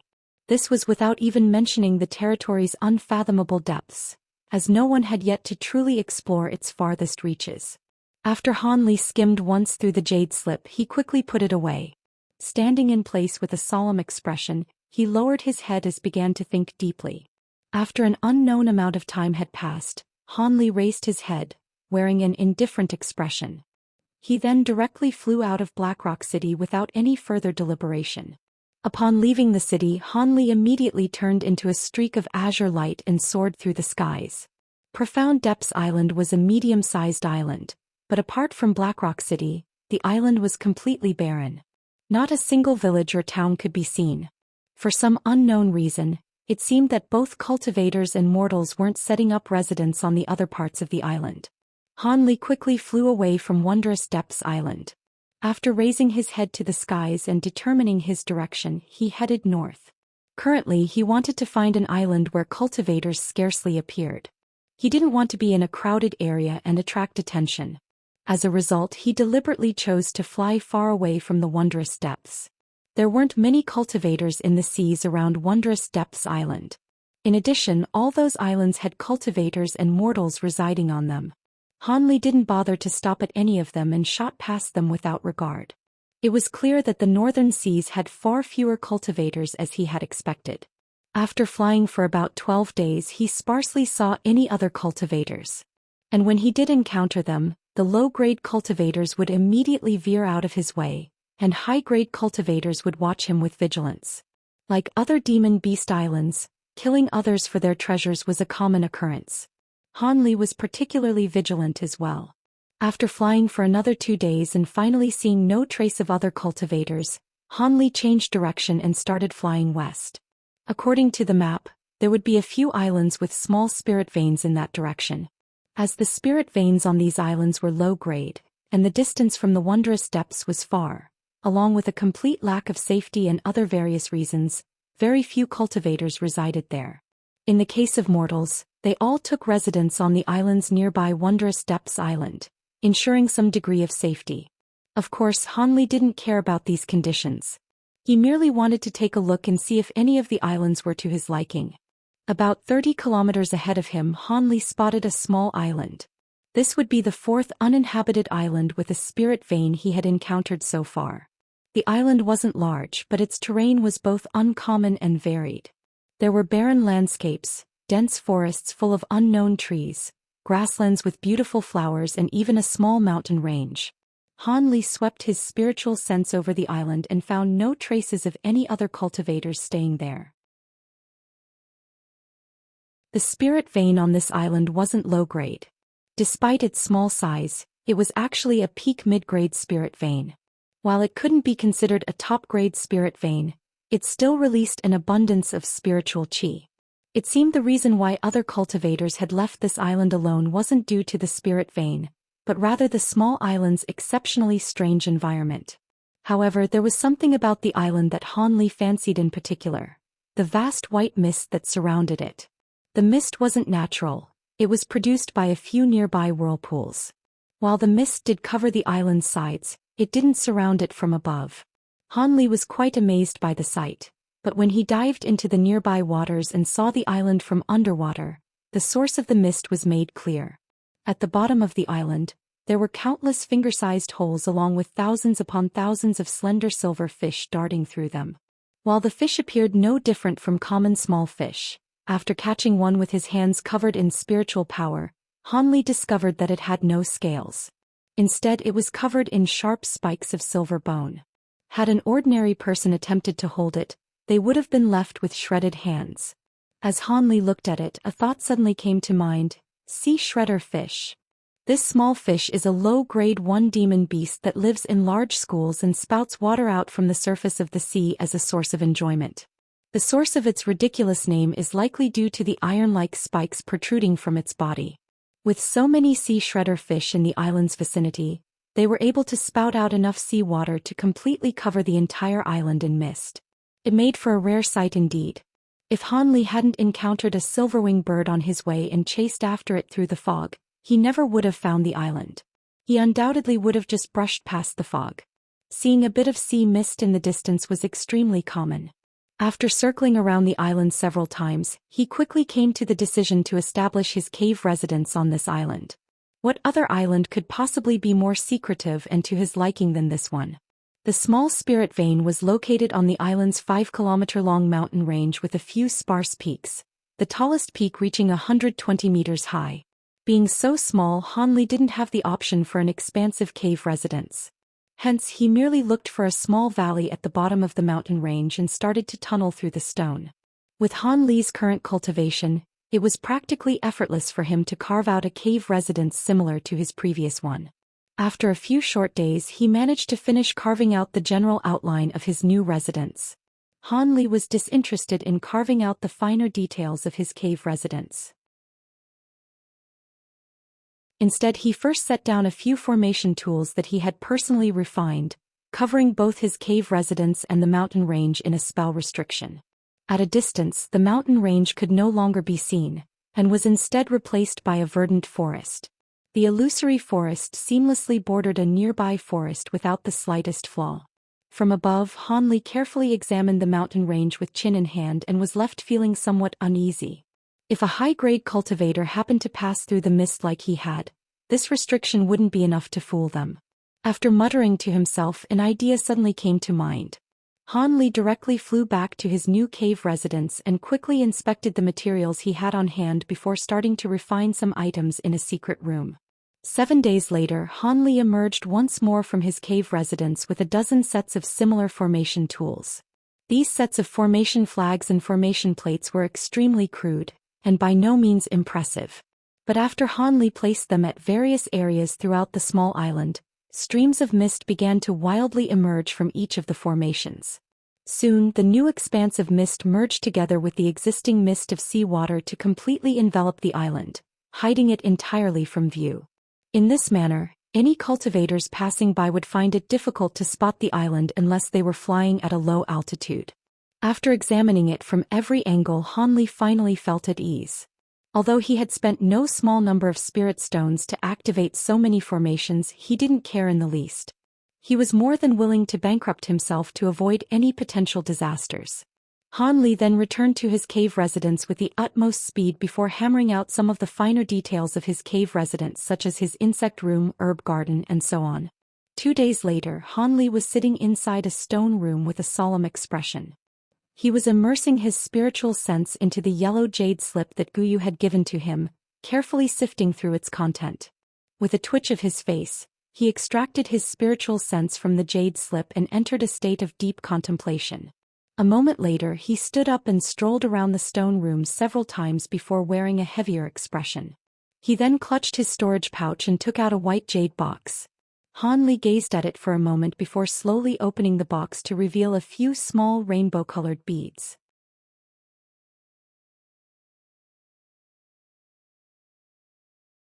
Chapter 518. Flame Mirage Moth. Han Li nimbly grabbed one of the beads within the box and held it between his fingers close to his eye.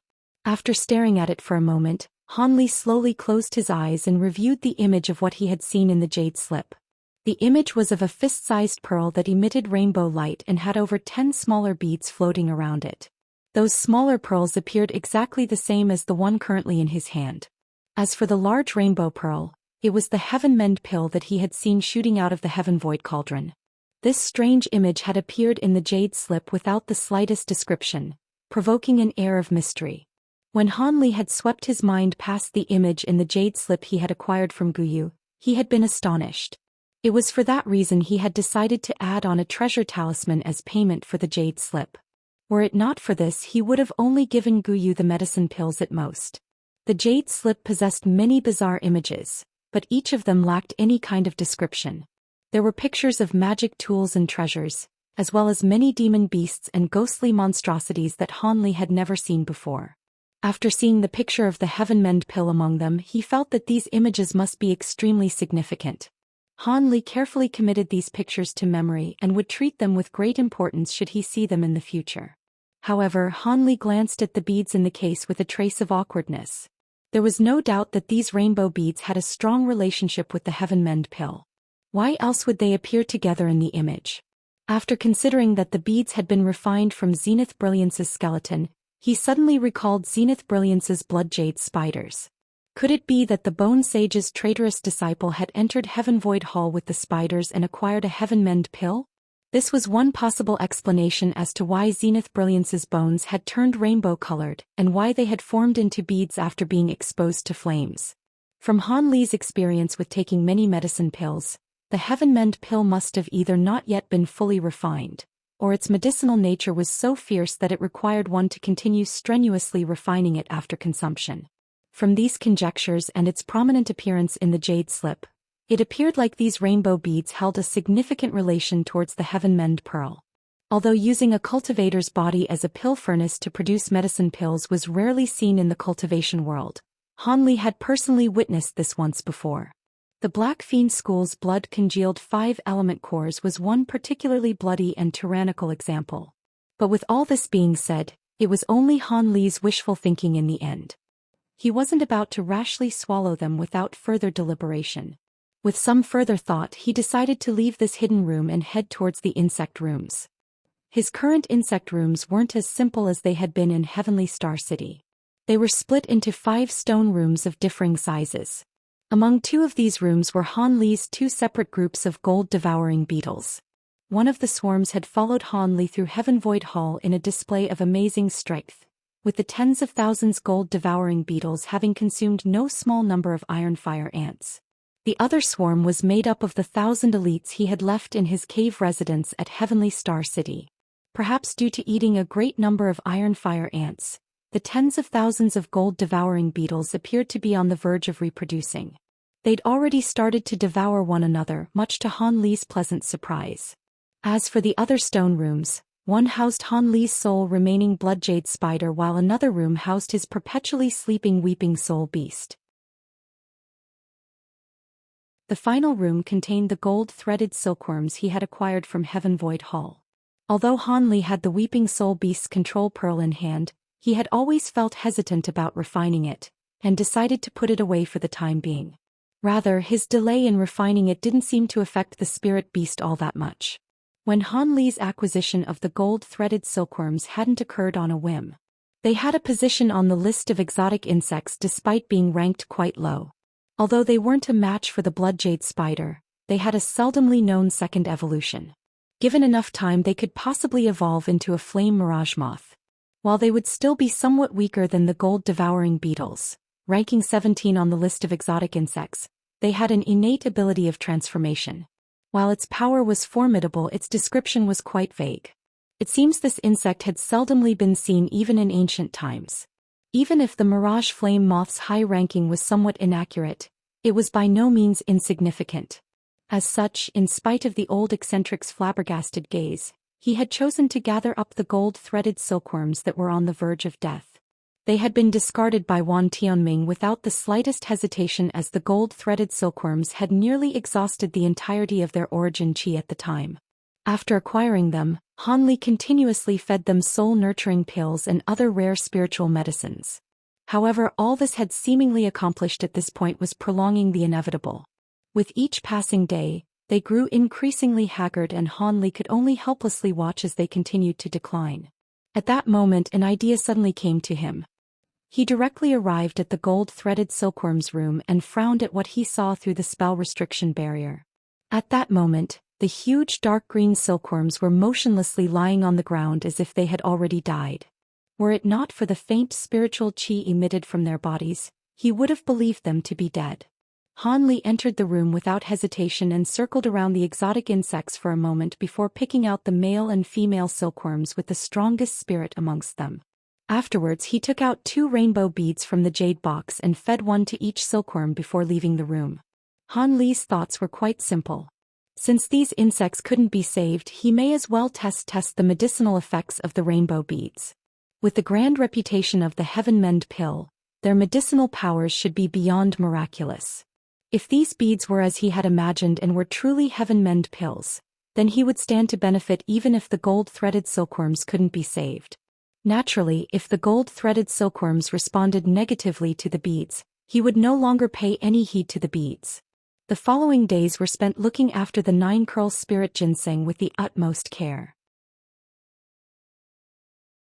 This unique root was of great importance to his later formation of a nascent soul. At the center of his medicinal garden, Han Li sectioned off a small piece of earth. After placing down formation flags that he had specifically refined for the task, the surrounding soil became an impenetrable layer of golden stone. With this he could finally place the 9-curl spirit ginseng inside with confidence. As for the ginseng's white rabbit spirit incarnation, it was still trapped inside a jade box. Han Li had no intention of keeping it there for long. After all, it could have a negative effect on the spirit ginseng if they were separated for too long. Han Li then brought the talisman-clad jade box into the medicinal garden and placed it at the spirit ginseng's side. After tearing off the talismans and opening the box, a streak of white light shot out of the box and circled around the 9-curl spirit ginseng before disappearing inside it. When Han Li saw this, he wore a knowing smile. It seemed the white rabbit incarnation was filled with trepidation since it had already been captured once before.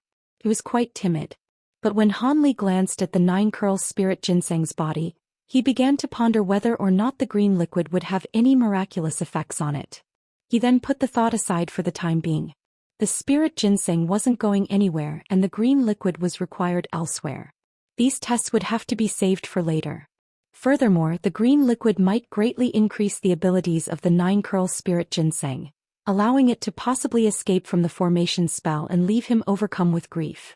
This wasn't an ordinary plant, but a legendary divine medicinal plant. It was best to be careful.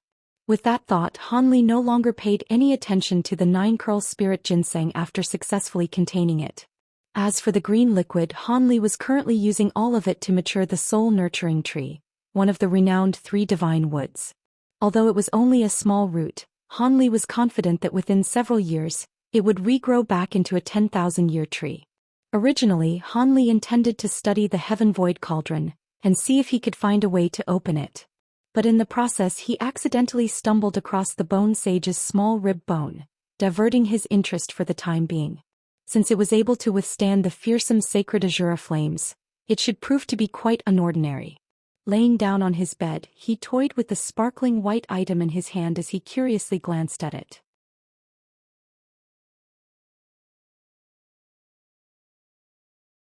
Chapter 519.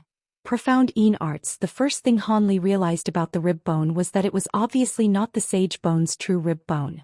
Its current form was merely a trick that the old devil had used to deceive the eyes of others. Without even mentioning the odd material that it had been created from, one could already tell it wasn't any sort of magic treasure from the faint spiritual qi that it released. However, there was no doubt that it was a man-made item. But regardless of whether Han Li immersed it with spiritual sense or spiritual power, the rib didn't respond in the slightest. Han Li furrowed his brow and immediately recalled that the old devil had tread the path of a demon ghost. Perhaps this item required Yin Soul Qi in order to control it. Although Han Li didn't possess any Yin Soul Qi himself, he did have the Soul Congregation Bowl, one that he had acquired long ago. He had already consumed all of the Yin Souls in order to refine his puppets, but the bowl itself still possessed a great amount of Yin Qi. He took out the Soul Congregation Bowl from his spirit pouch, and casually stared at the pitch-black bowl in his hand before emitting a flash of blue light from his palm. A trace of Yin Qi then flowed into his body through his hand. After slowly circulating the Yin Qi throughout his body, he grasped the rib bone with his other hand.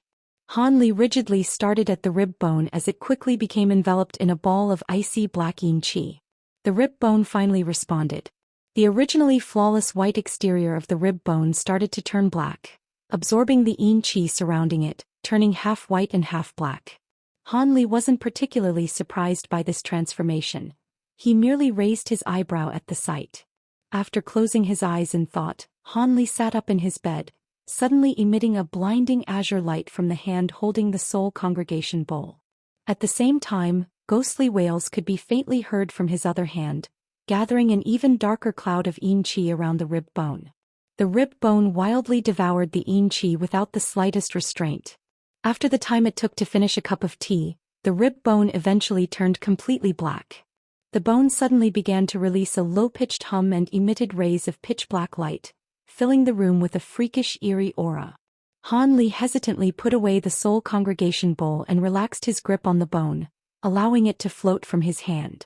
The yin qi that had surrounded the bone was then dispersed by the shock of the black radiance that it suddenly emitted. Han Li's gaze continuously flickered as he watched the bizarre scene. Apart from the continuous low-pitched hums and flickers of radiance, the black bone no longer showed other changes.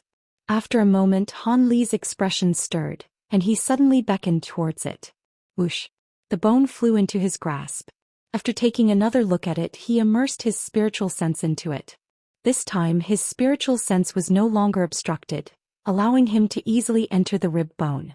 As a result, black light flashed before his eyes, revealing a stream of huge ancient characters and pictures into his mind. Jade slip. Han Li muttered with an expression of shock. The bone was some sort of unique jade slip, something that he had previously guessed. After restraining the excitement in his heart, he started to earnestly analyze the words within. Profound Yin arts. Han Li read through the first half of the words and found them extremely familiar. He was certain that he had read them before. Although he hadn't personally cultivated this renowned devilish Tao cultivation art, his avatar Crooked Soul had refined a derivative of it, the divine bloodlight. After reading through it, Han Li came to the conclusion that while the cultivation arts had many minor differences, as a whole they were largely the same. The rib bone jade slip actually contained the so-called profound Yin scriptures. To tell the truth, Han Li was somewhat disappointed. Since he already cultivated the Azure Essence sword arts, he wasn't about to foolishly abandon them to recultivate with this technique even if it did possess an overbearing power. However, he didn't immediately withdraw his spiritual sense from the profound Yin scriptures. The Devil Dao secret techniques that were contained in the second half were something that he could possibly cultivate. Soon after Han Li read through each of the unbelievable secret techniques, his original disappointment turned into surprise, then slight solemnness and finally, excitement. The secret techniques were powerful and truly inconceivable. He was confident that once he cultivated the 9th layer of the Azure Essence sword arts and the suitable secret techniques of the profound Yin scriptures, he would be able to escape from any nascent soul cultivator that crossed his path. No longer would he be doomed to helplessly accept death if he encountered any of those nascent soul eccentrics. Among these secret techniques were Zenith Yin's heaven-wide corpse fire. As for the heaven-wide demon corpse, they were merely refined corpses that happened to be produced in the process of refining the corpse fire. Unfortunately, these secret techniques required the profound Yin arts as a cultivation base and required a cultivation at the nascent soul stage or higher. Otherwise, he would have definitely attempted to refine it for himself. After all, he had personally witnessed the ferocious power of the heaven-wide corpse fire. But even as powerful as it was, the weaknesses of the heaven-wide corpse fire were made clear from its cultivation chant. When Han Li saw this, he coldly chuckled. If Zenith Yin tried to use heaven-wide corpse fire to deal with him in the future, Han Li would surely give him a nice surprise. After looking through it for a moment more, Han Li was able to find 3 secret techniques that he fancied that a core formation cultivator to refine. He then committed them to memory until he could find the time to cultivate them. Han Li carefully put away the small rib bone. Along with feelings of great satisfaction from what he had gained, he could feel his heart brimming with excitement. It was then that Han Li recalled what he had originally planned. Han Li's hand grasped onto the storage pouch containing the Heaven Void Cauldron with his curiosity once again set aflame. He instantly stood up from his bed and directly headed towards the hidden room in his cave residence. If he could somehow manage to open the Heaven Void Cauldron, he could acquire many ancient treasures, not to mention Heaven Mend pills. He would be able to substantially increase his strength. With those thoughts in mind, Han Li began a routine where he would observe the gold-threaded silkworms every day before spending the rest of the day studying the Heaven Void Cauldron. In addition, he would occasionally browse through all sorts of ancient jade slips in an attempt to find any hints regarding a way to open the cauldron. Unfortunately, after half a month passed, Han Li had exhausted all the methods he could think of. He had no choice but to concede that the Heaven Void Cauldron, the ranked 1 secret treasure in the scattered star seas, wasn't capable of being opened by a mere core formation cultivator such as himself. The cauldron was truly impressive. Be it heat, water or any of the many treasures that Han Li had used, none of them were able to leave so much as a trace on the cauldron. Even a strike from his recently restored divine Devilbane lightning wasn't able to scratch the Heaven Void Cauldron. As for other unconventional methods of opening the Heaven Void Cauldron, Han Li had tried each and every one of them to only be met with failure. In the end, Han Li could only place the Heaven Void Cauldron back into his storage pouch and leave the matter be. As for Han Li's suspicion that the Heaven Void Cauldron could be opened with the Celestial Ice Pearl, he didn't dare to test it. The celestial ice flames were an existence that inspired fear even in nascent soul cultivators. He fundamentally had no thoughts of attempting to refine and control the pearl until he reached either the nascent soul stage or perhaps late core formation. Han Li was still able to recognize his own limits. During that half-month, the 2 gold-threaded silkworms that consumed the rainbow beads showed no reaction in the slightest. They remained entirely the same as if the beads possessed no medicinal qualities at all. As for the tens of thousands of gold-devouring beetles Han Li had brought back with him from Heaven Void Hull, they had already started cannibalizing each other en masse and were on the verge of laying new eggs, much to Han Li's delight. As of current, Han Li's next matter at hand would be tempering his 72 bamboo cloudswarm swords. He didn't plan on allowing the refined crystal that he had acquired on the path of molten rock to go to waste either. He wanted to temper traces of the crystal into each of his flying swords. While he wouldn't dare to proclaim his bamboo cloudswarm swords as indestructible after the inclusion of the refined crystal, the number of items that could damage them in this world would be very few. It would prove to be quite advantageous in his future battles against high-grade cultivators. However, processing the crystal was an extremely grueling process. As the item itself was an extraordinary material, Han Li reckoned that the crystal would require at least half a year to refine with the aid of formation spells. But if he were to run out of magic power halfway and interrupt the procedure, the crystal would be completely destroyed. This was no joking matter. Originally, he wouldn't have dared to make an attempt with his measly early core formation cultivation, even with the aid of spiritual medicines. However, he now had the myriad-year spirit milk. Although he had used a portion of it in his rush to Heavenly Star City, he still had more than enough to process the crystal. Since he would encounter no small amount of danger in the nearby seas, it was imperative that Han Li tempered his flying sword so that he may withstand any dangers that he encountered. 1. Acquired in Chapter 330, after Han Li slayed the head of the Black Fiend sect.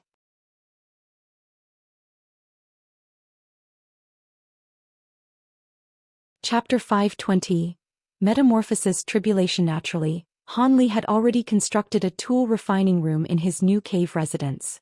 After placing down another concealment restriction, he brought the refined crystal and myriad-year spirit milk into the formation before tightly shutting the door to the room. The other operations in the cave residence were smoothly taken care of by the huge ape puppets he had left outside while he remained in seclusion. A year silently passed in this manner before one day, something unexpected occurred. Without the slightest warning, a huge rumble suddenly reverberated throughout the cave residence, accompanied by a continuous earthquake. In addition, faint rolls of violent thunder could be heard from the outside. The rolls of thunder grew increasingly louder as if the entire island was being covered in a violent storm. With a muffled thump, the door of the tool refining room opened. Han Li leapt out of the room with a cold expression, bewilderment clear in his eyes. Upon hearing the huge rumbling outside of his cave residence, he suddenly slapped his hand against a spirit pouch at his waist, causing a yellow streak of light to emerge. It circled around in the air before landing in his palm. It was a faint yellow meter-long formation flag with a few talisman characters embroidered onto it.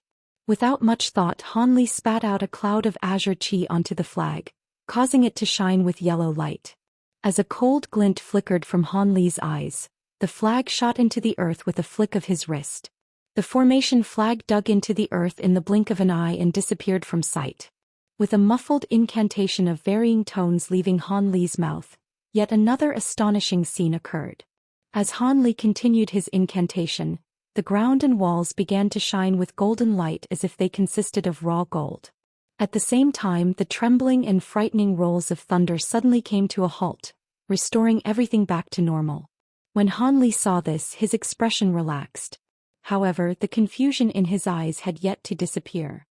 He then flew out of his cave residence in a streak of azure light towards the sky. A moment later, Han Li was floating above the small island. Although it was enveloped in a barrier of mist, his sight wasn't obstructed at all, as the mist was the result of his own formation spells. The scene before him caused his expression to change several times.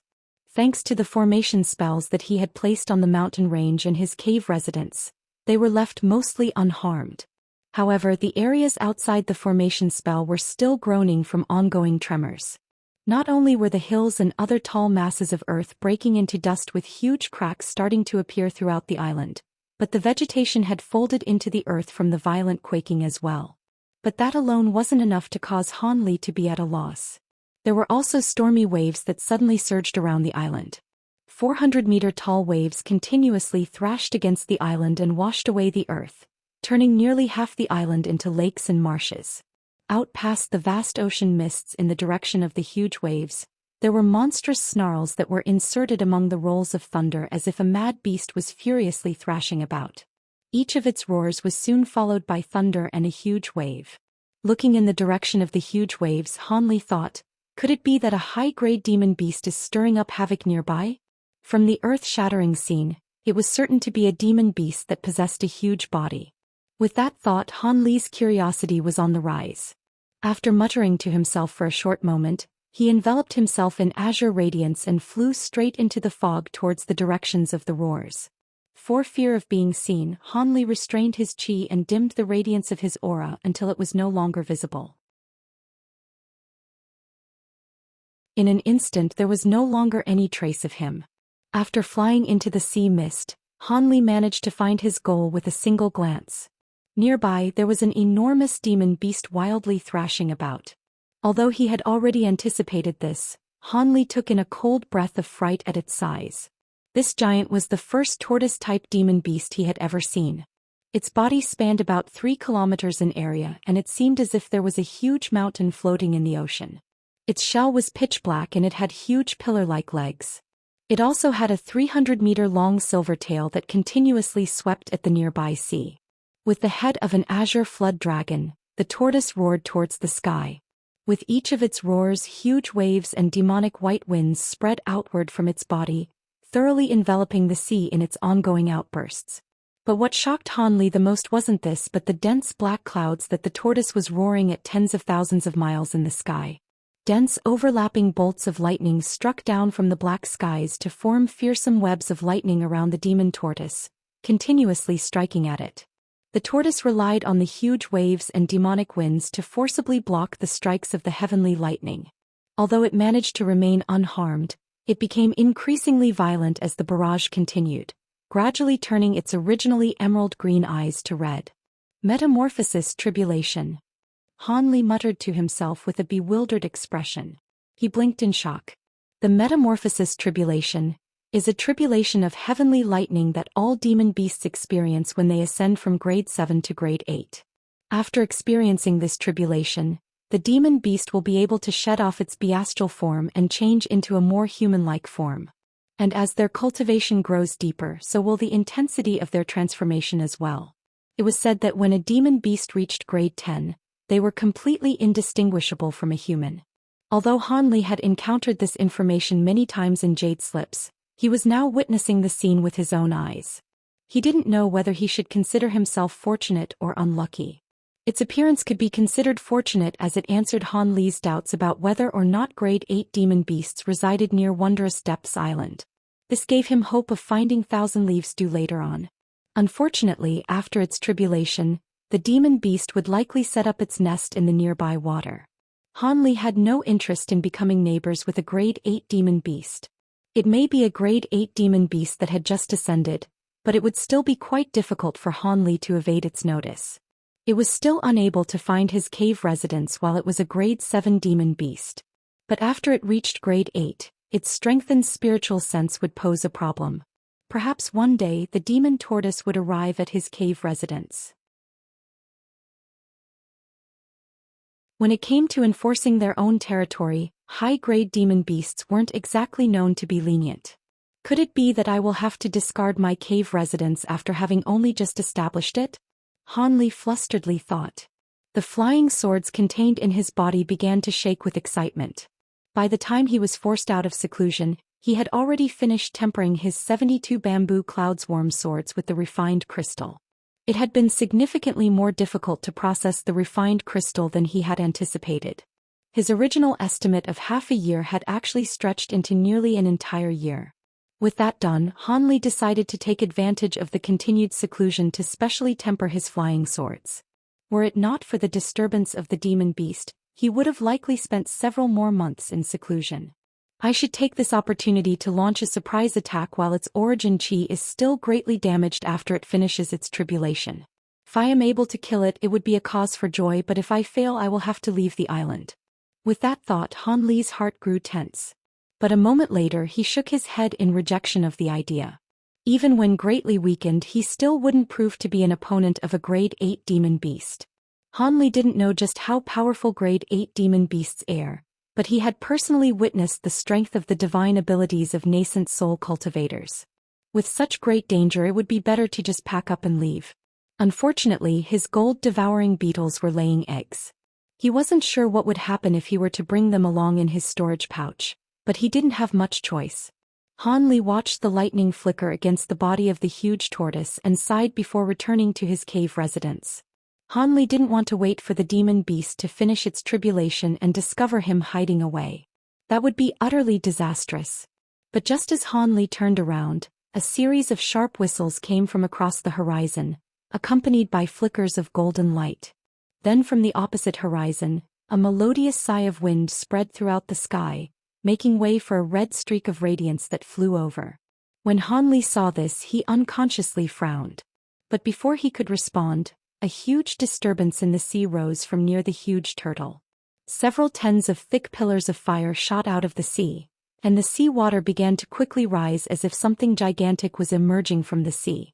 Han Li was greatly shocked by this and hastily shot away to conceal himself before watching the scene with amazement. With a flash of blue light, a huge red beast emerged from the parted waves. Upon revealing itself, it released a horse-like neigh at a monstrous volume, leaving Han Li's ears buzzing.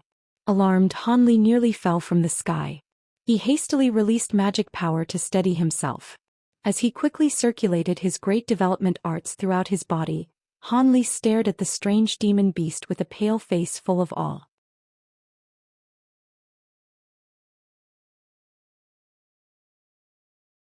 Chapter 521. Savage Flood Dragon. Savage Flood Dragon. Han Li inwardly shouted with an expression of rarely seen fear. This scarlet demon beast had a body that stretched out to 400 meters and appeared similar to the inky flood dragon that he had seen before. Furthermore, it was one of the more fearsome types of flood dragons amongst its kind. Judging by the congealed essence that was displayed by the light wandering across its scarlet scales, it appeared to be a genuine grade 8 demon beast. The demon beast emitted a pressure that Han Li had only experienced from nascent soul cultivators. Flood dragons were one of the few primordial demon beasts that remained in this world since the ages of antiquity. Not only did these demon beasts cultivate far faster than others, but their magic power would also greatly exceed that of other demon beasts of similar ranking. It wasn't impossible for a flood dragon to even defeat an opponent that was of a superior grade. If what the ancient record said was true, then the grade 8 savage flood dragon should be an equal match for average grade 9 demon beast. This knowledge caused Han Li to turn pale from shock. He immediately wanted to run, but he still managed to retain enough reason to not make any rash movements. There were still 2 more streaks of light flying across the sky towards them. It seemed they came with hostile intentions since they were flying over without the slightest attempt at concealment. As these developments occurred, Han Li placed the blood-red cloak on his body as stealthily as possible. At the same time, he also summoned the 5 element bands and the flower basket into his hands. With these at the ready, Han Li felt far more at ease. By this point, the savage flood dragon had already let out a long hiss. It turned its long head towards the huge turtle, resisting the lightning with all its strength, watching it with a strange expression. Soon, the flood dragon's body emitted a frightening blue light, causing his body to suddenly shrink. After only a short moment, the flood dragon's body had assumed a form that was close in size and shape to a human. Its head was still that of a fierce flood dragon, but its limbs appeared to be that of a human, apart from the scarlet scales that covered its body. It also had a thick scaly tail that continuously whipped around. The flood dragon's transformation left Hanli dumbstruck. The flood dragon stood idly on top of the raging seas as if he were standing on land, not swaying in the slightest.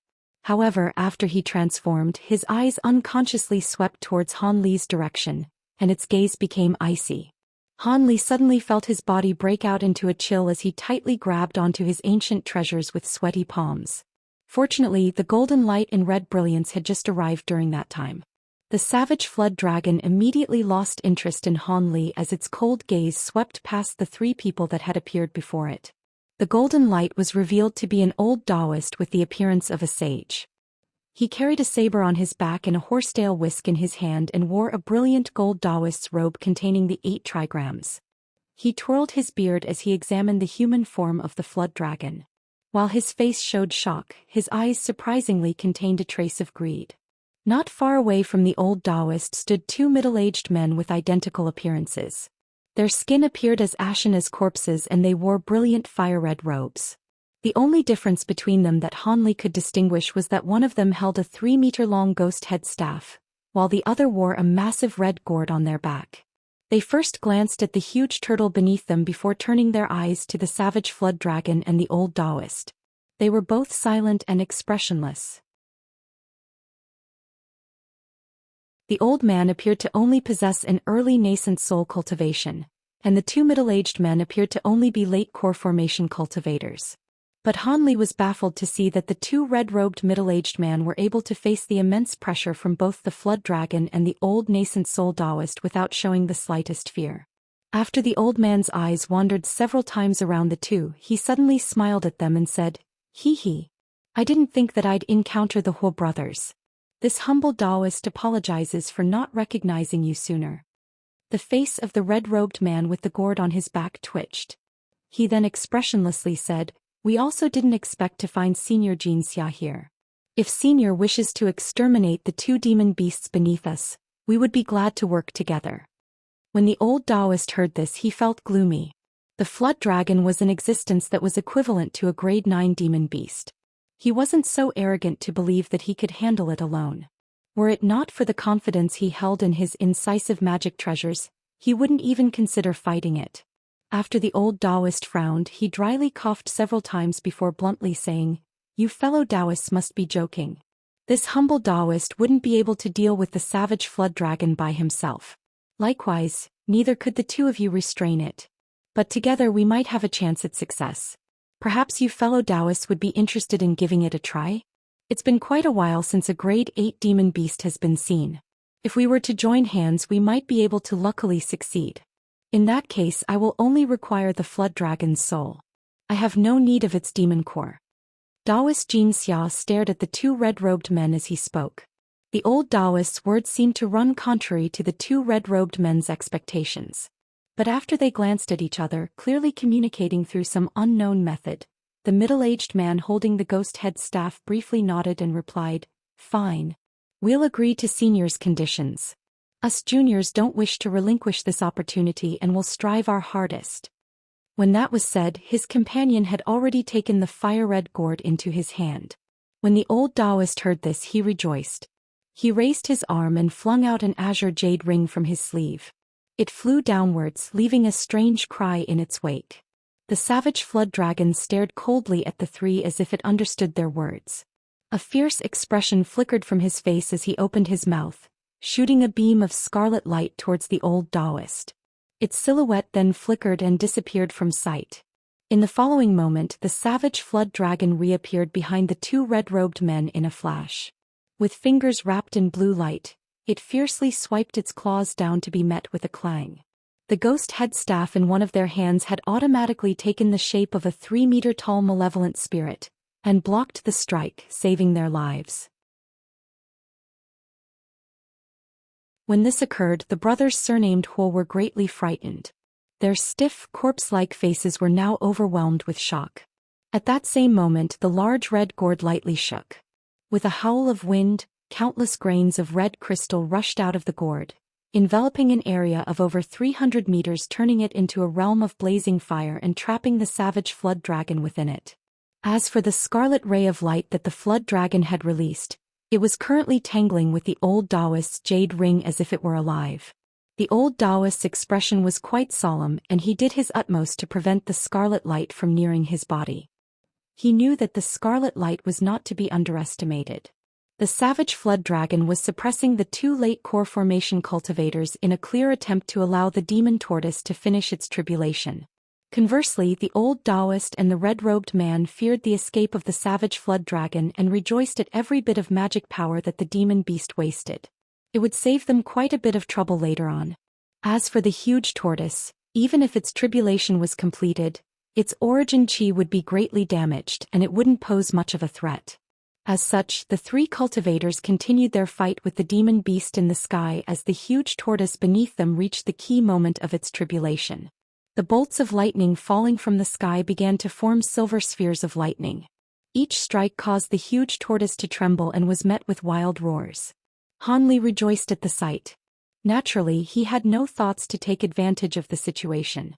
A battle at this level was beyond what he could handle. But either way, regardless of which side won, it would be more than enough to solve Han Li's cave residence predicament. As of now, an elusive opportunity for escape had finally showed itself. Han Li immediately made use of it, immersing the blood-red cape with his magic power and tearing through the sky as a streak of blood-red light. Han Li's sudden appearance and show of speed had caused both the cultivators and the flood dragon to become alarmed, but they soon ignored him. This was because they were able to perceive that Han Li's cultivation was quite shallow despite traveling at such a fast speed. An early core formation cultivator would prove insignificant to all of them. As Han Li was fearful of the demon beasts and cultivators discovering his cave residence, he decided to fly in a direction away from the sea mist. With the blood-red cloak's astonishing speed, Han Li was able to travel several thousands of kilometers in moments. After seeing that there were no pursuers, he finally relaxed and flew without his cloak as he went on ahead. After flying for the greater part of a day, Han Li casually sought an island to stay on for the time being. Several days later, Han Li reckoned that the battle should have reached a conclusion, and he carefully flew back. As expected, the sea nearby the mist was completely tranquil with no demon beasts, cultivators, or heavenly lightning in sight as if nothing had occurred. Han Li floated above the nearby seas and muttered to himself for a moment before slowly releasing his spiritual sense into the nearby seas. His body then suddenly blurred with a flash of azure light as he dived into the sea. In the time it took to finish a meal, Han Li emerged holding something in each of his hands.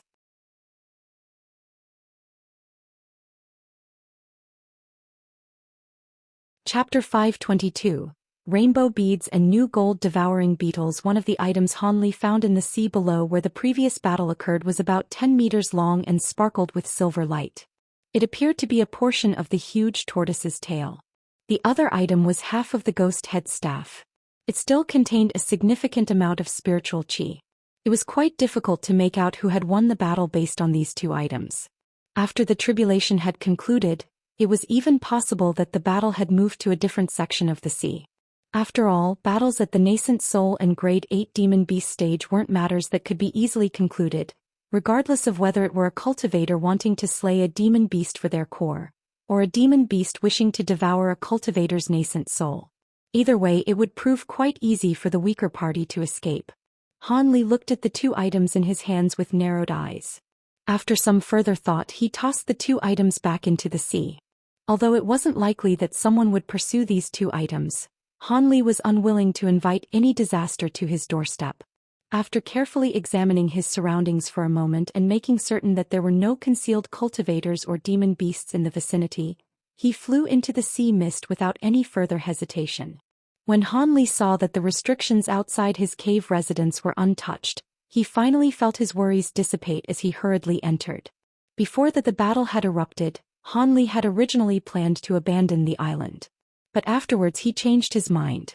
Even if the demon tortoise survived the battle and its nest was in the nearby seas, it definitely would have received heavy wounds.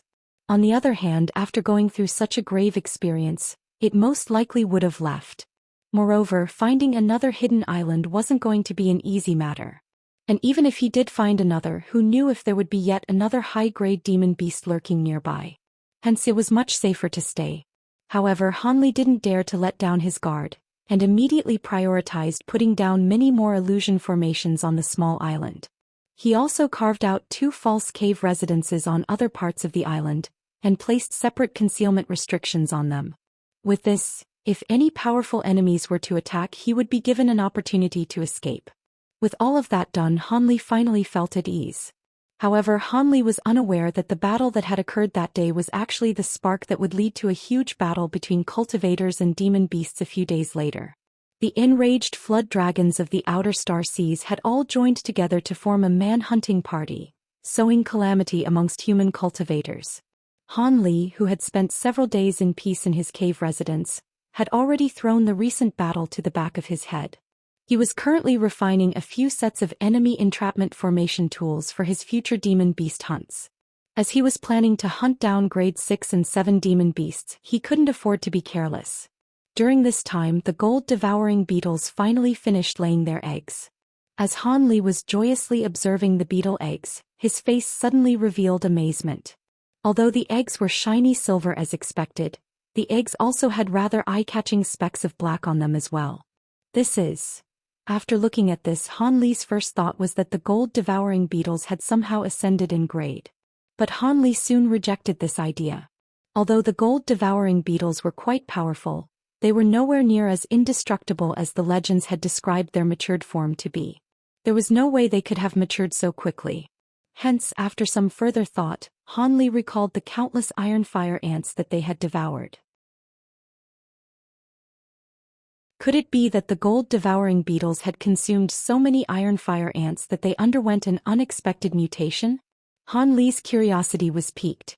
However, from his previous experiences, it would take about a year for the eggs to hatch.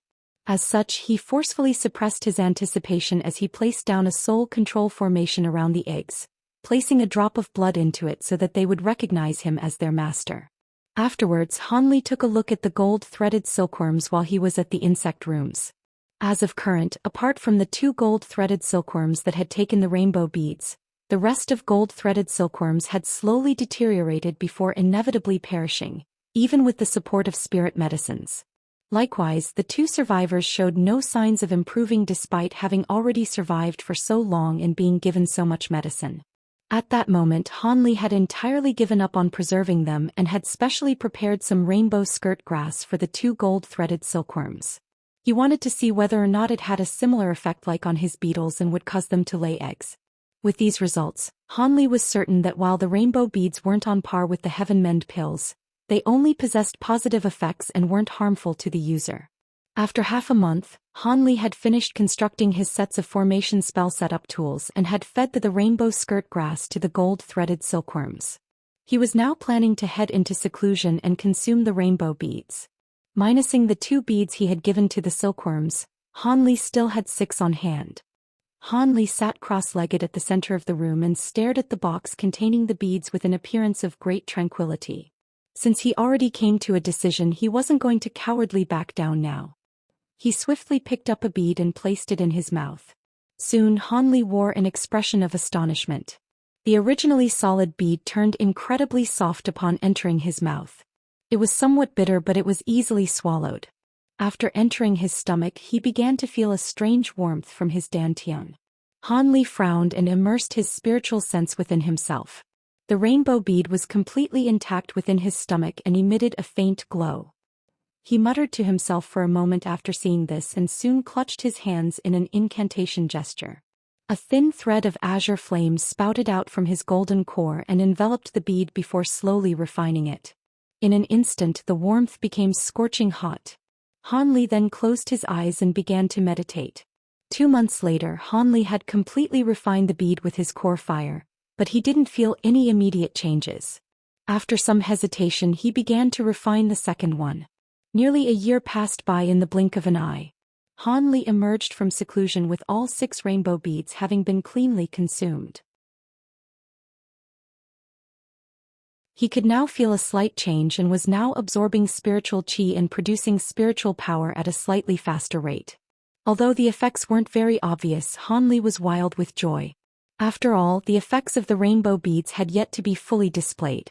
However, Hanli's cheerful mood was soon dampened by a cold reality.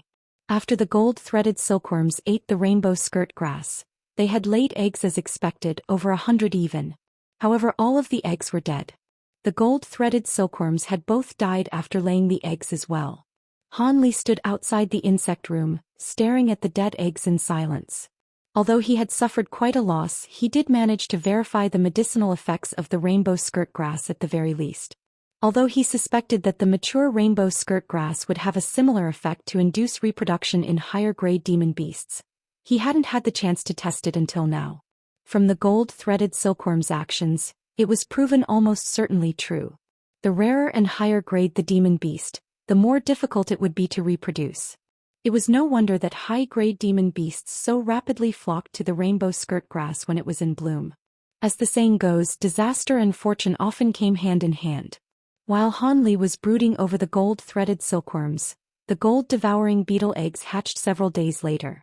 The newly hatched gold-devouring beetles gave Han Li a rather pleasant surprise. They appeared no different than before apart from the color of their shells. In addition to the golden spots on their silver shells, there were also traces of black. But more importantly, the spiritual qi they emitted gave Han Li a rather distinct impression. Han Li was now completely certain that the gold-devouring beetles had changed because the previous generation of gold-devouring beetles had consumed countless iron fire ants. Of course, Han Li would have to do some testing to find out what differences they had developed. As a result, Han Li placed all the beetles into a storage pouch and re-entered his hidden room. About half a day later, he left the room with unconcealed excitement. These new gold-devouring beetles were far more powerful than he had anticipated. He now felt even more assured in his future hunts for spirit beasts. Although Han Li still wished to research the puppet fragments from the Heaven Void Hall, he reckoned it wasn't going to be a matter that only took a few years. As such, he could only put it off for later. Han Li had already finished his preparations for his sea expedition for high-grade demon beast cores. He already had his rainbow skirt grass and sets of formation setup tools. As there could come a chance that they may prove to be useful, Han Li took along the blood-jade spider and the weeping soul beast. While Han Li felt quite uneasy towards leaving behind the spiritual medicines, the 9-curl spirit ginseng in particular, they weren't something that he could bring along. After all, he didn't know precisely how long he would be out to sea. The 9-curl spirit ginseng was still a plant and couldn't be separated too long from the ground. With that in mind, Han Li bluntly left behind a portion of the newly hatched gold-devouring beetles at the cave residence. He gave them the order to kill any cultivators or demon beasts that trespassed. This way, any trespassers would be killed so long as they weren't nascent soul cultivators or grade 8 demon beasts.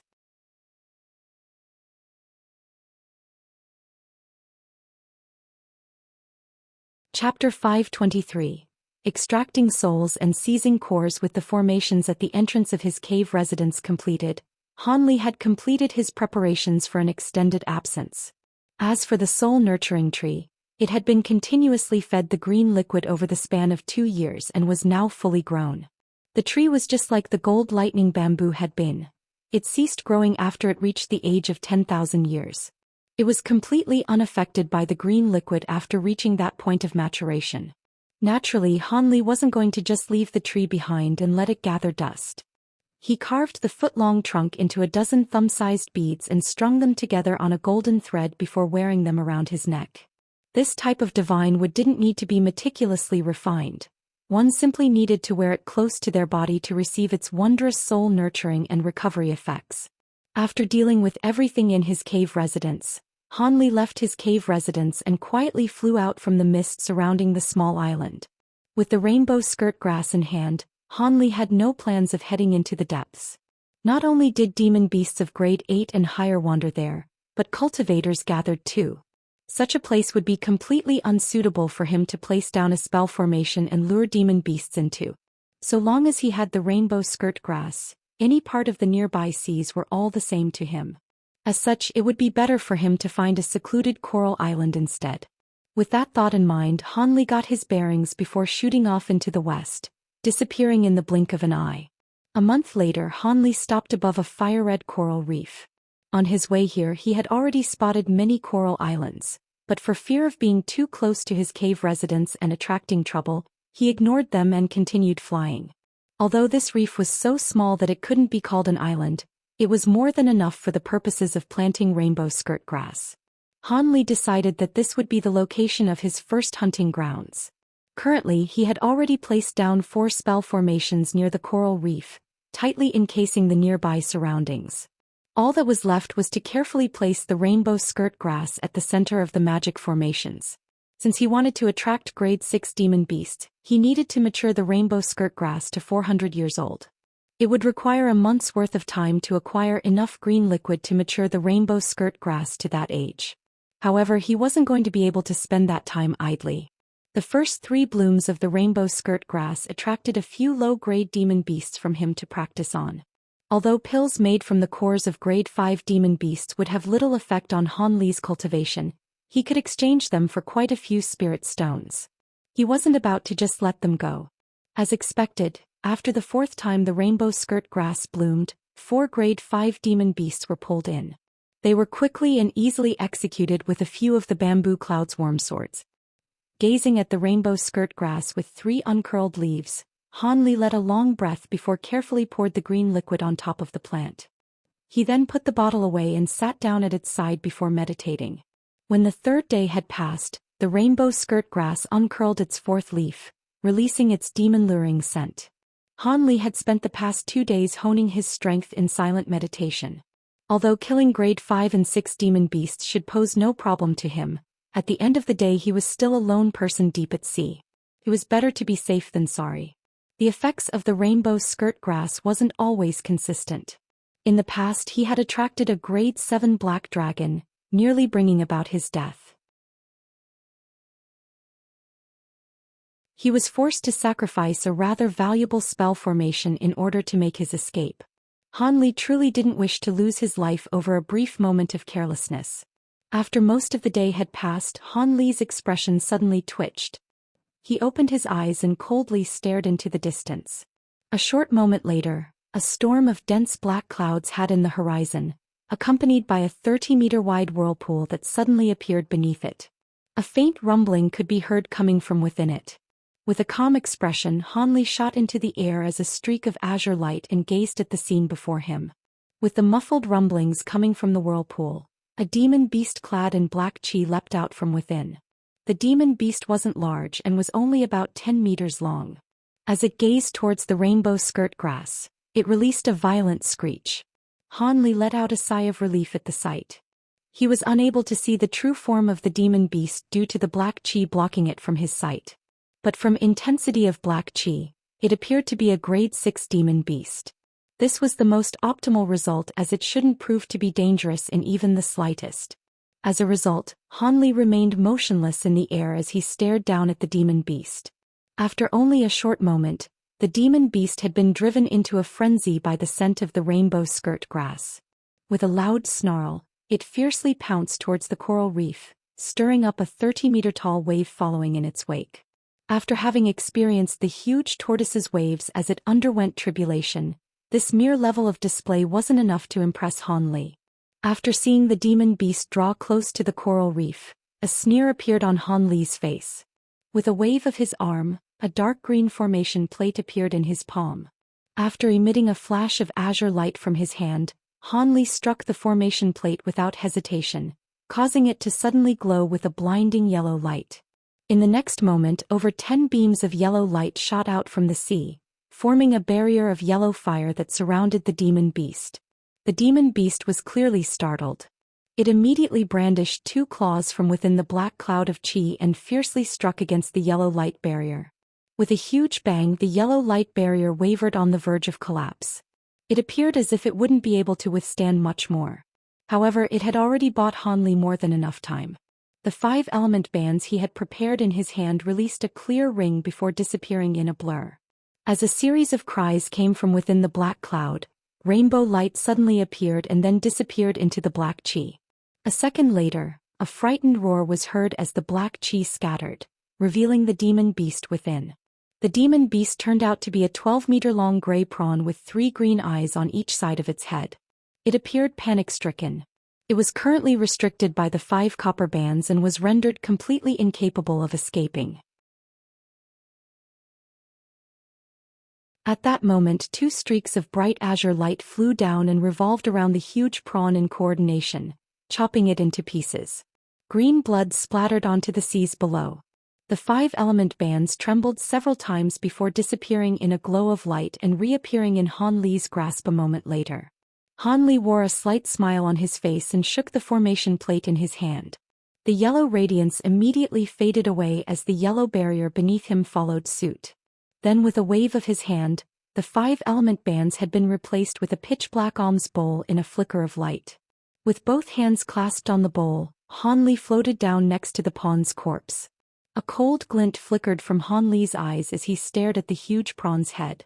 Without further deliberation, Han Li extended his finger and started to mutter an incantation. The tip of his finger began to shine and gradually grew brighter. Han Li coldly snorted. Several thin white strings shot out from Han Li's finger before piercing into the huge prawn's skull. Then with a shake of his finger, the white strings pulled out a fist-sized orb of green light from within the prawn's head and brought it towards the Soul Congregation bowl. The green light knew that this wouldn't end well, and began to struggle with all its might against the white threads. However, it was unable to break free as it slowly drew closer to the bowl. When it was about a foot away from the Soul Congregation bowl, the green orb of light was wrapped in black light and drawn into the bowl. Han Li smiled at the scene. He then approached the prawn's corpse and rummaged through the scattered remains before he found a light blue sphere. Not only were grade 6 demon beast cores larger than those from grade 5, but they were also more translucent and shined with a faint glow. It made for a beautiful sight. After looking at it for a moment more, Han Li placed the core into his storage pouch and took another look at the huge prawn's corpse as if something had just come to mind. He suddenly raised his hand and cut it with 2 more streaks of light. He sliced off its claws and placed them into his storage pouch without any further thought. Afterwards, he shot a small fireball at the corpse, turning all of the remaining pieces into ashes. Han Li calmly flew back to the rainbow skirt grass and went back to sitting down cross-legged. He was confident that the nearby seas didn't only have one grade 6 demon beast. Now he just had to calmly wait until the next one arrived.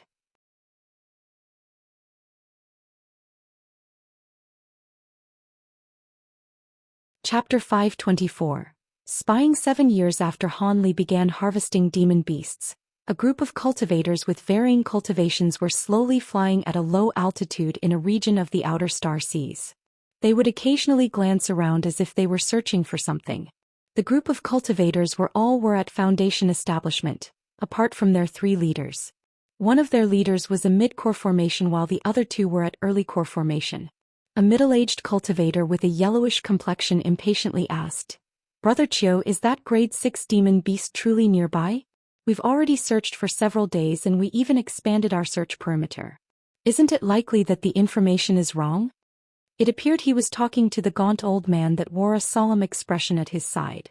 The old man was the highest-ranked cultivator in their party, the sole mid-core formation cultivator. The old man indifferently replied, "Don't be impatient, fellow Taoist men. The information we received was but an approximate location. It is also quite common for the location to change after several days. And even then, following this information is better than just randomly roaming the seas. I am confident that the intelligence vendor wouldn't have dared to swindle me." The 3rd core formation cultivator, a large man with a fiendish face, suddenly said, "The demon beast might have already left the area, or perhaps its nest doesn't lie in this area." "Impossible. This is a rare vivid glass beast. We've swept our spiritual sense in the nearby seas and spotted the beast's most beloved food, the tricolored seaweed. Its nest must be nearby." The gaunt old man spoke with a tone of certainty. Because the 2 core formation cultivators seemed to hold the old man in high regard, they said no more. Instead, they continued to sweep their spiritual sense in every direction. As for the Foundation establishment cultivators behind them, most were either their disciples or younger relatives. As such, none of them dared to intrude in their conversation. Under the lead of the 3 core formation cultivators, the group continued to search for the rest of the day. Unfortunately, they found absolutely nothing. By this time, the old man begun to frown. Sigh. Originally, when one stayed near the depths, even if their gains were infrequent, one could still acquire 4 high-grade demon cores a year. But now, ever since we left the depths, We've only encountered 2 high-grade demon beasts, and even worse, we failed to acquire their cores." The cultivator surnamed Min grumbled as if he had a belly full of grievances. "Enough. Brother Min, you should be aware of the circumstances in the depths. If we were to go to there now, we would only be going to our deaths rather than hunting demon beast." With a face pale from trepidation, the man with a fierce appearance said, "It is still truly abnormal. The depths were a place where you could make a living if you were clever and avoided the center region. But 2 years ago, ever since the demon beast insurrection started, the entire depths became a restricted area. High-grade cultivators that commonly roamed the depths never returned. And in the past year, several nascent soul eccentrics joined hands and explored the center region of the depths. But as a result, they turned tail and fled, perhaps due to having encountered unbeatable odds. Even then, Master Four Paths was the only nascent soul cultivator able to return alive. It seems Wondrous Depths Island won't be able to last much longer." The bony old man was silent for a moment before his face twitched, saying, "Fellow Taoist Xian's words do hold reason. Although the demon beasts of the depths can still be considered docile as they have yet to head out of the depths, who knows when they will attack in an overwhelming force. This isn't something that is impossible. We have no choice but to come up with a response." It seems the old man was extremely concerned about the situation in the depths. The cultivator surnamed Min bitterly smiled with a face of helplessness. "But as of current, the Star Palace is busy fighting with the Starfall Coalition on the other side. The transportation formation will only accept arrivals, not departures. Even if we want to leave, we can't." "Humph. That isn't certain." The fierce-looking man wore an expression of disagreement. "Oh, could it be that Brother Xian has another way?" The cultivator surnamed Min appeared astonished, but soon his interest was roused. The man lowered his voice and spoke with a mysterious tone. He. There is no other way. I merely heard that there were people at Wondrous Depth Island selling displacement talismans at high prices. Although there aren't many, there are people that have already returned to the inner star seas." "There is such a thing? Then how about we?" The cultivator surnamed Min rejoiced. He thought to further pursue the matter, but the bony old man interrupted him with a snort. "Stop dreaming. Even if you manage to acquire the displacement talismans, do you truly dare to return to Heavenly Star City? It is even more dangerous over there. You will certainly be dragged into the conflict if you are to return. Although the demon beasts of the depths are behaving abnormally, it is still completely normal outside the depths. If something does truly happen, we only need to find a desolate island and conceal ourselves there. That would be far better than returning and being dragged into a war." A strange light appeared in the old man's eyes, as if he had spent a long time thinking on the matter. When the two heard this, they stared at each other for a long while. While they felt that the old man's plan was quite crude, they believed it to be practical. Just when the two thought to discuss the matter further with the old man, they suddenly heard a rough, strange roar in the distance along with a chain of explosions. The vivid glass beast. The two early core formation cultivators glanced at each other and yelled out the demon beast's name at nearly the same time. Pleasant surprise was displayed on their faces. The bony old man's face grew stern. He coldly said to the two, "That is the vivid glass beast's cry without a doubt, but it seems someone found it before us. We're going, but conceal yourselves. We'll be acting with discretion." After the two tacitly nodded their head, the 3 core formation cultivators flew out as streaks of light. But on their way there, they disappeared without a trace. As for the Foundation establishment cultivators, they immediately chased after them with nervous expressions. After a short moment, the 3 core formation cultivators silently arrived at a coral reef island several kilometers away. It was where the thunderous demon beast's cry had come from. However, what they saw was beyond their expectations. There was a sea beast with a sparkling, transparent body that was trapped in a red light barrier. The demon beast's body was about 10 meters long, and had countless milky white threads hanging from its body. In a dire attempt to cut through the red barrier of light, it continuously rammed its body against it. However, this wasn't what the 3 cultivators were concerned with. They were focused on something else entirely. There was a youth wearing faint blue robes above the small island. He stood motionlessly in the air with his hands behind his back. His face wore a leisurely expression. The cultivator with the fierce appearance excitedly said in a voice transmission, "Brother Chiu, that person is only at early core formation. Shall we attack?" A malicious glint appeared in the old man's eyes. However, he managed to suppress his desire to attack and cautiously said, "Don't rush, we'll first take a look around to see if there are any other cultivators hidden nearby. Let's make sure there are no traps." The cultivator surnamed Min was also quite careful and called a matter to attention. "Fellow Taoist Xian, Brother Chiu makes sense. It seems quite suspicious for an early core formation cultivator to dare to trap a vivid glass beast by himself. There may be other mysteries at play." When the fierce-looking man heard this, his heart trembled and he hastily swept his spiritual sense around the vicinity. However, he was unable to find anything. At that moment, the blue-clothed youth struck. With a single wave of his hand, 7 streaks of azure light shot out from his palm. The streaks of light circled once in the air before combining into a huge azure sword that was over 30 meters long. The sword cleaved down, sending a deep reverberation through air. The vivid glass beast seemed to perceive the sword's fearsomeness and spat a white crystal orb at it. The crystal orb swelled to 3 meters wide after it left the demon beast's mouth, and moved to intercept the huge falling sword.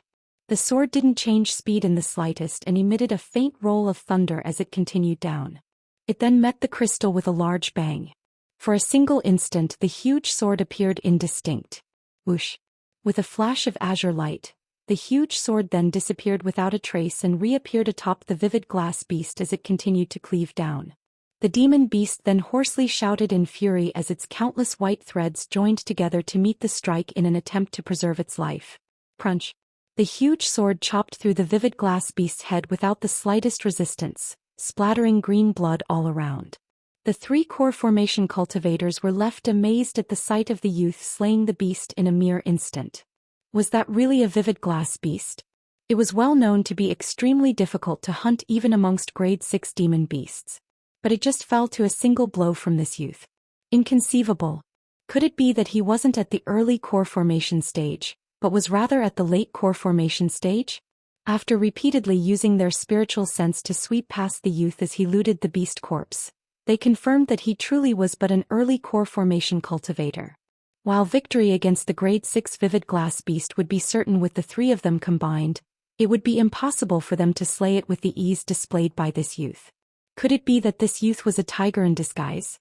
Could he be concealing his true cultivation with a hidden technique? Suspicions began to surge within their minds.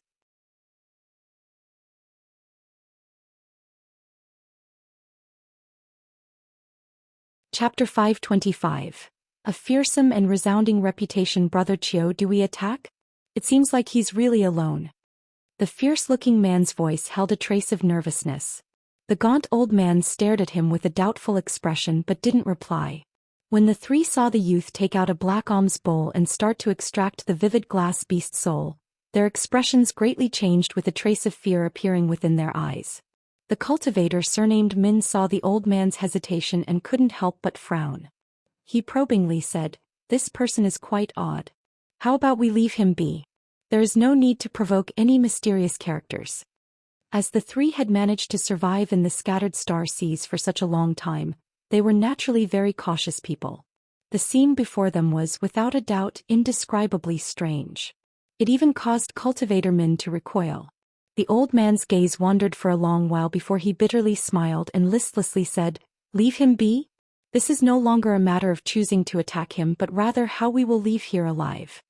These words caused the fierce-looking man and cultivator Min to freeze. They were fully aware of the old man's temperament and knew that he wouldn't say something like this without reason. As such, they soon revealed astonishment. The old man licked his lips and spoke with an agonized whisper, "You two might not have noticed, but doesn't this person resemble the recent rumors of that devil?" "Devil? Then could he be?" So it was him. The 2 immediately let out a cry of alarm. Their faces were aghast. The old man solemnly muttered as if he were speaking to himself, "Absolutely. He appears young, can release several flying swords, and moreover his sword light is azure. Just like the rumors." The fierce-looking man's complexion turned white. He said with a trembling voice, "Wasn't that person also well known to use a swarm of flying insects? He hasn't revealed them since we've arrived. That can't be a coincidence."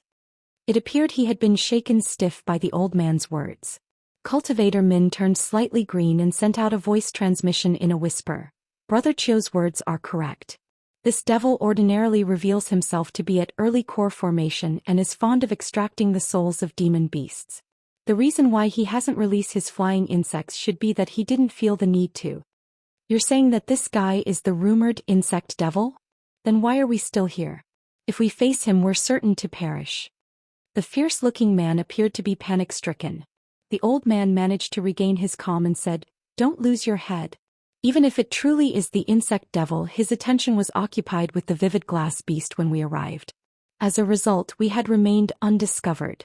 Now that he has killed the demon beast, we will expose ourselves if we act rashly." The other two glanced at each other and saw the sense in the old man's words. As such, they didn't dare to act impulsively. As the large man stared at the youth extracting the demon beast's soul, something suddenly came to mind. He whispered with a doubtful expression, "I heard that 4 years ago, the insect devil contended for a grade 7 demon beast against a group of 9 core formation cultivators. He managed to kill 8 of the core formation cultivators by himself, but a single late core formation cultivator was fortunately able to escape. Could those rumors be true?" Cultivator Min dryly swallowed a few times before whispering, "They should be. The man who survived was an expert from the Jade Cloud sect, and the ones who died were his fellow sect members. That fight caused the Jade Cloud sect, once renowned as one of the 5 great powers of Wondrous Depths Island, to lose an entire third of their forces. The Jade Cloud sect's chief elder, Taoist Master Swift Crane, was enraged by this and personally scoured the seas several times by himself in search of the insect demon. However, he returned unsuccessful each time.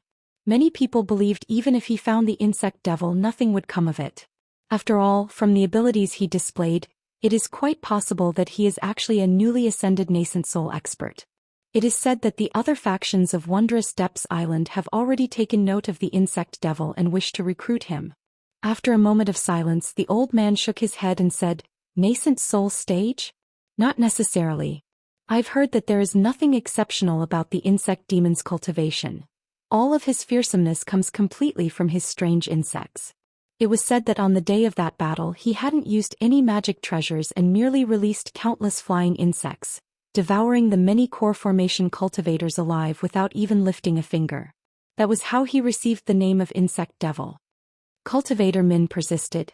However, Brother Chio also saw that he didn't use his insects and was able to kill Vivid Glass Beast in a single strike. Even late core formation cultivators would find it difficult to replicate this feat. Surely he must be a disguised nascent soul eccentric. The old man still disapproved and thought to further speak when the fierce-looking man at the side interrupted him with a helpless tone. "Fellow Taoists, it makes no difference for us whether or not he is a nascent soul cultivator. It is almost certain that he would be able to kill us with great ease. Even we are fearful of his evil reputation. It is said that all cultivators who encountered the insect devil were all devoured by his insects. The number of cultivators that have fallen by his hand is no less than 100. In the last 2 years, this devil has already become a topic of fear." Cultivator Min appeared even more unsightly after hearing this. His gaze fell onto the blue-clothed youth and he let out a long breath before saying, "The insect devil is truly vicious and bloodthirsty. It should be true without a doubt.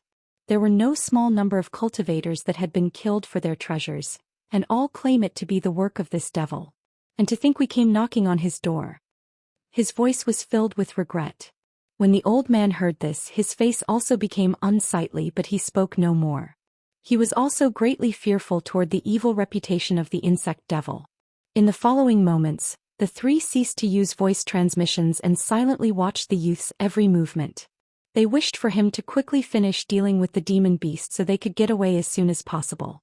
At that moment, the blue-clothed youth finished drawing out the soul of the vivid glass beast into the black alms bowl. He then rummaged through the demon beast's corpse for a white demon core.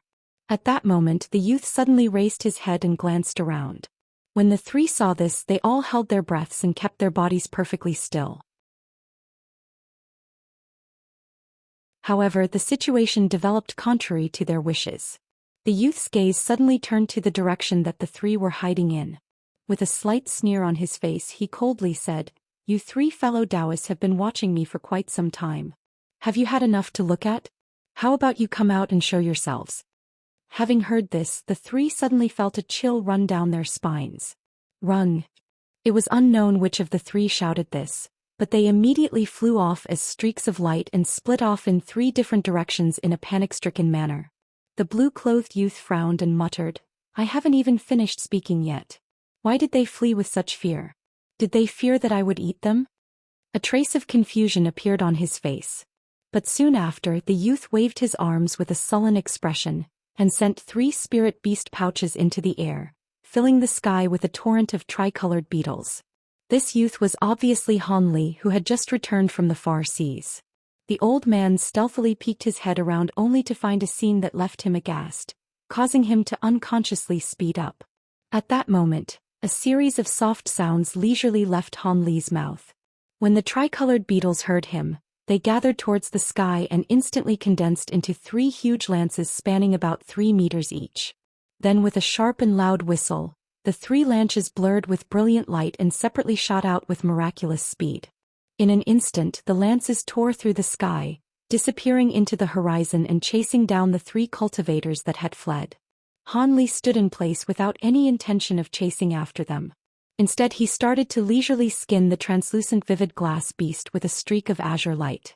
The hide of the vivid glass beast was a top-grade material for refining armor.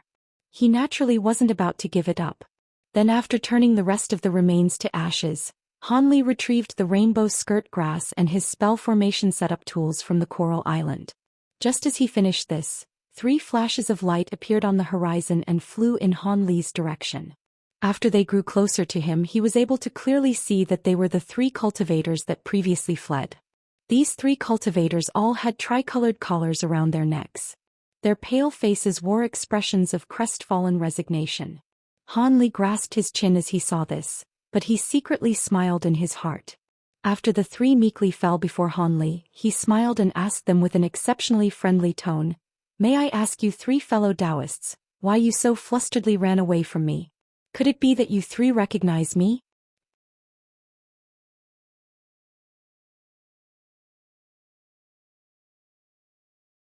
Chapter 526. Interrogation. Upon hearing Han Li, the 3 couldn't help but look at each other in amazement. What was the insect devil's purpose in asking them why they were afraid of him? Could it be that he wished to amuse himself before he killed them? The fierce-looking man steeled his heart and said with open hostility, "If fellow Taoist wishes to take our lives, then do so. What use is there in talking?" "That is strange. Was there something wrong with my question?" Han Li's expression suddenly grew sullen and cold. Seeing that there was possibly a chance of survival, the cultivator surnamed Min persistently pleaded, "Us brothers didn't know that Senior was hunting demon beasts here. Otherwise we wouldn't have dared to disturb Senior Insect Devil. We rushed to this location unintentionally without even a sliver of hostile intent. I hope Senior will spare us." It appeared a trace of blood had returned to his face. Han Li frowned and a trace of confusion flickered from his face. "Insect Devil? That's what you call me?" When the gaunt old man heard this, he couldn't help but wear a bewildered expression, muttering, "You're not Senior Insect Devil? It seems you 3 fellow Taoists have misunderstood something."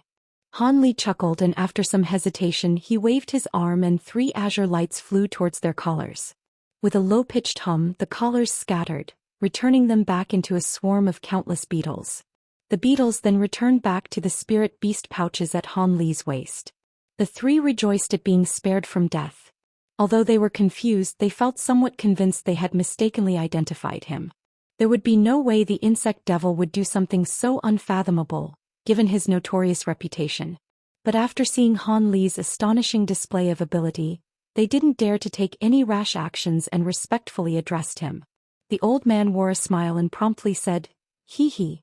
Seems we were mistaken. There would be no way that the insect devil would have let us off so easily. May I know your esteemed name, fellow Taoist?" Although the old man understood that the youth before him might not be the insect devil, his abilities were quite similar and he could still take their lives with ease.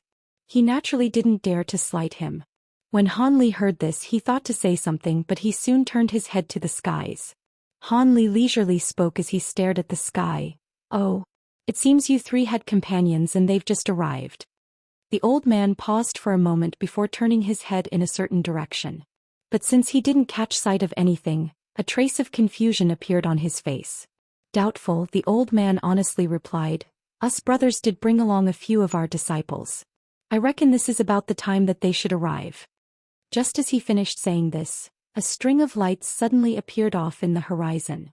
They were the Foundation establishment cultivators that they had left behind. They had chased after the 3 core formation cultivators at a comparatively sluggish pace on their magic tools. When the old man saw this, his expression changed. This had illustrated that the youth possessed spiritual sense far beyond his own. His fear of Han Li unconsciously grew. Han Li glanced at the 3 core formation cultivators with narrowed eyes and cryptically said, "I'm not one for crowds. How about you make arrangements for your disciples, and I'll wait for you 3 on the other end of the island. I still have a few questions I wish to ask you. I hope you won't leave without saying goodbye." He then smiled at them and flew to the far end of the island below them. The 3 let out sighs of relief. Although they didn't know whether or not the youth was truly the insect devil, it appeared that he currently didn't have any plans of killing them. Their lives were safe for the time being. As a result, the old man solemnly uttered a few words. Cultivator Min nodded his head and took to the skies. After the group of disciples arrived, he coldly gave a few words and had the cultivators slowly descend to the side of the island. At that moment, Cultivator Min then worriedly returned to the old man's side. After Cultivator Min arrived, the fierce-looking man hesitantly asked in a voice transmission, "Brother Chiu, must we go?" With a change of expression, the old man solemnly warned, "Fellow Taoist Xian, don't think of anything ridiculous. Did you not just witness what he was capable of? Do you truly believe we will be able to escape him? Just give an honest answer to anything he asks, but do not provoke him by any means. Treat him exactly as you would a nascent soul cultivator. With his abilities, he should feel disdainful towards killing us." Brother Min nodded his head and said, "Brother Chiu makes sense. I also can't make out this person to be the evil, bloodthirsty sort. It would be better to not take any rash actions." Although the fierce-looking man wasn't entirely in favor of this, he reconsidered after hearing them. Soon after, the 3 obediently flew over to the far side of the island. Han Li was sitting down cross-legged on flat coral, calmly waiting for them. Han Li casually beckoned to the 3 with a calm expression and said, "Fellow Taoists, how about we sit down and have a chat? Tell me about the recent happenings near Wondrous Depths Island. I've just returned from the far seas, and I've encountered several groups of cultivators in the recent days.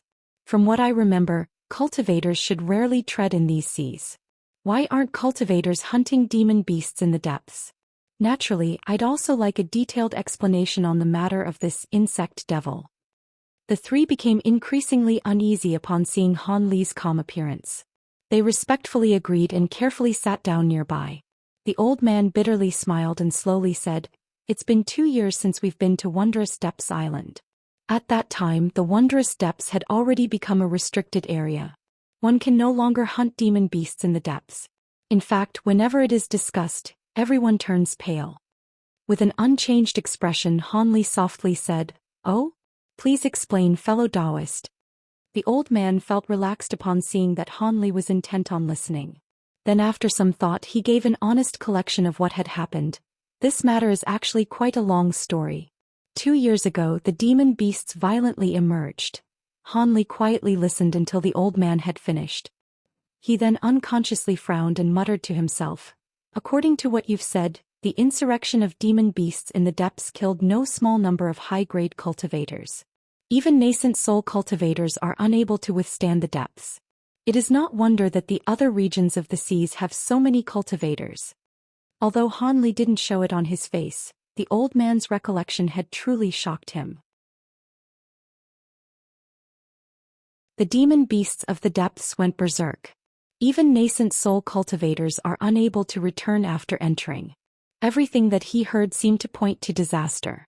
Could it be that a great war was about to erupt in the outer star seas? Han Li paused for a moment before asking with an interested tone, "So how about telling me about that insect devil business? After you 3 saw me, you believed me to be this insect devil. Could it be that person is quite similar to me?" When the three heard this, they couldn't help but exchange glances at each other. The old man dryly coughed and answered, "How do I say this? At first glance, fellow Taoist looks very similar to the rumored insect devil. He uses azure flying swords, has a young appearance, and also appears to only have an early core formation cultivation. Additionally, he can also control over 1,000 flying insects." But as he continued speaking, his voice unconsciously grew soft. Because no matter how he saw it, this youth completely matched the details of the rumored insect devil. Even Cultivator Min's confidence was wavering. Although a trace of surprise appeared from Han Li's eyes, he calmly said, "Huh? That does sound quite like me. Fellow Taoist should be a bit more specific. What has the insect devil been doing? It seems his reputation is quite large." Cultivator Min carefully answered, "There are many events related to the insect devil, but the most famous among them was when he used his insect swarm to kill 8 core formation cultivators 4 years ago. That was when he became famous." Although his face didn't show it, Han Li felt his heart drop. After that battle, the insect devil vanished without a trace. A year after that, near Wondrous Depths Island, cultivators began to be hunted down for their treasures. According to the survivors, it was all the doing of the insect devil. He would control the insects to fill the skies and cleanly devour his victims. This would occur every other month or so. According to the rumors, no less than 100 cultivators have fallen at his hands. This was how the insect devil acquired such a fearsome and resounding reputation. After all that was said, Cultivator Min wore a trace of nervousness and unease on his face.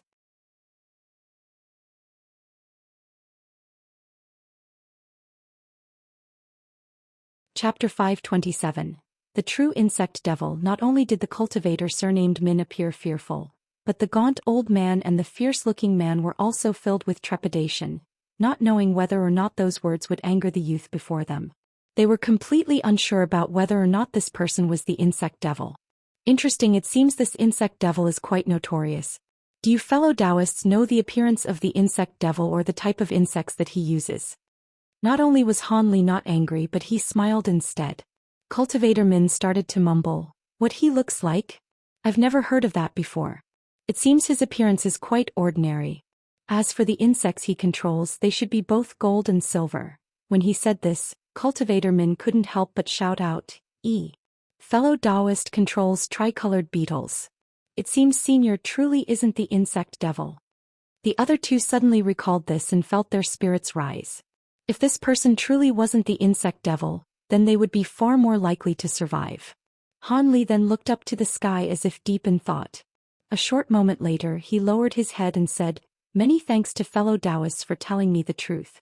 Since I still have matters to attend to, I can't stay any further. However, I hope you will keep our encounter today between ourselves. I don't wish to be mistaken as the insect devil and be pursued. I hope you can understand." The three were wildly delighted by his words. Suppressing the excitement in his heart, the old man expectantly probed, "This is only natural. We will definitely keep our mouths shut about this and won't cause any problems for you. Well then, us brothers will now be taking our leave." Han Li nodded with a faint smile, and the three immediately saluted Han Li with concealed joy. They then hastily stood up and flew away. A moment later, on the other side of the island, the three brought along their disciples in an impatient rush to get away from the island. At an unknown time, Han Li stood up and remained still as he watched them fly off. After they disappeared, Han Li's face suddenly became sullen. Although exterminating the whole group of cultivators would have been an easy task, Han Li had no interest in attacking them. He wasn't the bloodthirsty sort after all. Besides, it wouldn't have made much of a difference whether or not his whereabouts were leaked. This location was extremely far away from his cave residence. Had he encountered the three near the Misty Island, he definitely wouldn't have let them go. In addition, he had already made plans to hastily return to his cave residence and enter seclusion for at least 30 years. He didn't want to waste time out in the outer star seas while there were people in pursuit of him. However, it seems they had given him quite the nefarious name of the insect devil. At that time, he had found himself in a helpless position and unleashed his gold devour beetles to kill the Jade Cloud sect cultivators. But there was never an occurrence where he had killed others to seize their treasures. Someone was clearly framing him. Although this didn't cause Han Li to become seething with anger, it did very much vex him. After some thought he came to the conclusion that this was likely the doing of the only enemy he had in the outer star seas, the Jade Cloud sect. During the time when Hanli was still fearful of high-grade demon beasts and had to yet stray too deeply into the outer star seas, he had used the rainbow skirt grass to continuously lure in demon beasts and slay them for their cores. As a result, he managed to lure in a grade 7 demon beast. Just as this happened, a group of 9 core formation cultivators ran into him. They arrogantly proclaimed themselves as the Jade Cloud sect, and thought to give in to their avarice and slay him for his treasure. As such, Hanli could only release his many gold-devouring beetles to kill them and protect himself. Although he naturally thought it would be best to kill them all after reaching that point, he didn't expect that the late core formation cultivator among them actually possessed an ancient protective treasure of impressive strength. As a result, he alone had managed to escape the gold-devouring beetles, catching Hanli off guard. As Hanli knew that the Jade Cloud sect was one of the great powers of Wondrous Depths Island, he could only brave the dangers of heading into the far reaches of the sea to avoid any powerful enemies that sought him out. It could be said that Hanli had been quite lucky. In the several years that he had spent in the far seas, he hadn't encountered any demon beasts of grade 8 or higher. His most dangerous encounter had been when he attracted several grade 7 demon beasts at once. Although the situation had left him at a loss, the simultaneous release of his gold-devouring beetles and magic treasures managed to settle the problem without much trouble. In his hunting during these past years, he eventually acquired several hundred grade 6 and 7 demon beast cores, more than enough for his medicinal recipes. Additionally, he also accumulated a large collection of demon beast materials. As such, he felt satisfied with ending his expedition and returning back to his cave residence. However, just as he returned from the deep seas, he unintentionally discovered a vivid glass beast as he passed by these waters. Hanli didn't intend on letting it slip away and placed down a formation to trap it. However, he didn't expect that this would attract the gaunt old man and his 2 companions. They even called him Insect Demon in a panicked manner. This caused Hanli's mood to take a turn for the worse. It was more than likely that since the Jade Cloud sect was unable to find him, they had incited rumors of an insect devil, using his likeness and penchant for controlling insects and his bamboo cloudsworm swords. It was clear that they had intended to destroy his reputation and deny him any place in the outer star seas, forcing him to appear. They even sent people to impersonate him and slay other cultivators for their treasures in the process, managing to kill 2 birds with 1 stone. However, there was still something that Hanli couldn't wrap his mind around. It wasn't difficult to find high-grade cultivators that were skilled in controlling insects. Finding flying insects that appeared similar to gold-devouring beetles also wasn't particularly difficult. But if this was truly the fault of the Jade Cloud sect, why did the impersonators use gold and silver insects? He had used his black-tainted gold-devouring beetles to kill the Jade Cloud sect. The lone cultivator that had escaped definitely wouldn't have made such a mistake. However, the change in color for his gold-devouring beetles was something that had only occurred after he had arrived in the outer star seas. Could it be the old eccentrics from Heaven Void Hall had tracked him down here? When Hanli carefully considered it, he felt his heart tremble. His complexion unconsciously paled. If this were true, the situation would be far from good. After standing still for a moment more and calmly muttering to himself, Hanli suddenly stamped his foot down and shot towards the sky. Soon after, he streaked across the sky in azure light, heading towards the direction of his small island in the mist. As Hanli flew, he wore his ordinary expression apart from a cold sneer that appeared on his mouth. Just now he had come to an understanding. Regardless of whether this was the result of the machinations of the Jade Cloud sect or the nascent soul eccentrics, there was no point in spending too much thought on the matter of the insect devil. This was because with the development of the strange situation of the Wondrous Depths, his original plan of prolonged secluded cultivation was now even more advantageous. This course of action would allow him to avoid both the lurking and the upcoming dangers in the outer star seas. And after he increased his cultivation, who would dare to apprehend him even if his notorious reputation remained? In the cultivation world, strength always spoke the loudest. With that in mind, Hanli continued on his way without even a sliver of hesitation remaining in his heart. Meanwhile, in Blackrock City, There were two people in a hidden room speaking to each other in a mysterious manner. Brother Qi, it has already been 3 years. Your methods have been ineffective. I am not going to waste another 8 years just for that youngster to take the bait. The clear voice spoke with a tone of clear impatience. Fellow Taoist Wu, you can't be hasty with these matters. Don't you also sweep your spiritual sense over every corner of Blackrock City day after day? If that person actually appeared in the city with a disguise, he definitely wouldn't have been able to slip past Brother Wu's eyes. The other person spoke with a hoarse and deep voice. The first person who spoke was astonishingly Zenith Yin, who hadn't been seen for years. He was speaking to a pale middle-aged man with a sullen expression. He appeared dissatisfied. Humph. Does Brother Qi's method of sending disciples to masquerade as the youngster robbing others serve another purpose? Brother Qi doesn't have another purpose in mind that he is deliberately hiding from me? I can't believe that finding a single early core formation cultivator could be so hard for a sect as large as your Jade Cloud sect. Zenith Yin said with an annoyed expression. Sigh. Brother Wu's words wrong me. We weren't friends for only 1 or 2 years. How could I possibly do that? Moreover, our sect also holds a deep enmity with him. We've never stopped trying to find him. The owner of the hoarse voice was a middle-aged Taoist priest wearing a robe adorned with white cranes. His face had white pockmarks and was covered in a layer of warm fluorescence, making for quite an imposing visage. He then smiled as if he had thought of something and said, However, fellow Taoist Wu, I am quite curious. Just what did the youngster do to cause you to brave the risk of sneaking into Heavenly Star City and teleporting here? Fellow Taoist Wu has always used his grandson's death as an excuse. However, it was always stated so casually that I'm very much in doubt.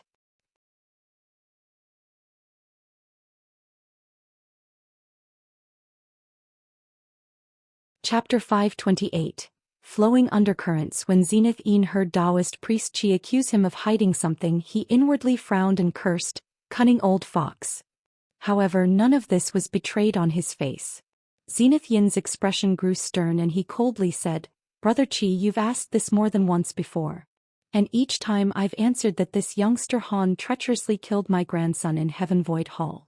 That is why I must capture him alive so that I may refine his soul. The Taoist priest shook his head and said, He. Brother Wu had been saying this for the past 2 years and I do believe it. However, Brother Wu has spent such a long time here, unwilling to be distracted by both his profound Yin Island and the Starfall Coalition's battle on the other side. If it were only for the sake of avenging your grandson, then wouldn't I alone be enough? Then, as if checkmating him, the Taoist priest stared at Zenith Yin with a mysterious smile and slowly continued. Moreover, in addition to Zenith Yin, the Thousand Gates of Enlightenment has secretly sent over their elder Breakwater, and 3 other unknown nascent soul cultivators had arrived in the outer star seas with disguised appearances. Just when did our wondrous Depths Island become so attractive that it would capture the attention of so many high-grade cultivators? And in the past 2 days, I've acquired concrete information that they're looking for the same person as you, the youngster surnamed Han. Brother Wu, please don't tell me that they also wish to avenge their grandsons. Zenith Yin's heart trembled and his face grew icy, but he remained silent. The Taoist priest saw that Zenith Yin's heart was wavering and he calmly continued to persuade him, there is no need for Brother Wu to pointlessly continue to conceal this. Regardless of what great secret this youngster Han may possess, since so many fellow nascent soul Taoists have already figured it out, there is no harm in having me and only me know about it. If Brother Wu were to calmly tell me, it could work to your advantage. Moreover, in the current seas, in addition to my own disciples masquerading as the insect devil, there are other cultivators that have also taken up that identity in other locations. It is clear that they're interfering with our scheme. Zenith Yin eventually replied with a gloomy tone, Humph. Brother Qi, since you already know so much, then what mystery is there to clear up? What point is there in asking me? I am convinced that even if Brother Wu is unwilling to tell me the truth, I will be able to find the clear truth of the matter by the year's end. By that time it won't just be me or the Jade Cloud sect that knows of the matter. I don't want things to reach that point. Wouldn't it be better to join hands now? The Taoist priest spoke of his inner plans without the slightest attempt at concealment. Zenith Yin's expression fluctuated for a long while. After lowering his head and muttering to himself for a moment, he eventually sighed and bitterly smiled at the Taoist priest. It's not that I wish to deliberately fool you. But in order to ensure that the secret wouldn't be divulged, I along with several other fellow Taoists have all made a heart demon pact to not speak of it to outsiders. But since the myriad gates of enlightenment has sent their elder breakwater here, then Wan Tianming has more or less broken the pact regardless of what he said. Hence, I no longer have anything to fear from divulging the secret. The Taoist priest heartily laughed upon hearing him. Great. Brother Wu actually cared about a heart demon pact? I've never taken them to mind. If heart demon pacts were truly effective, most heretical and devil Tao cultivators would already be dead. Zenith Een said with a helpless tone, although I don't care about the heart demons if too many people come to know of it, I'm afraid there will be no rewards left to reap. Soon after, his face stiffened and he started to speak through voice transmissions. The Taoist priest was completely unconcerned with Zenith Yin's carefulness. But after only a few words were spoken, his expression greatly changed as rapt excitement flickered in his eyes. Is what you said true? The item has emerged into the world. The Taoist priest's voice shivered from excitement. Zenith Een indifferently replied, if not for this treasure, do you truly believe so many nascent soul cultivators would have gathered here? While the Taoist priest was ecstatic, he couldn't help but grumble, that's right. It seems Brother Wu was correct in entirely concealing the matter. I admire you for having kept this secret for so long, but if fellow Taoist had spoke of it sooner, I would have certainly sent out more men. Perhaps we might have found the youngster already. Zenith Een gloomily explained, fellow Taoist says that quite easily. Do you think I could just divulge this matter as I wished? If I hadn't concealed the matter for so long, the others might have leaked the information as well. Even now, I am unwilling to casually speak of it. The less people who know of this, the better. The Taoist priest nodded his head and agreed without thinking, Brother Wu's words make sense. If I had known about this, I also wouldn't have wanted to divide the treasure with anybody else. However, it seems that now the information won't be hidden for much longer. The truth of the treasure's emergence will finally be spread. Zenith Yin's cheek twitched and he revealed a trace of bitterness on his face. Hee. Brother Wu should know that no news truly stays hidden. Now I will be taking my leave first since I need to send out more men. Let us be a step ahead of the others in search of that youngster. The Taoist priest stood up and bid goodbye with a trace of excitement on his face. Zenith Een didn't do anything to stop him. After standing up and cupping his fist to him, he watched the Taoist priest as he left the room. Zenith Een then sat back down in his chair and remained motionless with a bitter smile on his face. Ever since the word advantage was uttered, Taoist priest Qi had become more energetic while Zenith became anxious. But it seemed that telling him about the Heaven Void Cauldron was the right move. That youngster Han had fled to some unknown location and had left no trace of himself. Had Han Li not exterminated the Jade Cloud cultivators, Zenith Een would have believed that Han Li had successfully executed a crafty escape plan, and actually escaped to another demon beast island. But since he no longer had the time to wait, he could only draw support from a local power, the Jade Cloud sect. He could only take this one step at a time. Zenith Een pondered about the benefits and drawbacks of this alliance before letting out a long sigh, returning the room to silence. In another portion of the sea, an azure-robed youth with an ordinary appearance was coldly glancing at some low-grade cultivators with utter disdain.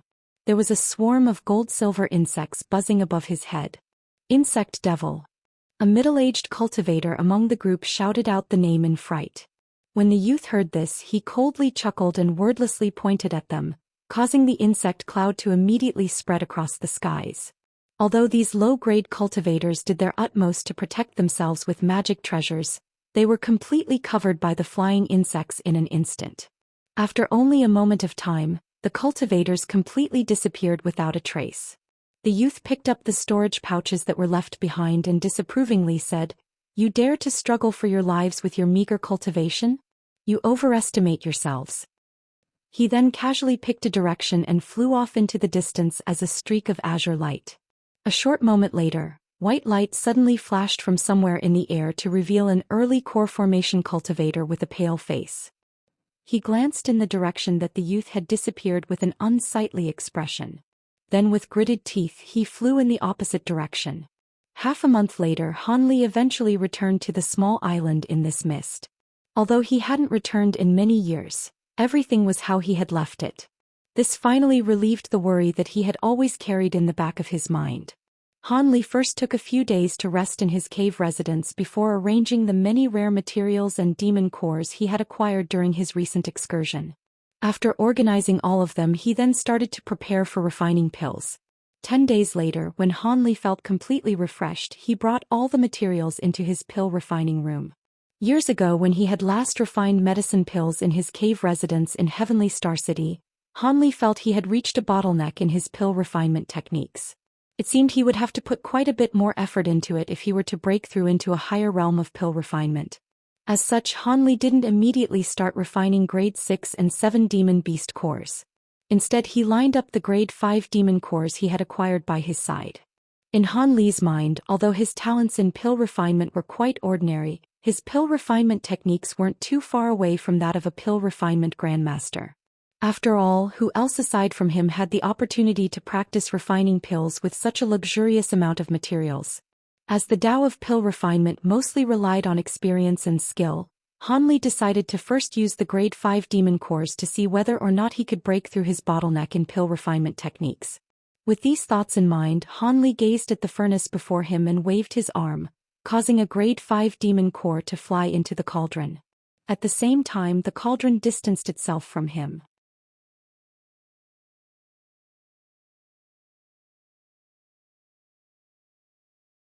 Chapter 529.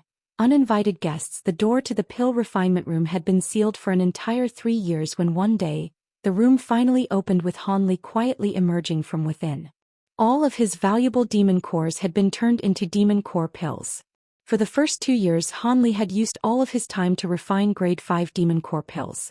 Although these medicine pills had no significant effect on his cultivation as of current, even a single one of these pills was immensely desired by Foundation establishment cultivators.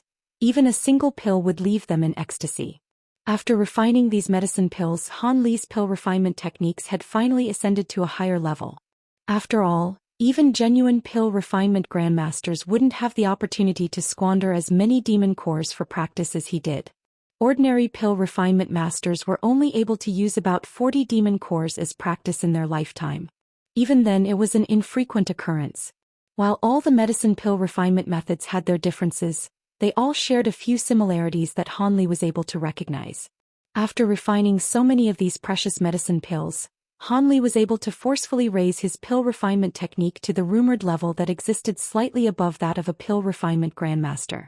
As a result, this greatly increased the odds of success when refining grade 6 and 7 demon cores into pills, much to his delight. Even Hanli was unwilling to lightly squander items as valuable as grade 6 and 7 demon cores. After Hanli finished refining all of his demon cores, he spent an entire month resting. In that month, Hanli circled around his insect rooms many times, observing the differences between his tricolored gold-devouring beetles and the non-mutated gold-devouring beetles. While Hanli was refining pills, he had his puppets alternate between feeding rainbow skirt grass to the two groups of gold-devouring beetles.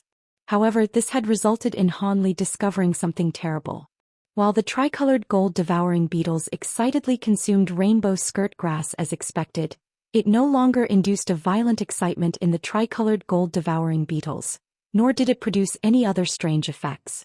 At the beginning, Hanli had assumed that this was because the time had been too short and that the number of gold-devouring beetles were too many. Hence, the effects of the rainbow skirt grass wouldn't be obvious. But under further investigation, he specifically isolated 300 black-strained gold-devouring beetles and fed them the rainbow skirt grass, leading to this significant discovery. After consuming the rainbow skirt grass several times, they hadn't displayed even the slightest change. This caused Hanli to become quite gloomy. He had come to the conclusion that the rainbow skirt grass could no longer be used to induce reproduction in the mutated gold-devouring beetles. Although he didn't understand the unfathomable principles behind this, he knew without a doubt that these black-stained mutated beetles could not be replenished as they had completely lost their ability to rapidly reproduce. Every single beetle he lost would be permanent. Now he could only go back to feeding the rainbow skirt grass to the minority of gold-devouring beetles that hadn't undergone the black-stained mutation.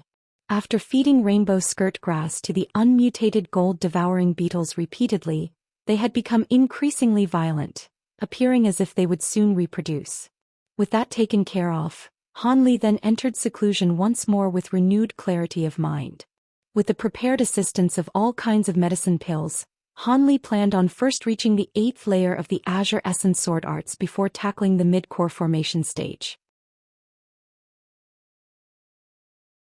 Sitting down on a straw mat in the sealed room, Han Li took out a medicine bottle from his storage pouch, and poured out a glowing red medicine pill into his hand that resembled a longan fruit. After Han Li swallowed the pill, he began to feel the heat of medicinal power emit from his stomach. He then silently muttered the incantation for the 8th layer of the sword art as he slowly closed his eyes. Han Li wholeheartedly cultivated in the cave residence while oblivious to the time that passed by. The unceasing consumption of medicine pills and the conversion of medicinal power into spiritual power was an extremely tedious task. Fortunately, Han Li was wholeheartedly committed to increasing his cultivation and was able to persevere without fail. But even with his stalwart resolve, Han Li began to unconsciously feel dreary. 16 years passed in the blink of an eye. Han Li had managed to eventually break through the mid-core formation bottleneck and reach the 8th layer of the Azure Essence Sword Arts. Despite his excitement, he didn't hastily leave seclusion as he still possessed a majority of the medicine pills he had started with. It was only natural to want to finish consuming them. Hence, despite having just entered mid-core formation, Han Li forcefully calmed his heart and focused on refining the 9th layer of the Azure Sword Arts. The 9th layer of the Sword Arts proved to be much more difficult than the previous layers had been. As spring passed by and winter appeared with autumn leaving and summer arriving, years and years passed by with the secluded room remaining shut. A thick layer of dust began to cover everything in the cave residence as if it had become an ancient tomb. On yet another peaceful morning in the nearby seas, a seabird circled overhead, occasionally releasing a sharp cry. It made for a serene scene. But a moment later, a flash of light suddenly appeared from the horizon. Several streaks of azure and red radiance flew towards the direction of the sea mist in a disorderly fashion. A moment later, silhouettes could clearly be made out from within the light. They were a group of 3 women and 2 men. Apart from an early Foundation establishment cultivator, a middle-aged man, the rest were all chi condensation cultivators. They were all youths spanning anywhere from 17 to 24 years of age. They had flustered flown over in a mad rush, occasionally looking behind them as if someone were chasing them. Gasping for breath, a young woman amongst them said, "Marshal Uncle's son. Let's rest for a moment in the sea mist. Otherwise we won't be able to persist when they come chasing after us." The young woman had a round face and large eyes, bearing somewhat of a resemblance to an infant. While she would normally appear quite cute at the moment, she was covered in sweat, and her complexion was pale as if her magic power was on the verge of exhaustion. The middle-aged man paused and looked at the other 3 chi condensation cultivators.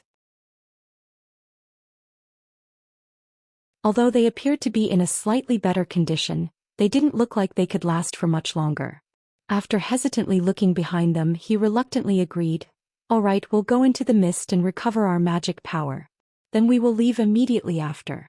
Although we are a good distance away from them, they are capable of relentlessly chasing after us, so it would be best to be careful. If they manage to overtake us, it will be impossible to survive." Each of the youths expressed relief upon hearing this. Their cultivation was truly shallow. Being able to fly here had already reached the extent of their abilities. Although they knew it would be extremely dangerous to stop, they were unable to do otherwise. Hence the party flew into the sea mist. Not long after the party entered the mist, a burly 20-year-old youth hopefully said, "The sea mist is quite dense here. Perhaps we can wait here and conceal ourselves from their pursuit." "Don't even think about it. Although we don't know how they're managing to track us down, a bit of fog isn't about to conceal ourselves from them. Everyone fly lower and see if there are any reefs we can take a rest on. We can recover our magic power faster if we sit." The middle-aged man bluntly refuted him, causing the burly youth to blush and hang his head. The others closely followed after the Foundation establishment cultivator, not daring to be left behind. After a short moment, the yellow-clothed young woman suddenly shouted out in surprise, There's an island here." Regardless of the woman's yell, The island was clearly visible after they deeply entered the deep fog. They couldn't help but look at each other in dismay. A blue-clothed woman with an ordinary appearance said with fear, "Could there be some sort of demon beast here?" The middle-aged man started to hesitate, but he soon came to a firm resolution. "Something that unfortunate can't occur. And even if it did, we wouldn't be able to deal with it, so there is no point thinking about it. Quickly head to the island and recover your magic power." When the others heard this, they didn't say anything further and floated down onto the small island. The middle-aged man released his spiritual sense after landing on the island. He then happily pointed and said, "Let's sit down over there. The spiritual chi over there is quite abundant." The direction that he pointed to was the sole mountain range of the island. When the party heard this, their spirits were roused. Afterwards, the middle-aged man led the way with the rest of the party hurrying after him. If they could recover enough magic power, they might be able to escape the oncoming calamity. They naturally weren't going to let go of this chance. After a short moment, the party arrived at the Green Mountain Range and casually sat down on the small mountain. They all held a spirit stone in hand and began to slowly meditate, absorbing the dense spiritual chi nearby.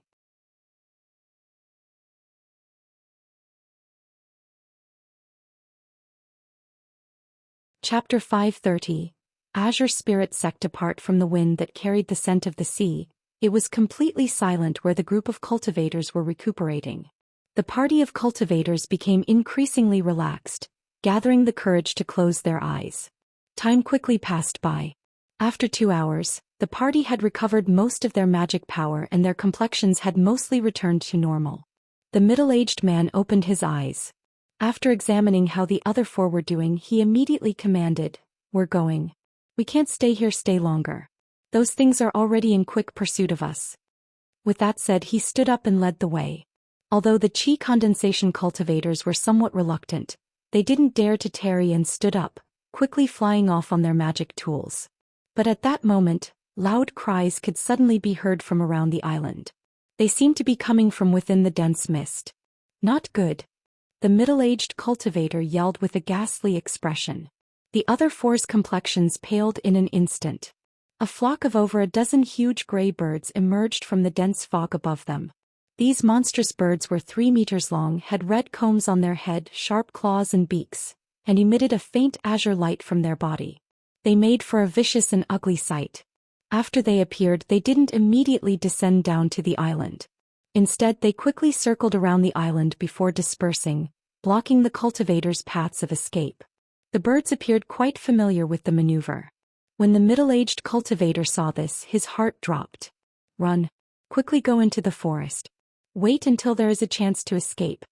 Experienced in dealing with bird-type demon beasts, the middle-aged man hastily ordered the others to flee into the forest. As the four were scared out of their wits, they quickly followed his orders without question. Their speed reached new levels with their increasing panic. In the blink of an eye, they had already arrived at the forest. However, a shocking scene suddenly appeared. Just as the 5 flew down to 10 meters above the forest, green light suddenly flashed before their eyes. Once they recovered their sight from the dazzling flash, they were amazed to discover that the forest had disappeared without a trace, only to be replaced by an unfamiliar mountain range emitting an astonishing intensity of spiritual chi. It was an illusion formation. The blue-clothed woman shouted out in alarm. "Could it be that there is a fellow Taoist here?" The burly youth said in pleasant surprise. Greatly surprised, the middle-aged cultivator muttered, "It's possible. But in any case, this is our chance at survival. Hopefully we can use formation to evade the hawk-kite beasts." With that said, the party couldn't help but sweep their gazes around within the illusion formation. At that moment, the vicious birds suddenly lost sight of them, causing them to become restless. They cried out to each other several times before deciding to slowly fly downward. The middle-aged cultivator's expression sank. "Not good. It seems the hawk-kite beasts will soon be unaffected by the illusion formation's influence. Quickly climb the mountains. There is an aura of spell formations there. Perhaps that is where the fellow Taoist is." He then flew off toward the mountains in a streak of light. After the remaining cultivators mutually glanced at one another, they chased after the middle-aged man with nervous expressions. After they flew a short distance, a layer of white light suddenly revealed itself, blocking their way. When the middle-aged man saw this, he rejoiced. He immediately waved his hand and summoned a sound transmission talisman. After muttering a few words into it, he tossed the talisman before it transformed into a streak of fire, disappearing into the light barrier in the blink of an eye. The others gazed at the scene with panicked eyes, not daring to interrupt him. A short moment later, the many monstrous birds flew into the illusion formation. They quickly discovered the party of cultivators and flew towards them in a mad rush. Their wings carried a faint trace of bright azure light. The middle-aged cultivator grimaced and glanced at the white light barrier behind them. He gritted his teeth and muttered orders to the chi condensation cultivators. The other cultivators' expression were also unsightly, but they still brandished their glowing magic tools in preparation to receive the demon beast's attack. But just as the hawk-kite beasts were about to sweep down onto the party of cultivators, something unexpected occurred. Over 100 beams of various colored light suddenly shot out from the white light barrier.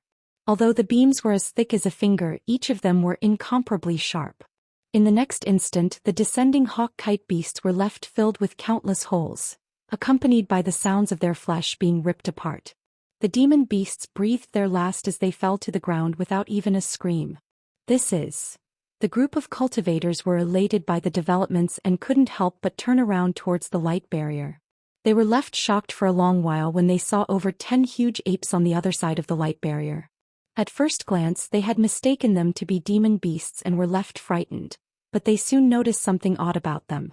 After further inspection, they noticed that the huge apes all glowed with black light, before eventually figuring them out to be mechanical puppets. The puppets each had raised arms.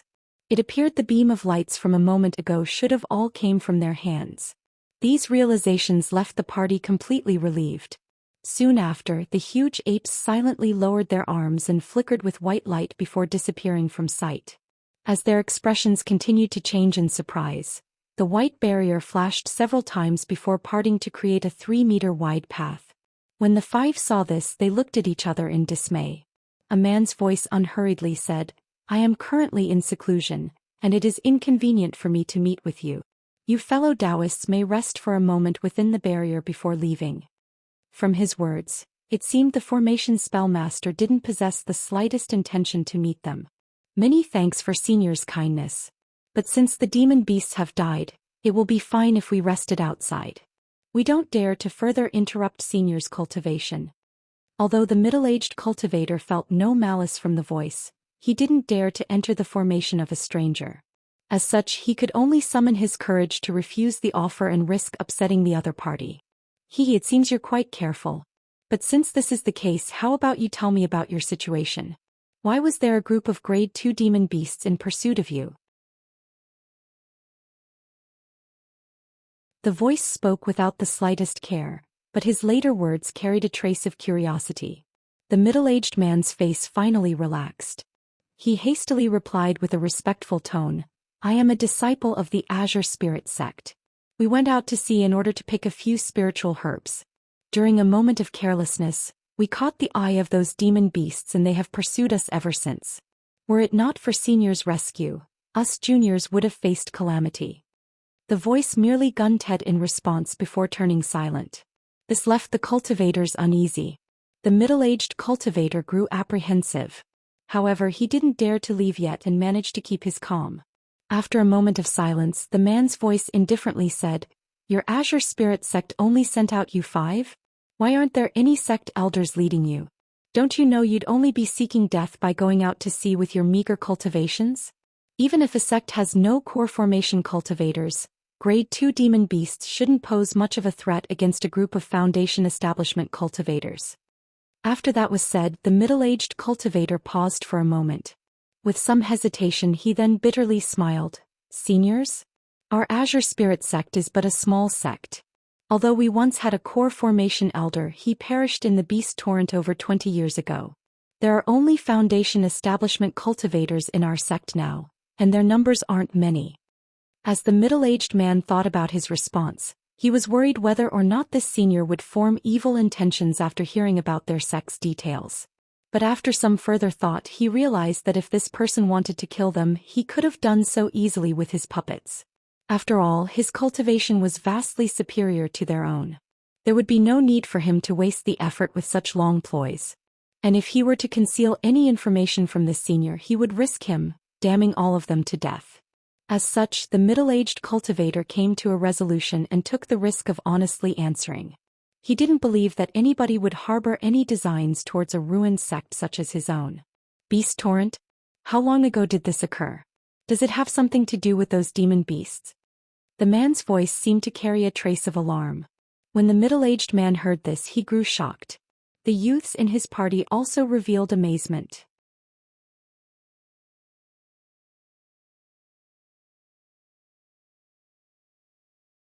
Chapter 531.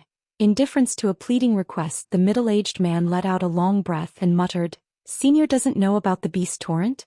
It seems that Senior has secluded himself for many years and isn't informed on the affairs of the outside world." From your tone, the circumstances sound quite grim. Although the man's voice was quite cold, his words carried a trace of interest. The middle-aged cultivator was speechless. The circumstances on the outside couldn't just be described as grim. It seemed this old eccentric had secluded himself for who knows how many years. How else could he be ignorant of the disastrous event that took place 20 years ago? However, this was of great relief to him. With this senior's cultivation, he should feel like it would be beneath his dignity to attack them for anything that they might have. With that thought in mind, the middle-aged man wore a respectful expression, replying, "Senior, the beast torrent was an event that occurred about 20 years ago. At that time, Junior was only a chi condensation cultivator. Although I hadn't personally witnessed it, I've heard many seniors in my sect speak about it. It was said that countless demon beasts emerged from the depths without warning and rushed towards Wondrous Depths Island. They had completely surrounded Blackrock City and launched fierce attacks at it without end. Although the island was protected by several great formations and was defended by several thousand cultivators along with a party of nascent soul seniors, the demon beasts broke through in only a matter of days. Apart from a small fraction of cultivators that were able to escape in the chaos, the rest were all slain." The middle-aged cultivator spoke with a dim expression. "Something like that happened. And the aftermath? Did the demon beasts return to the depths?" The man's voice momentarily revealed a trace of shock before calming down. Matters would have taken a turn for the better had they just returned to the depths. After turning Blackrock City into ruins, they divided into several groups, each led by a few high-grade demon beasts. Then they started to wipe out other human villages and establishments. However, information of the torrent had reached a majority of them beforehand, and their people managed to flee and go into hiding. Still, there were many cultivators and mortals that were eliminated by these attacks. As a result, nearly half a year passed by where not a single human settlement existed. They had all been wiped out by the demon beasts, and this wasn't the end.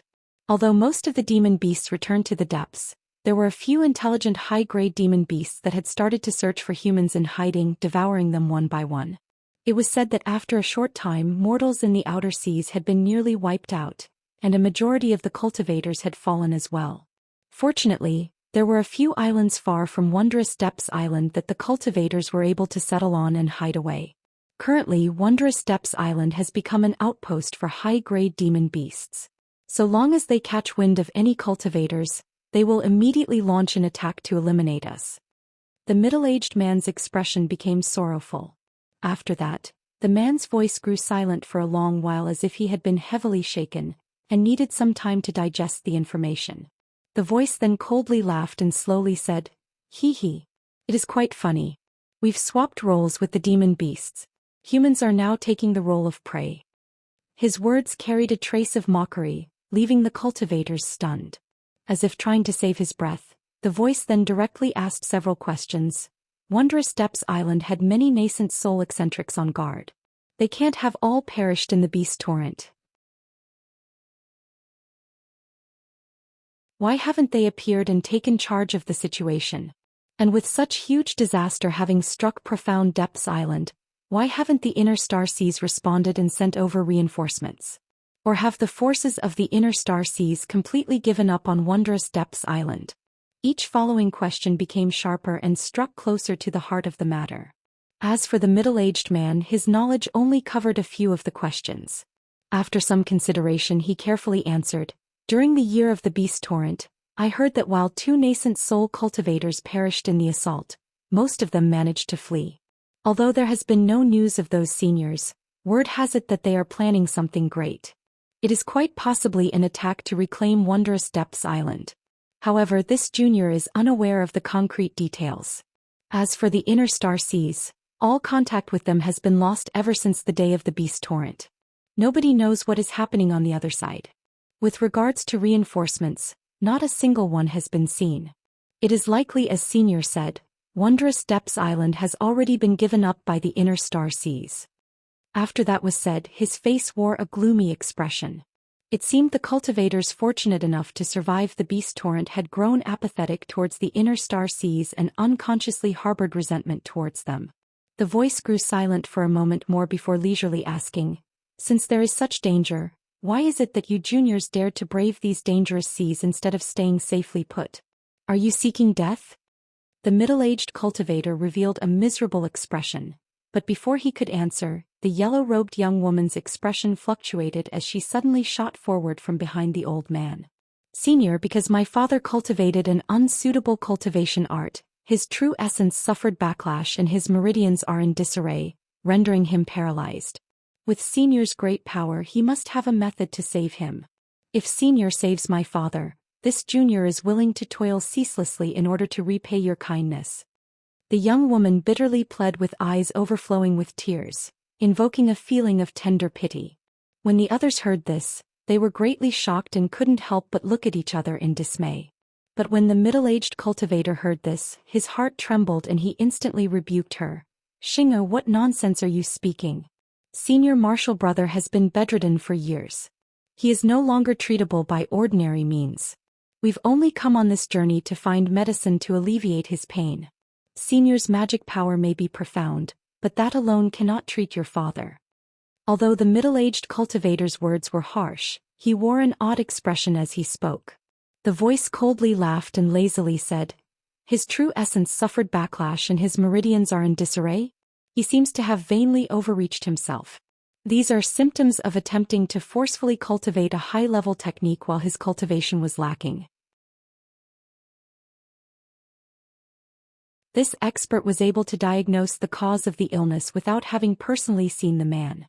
This caused a flicker of joy to appear on the middle-aged man's face. "Senior is truly knowledgeable. It was because of my Senior Martial Brother's impatient cultivation that led to misfortune. Would Senior happen to know a technique that could save him?" After the middle-aged man respectfully praised him, he asked about the crux of the matter.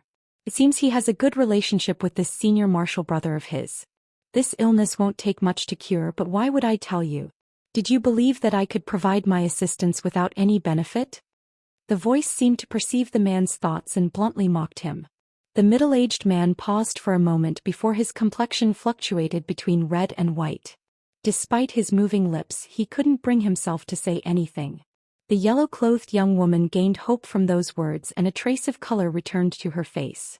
With gritted teeth and a beating heart, she knelt before the light barrier. Soon after, the adorable young woman said with determination, "Junior Gongsun Xing pledges that so long as Senior can cure my father, this woman is willing to devote her life to you as your loyal servant. If Senior is not at ease, Junior is willing to enter restrictions before Senior heads out to save her father." With that said, the woman faced the light barrier and kowtowed her head 3 times against the ground.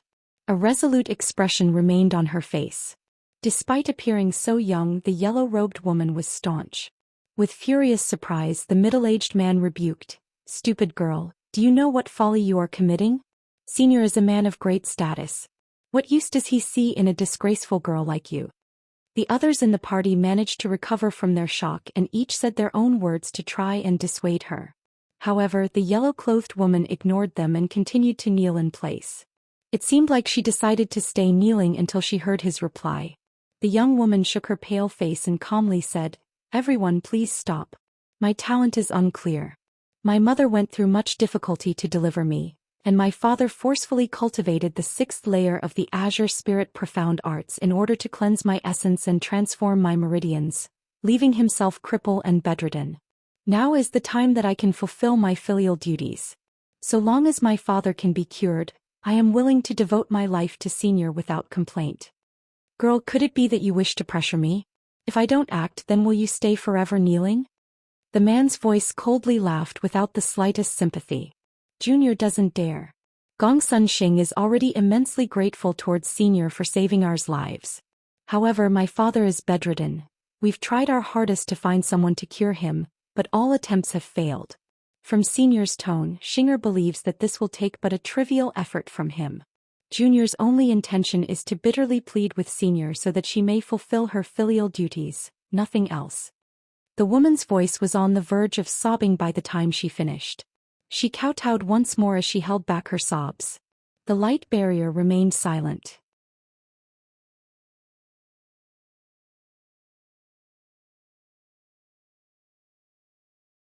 Chapter 532.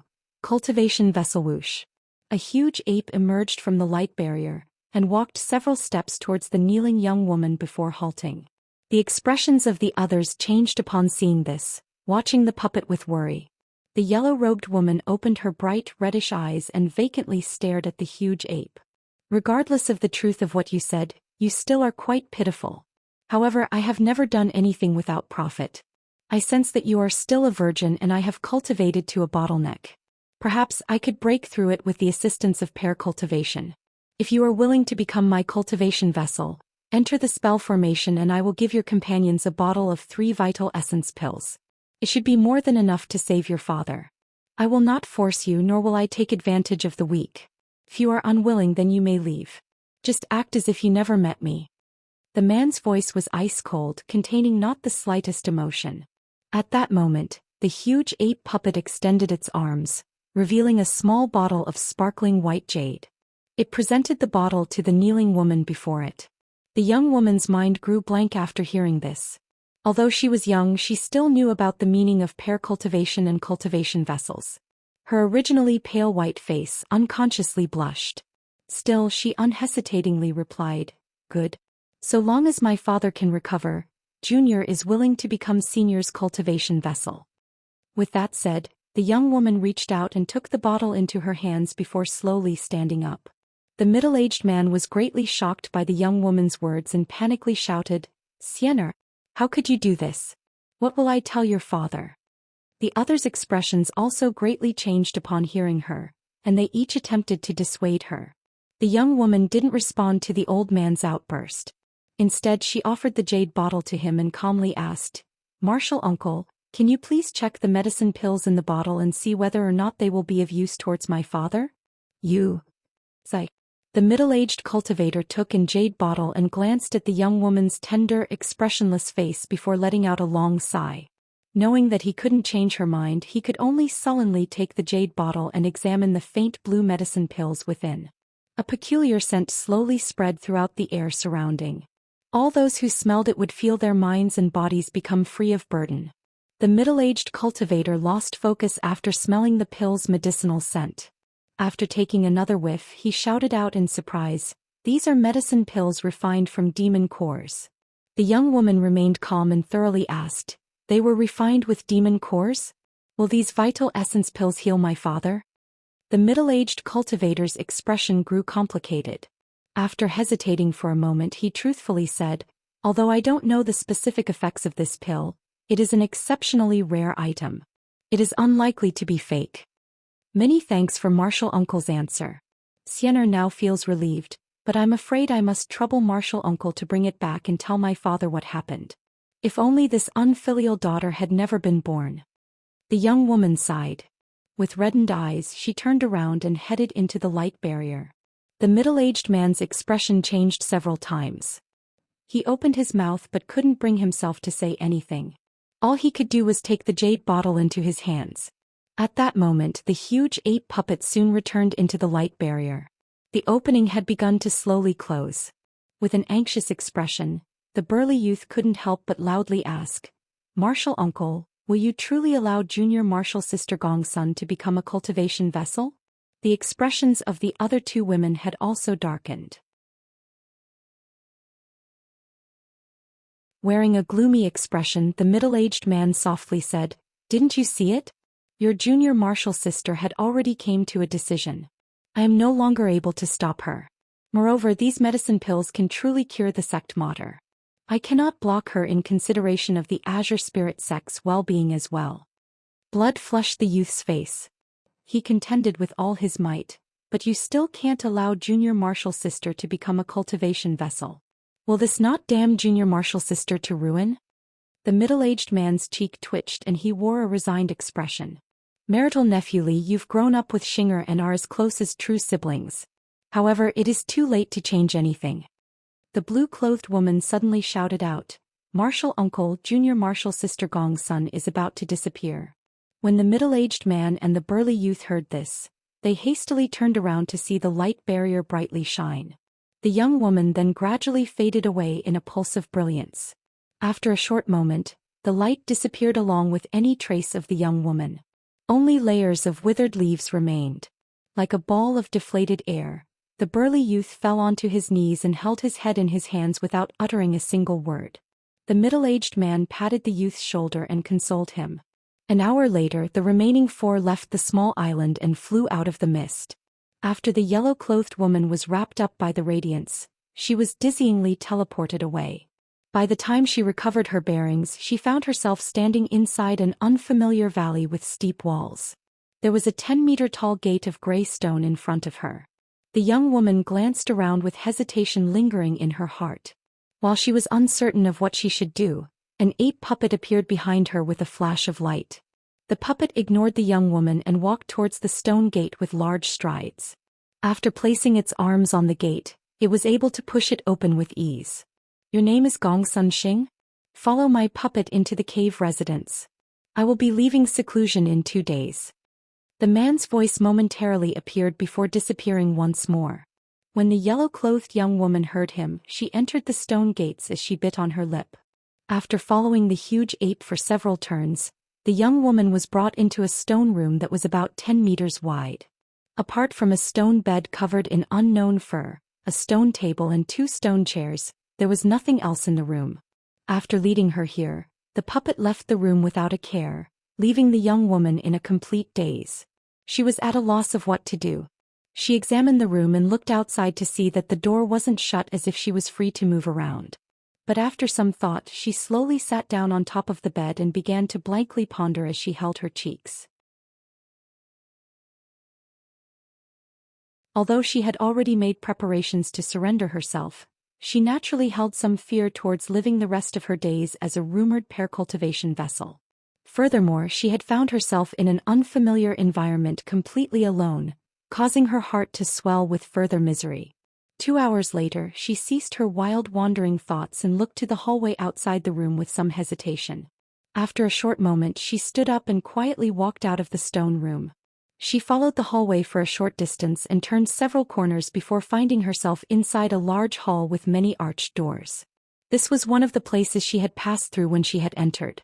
However, the young woman particularly took notice of an arched door that had an ape puppet posted outside. It stood motionless as if it were dead. The young woman blinked, revealing her long eyelashes. She thought to peek through the arched door, but before she approached it, the ape puppet at the side suddenly appeared in front of her and barred her way.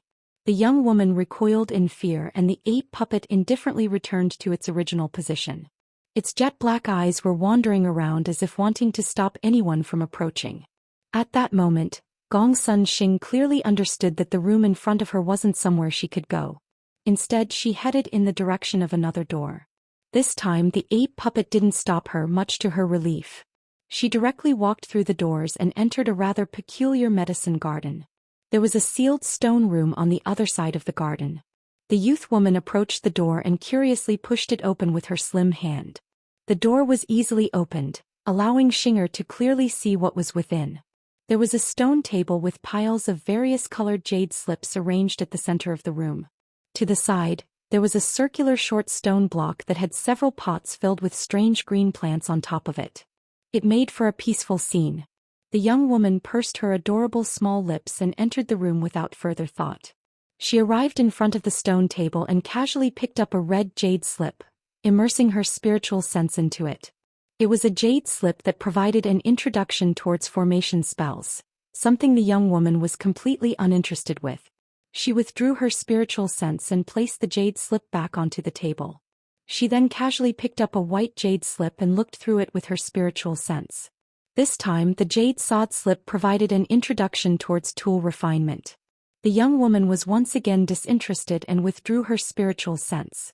However, as both of the jade slips held completely different information, the young woman became curious and began to scan through each of the jade slips on the table. You're tuning in to the Zhou Xian's Legacy YouTube channel. Don't forget to subscribe and join us on this journey to catch the most captivating stories.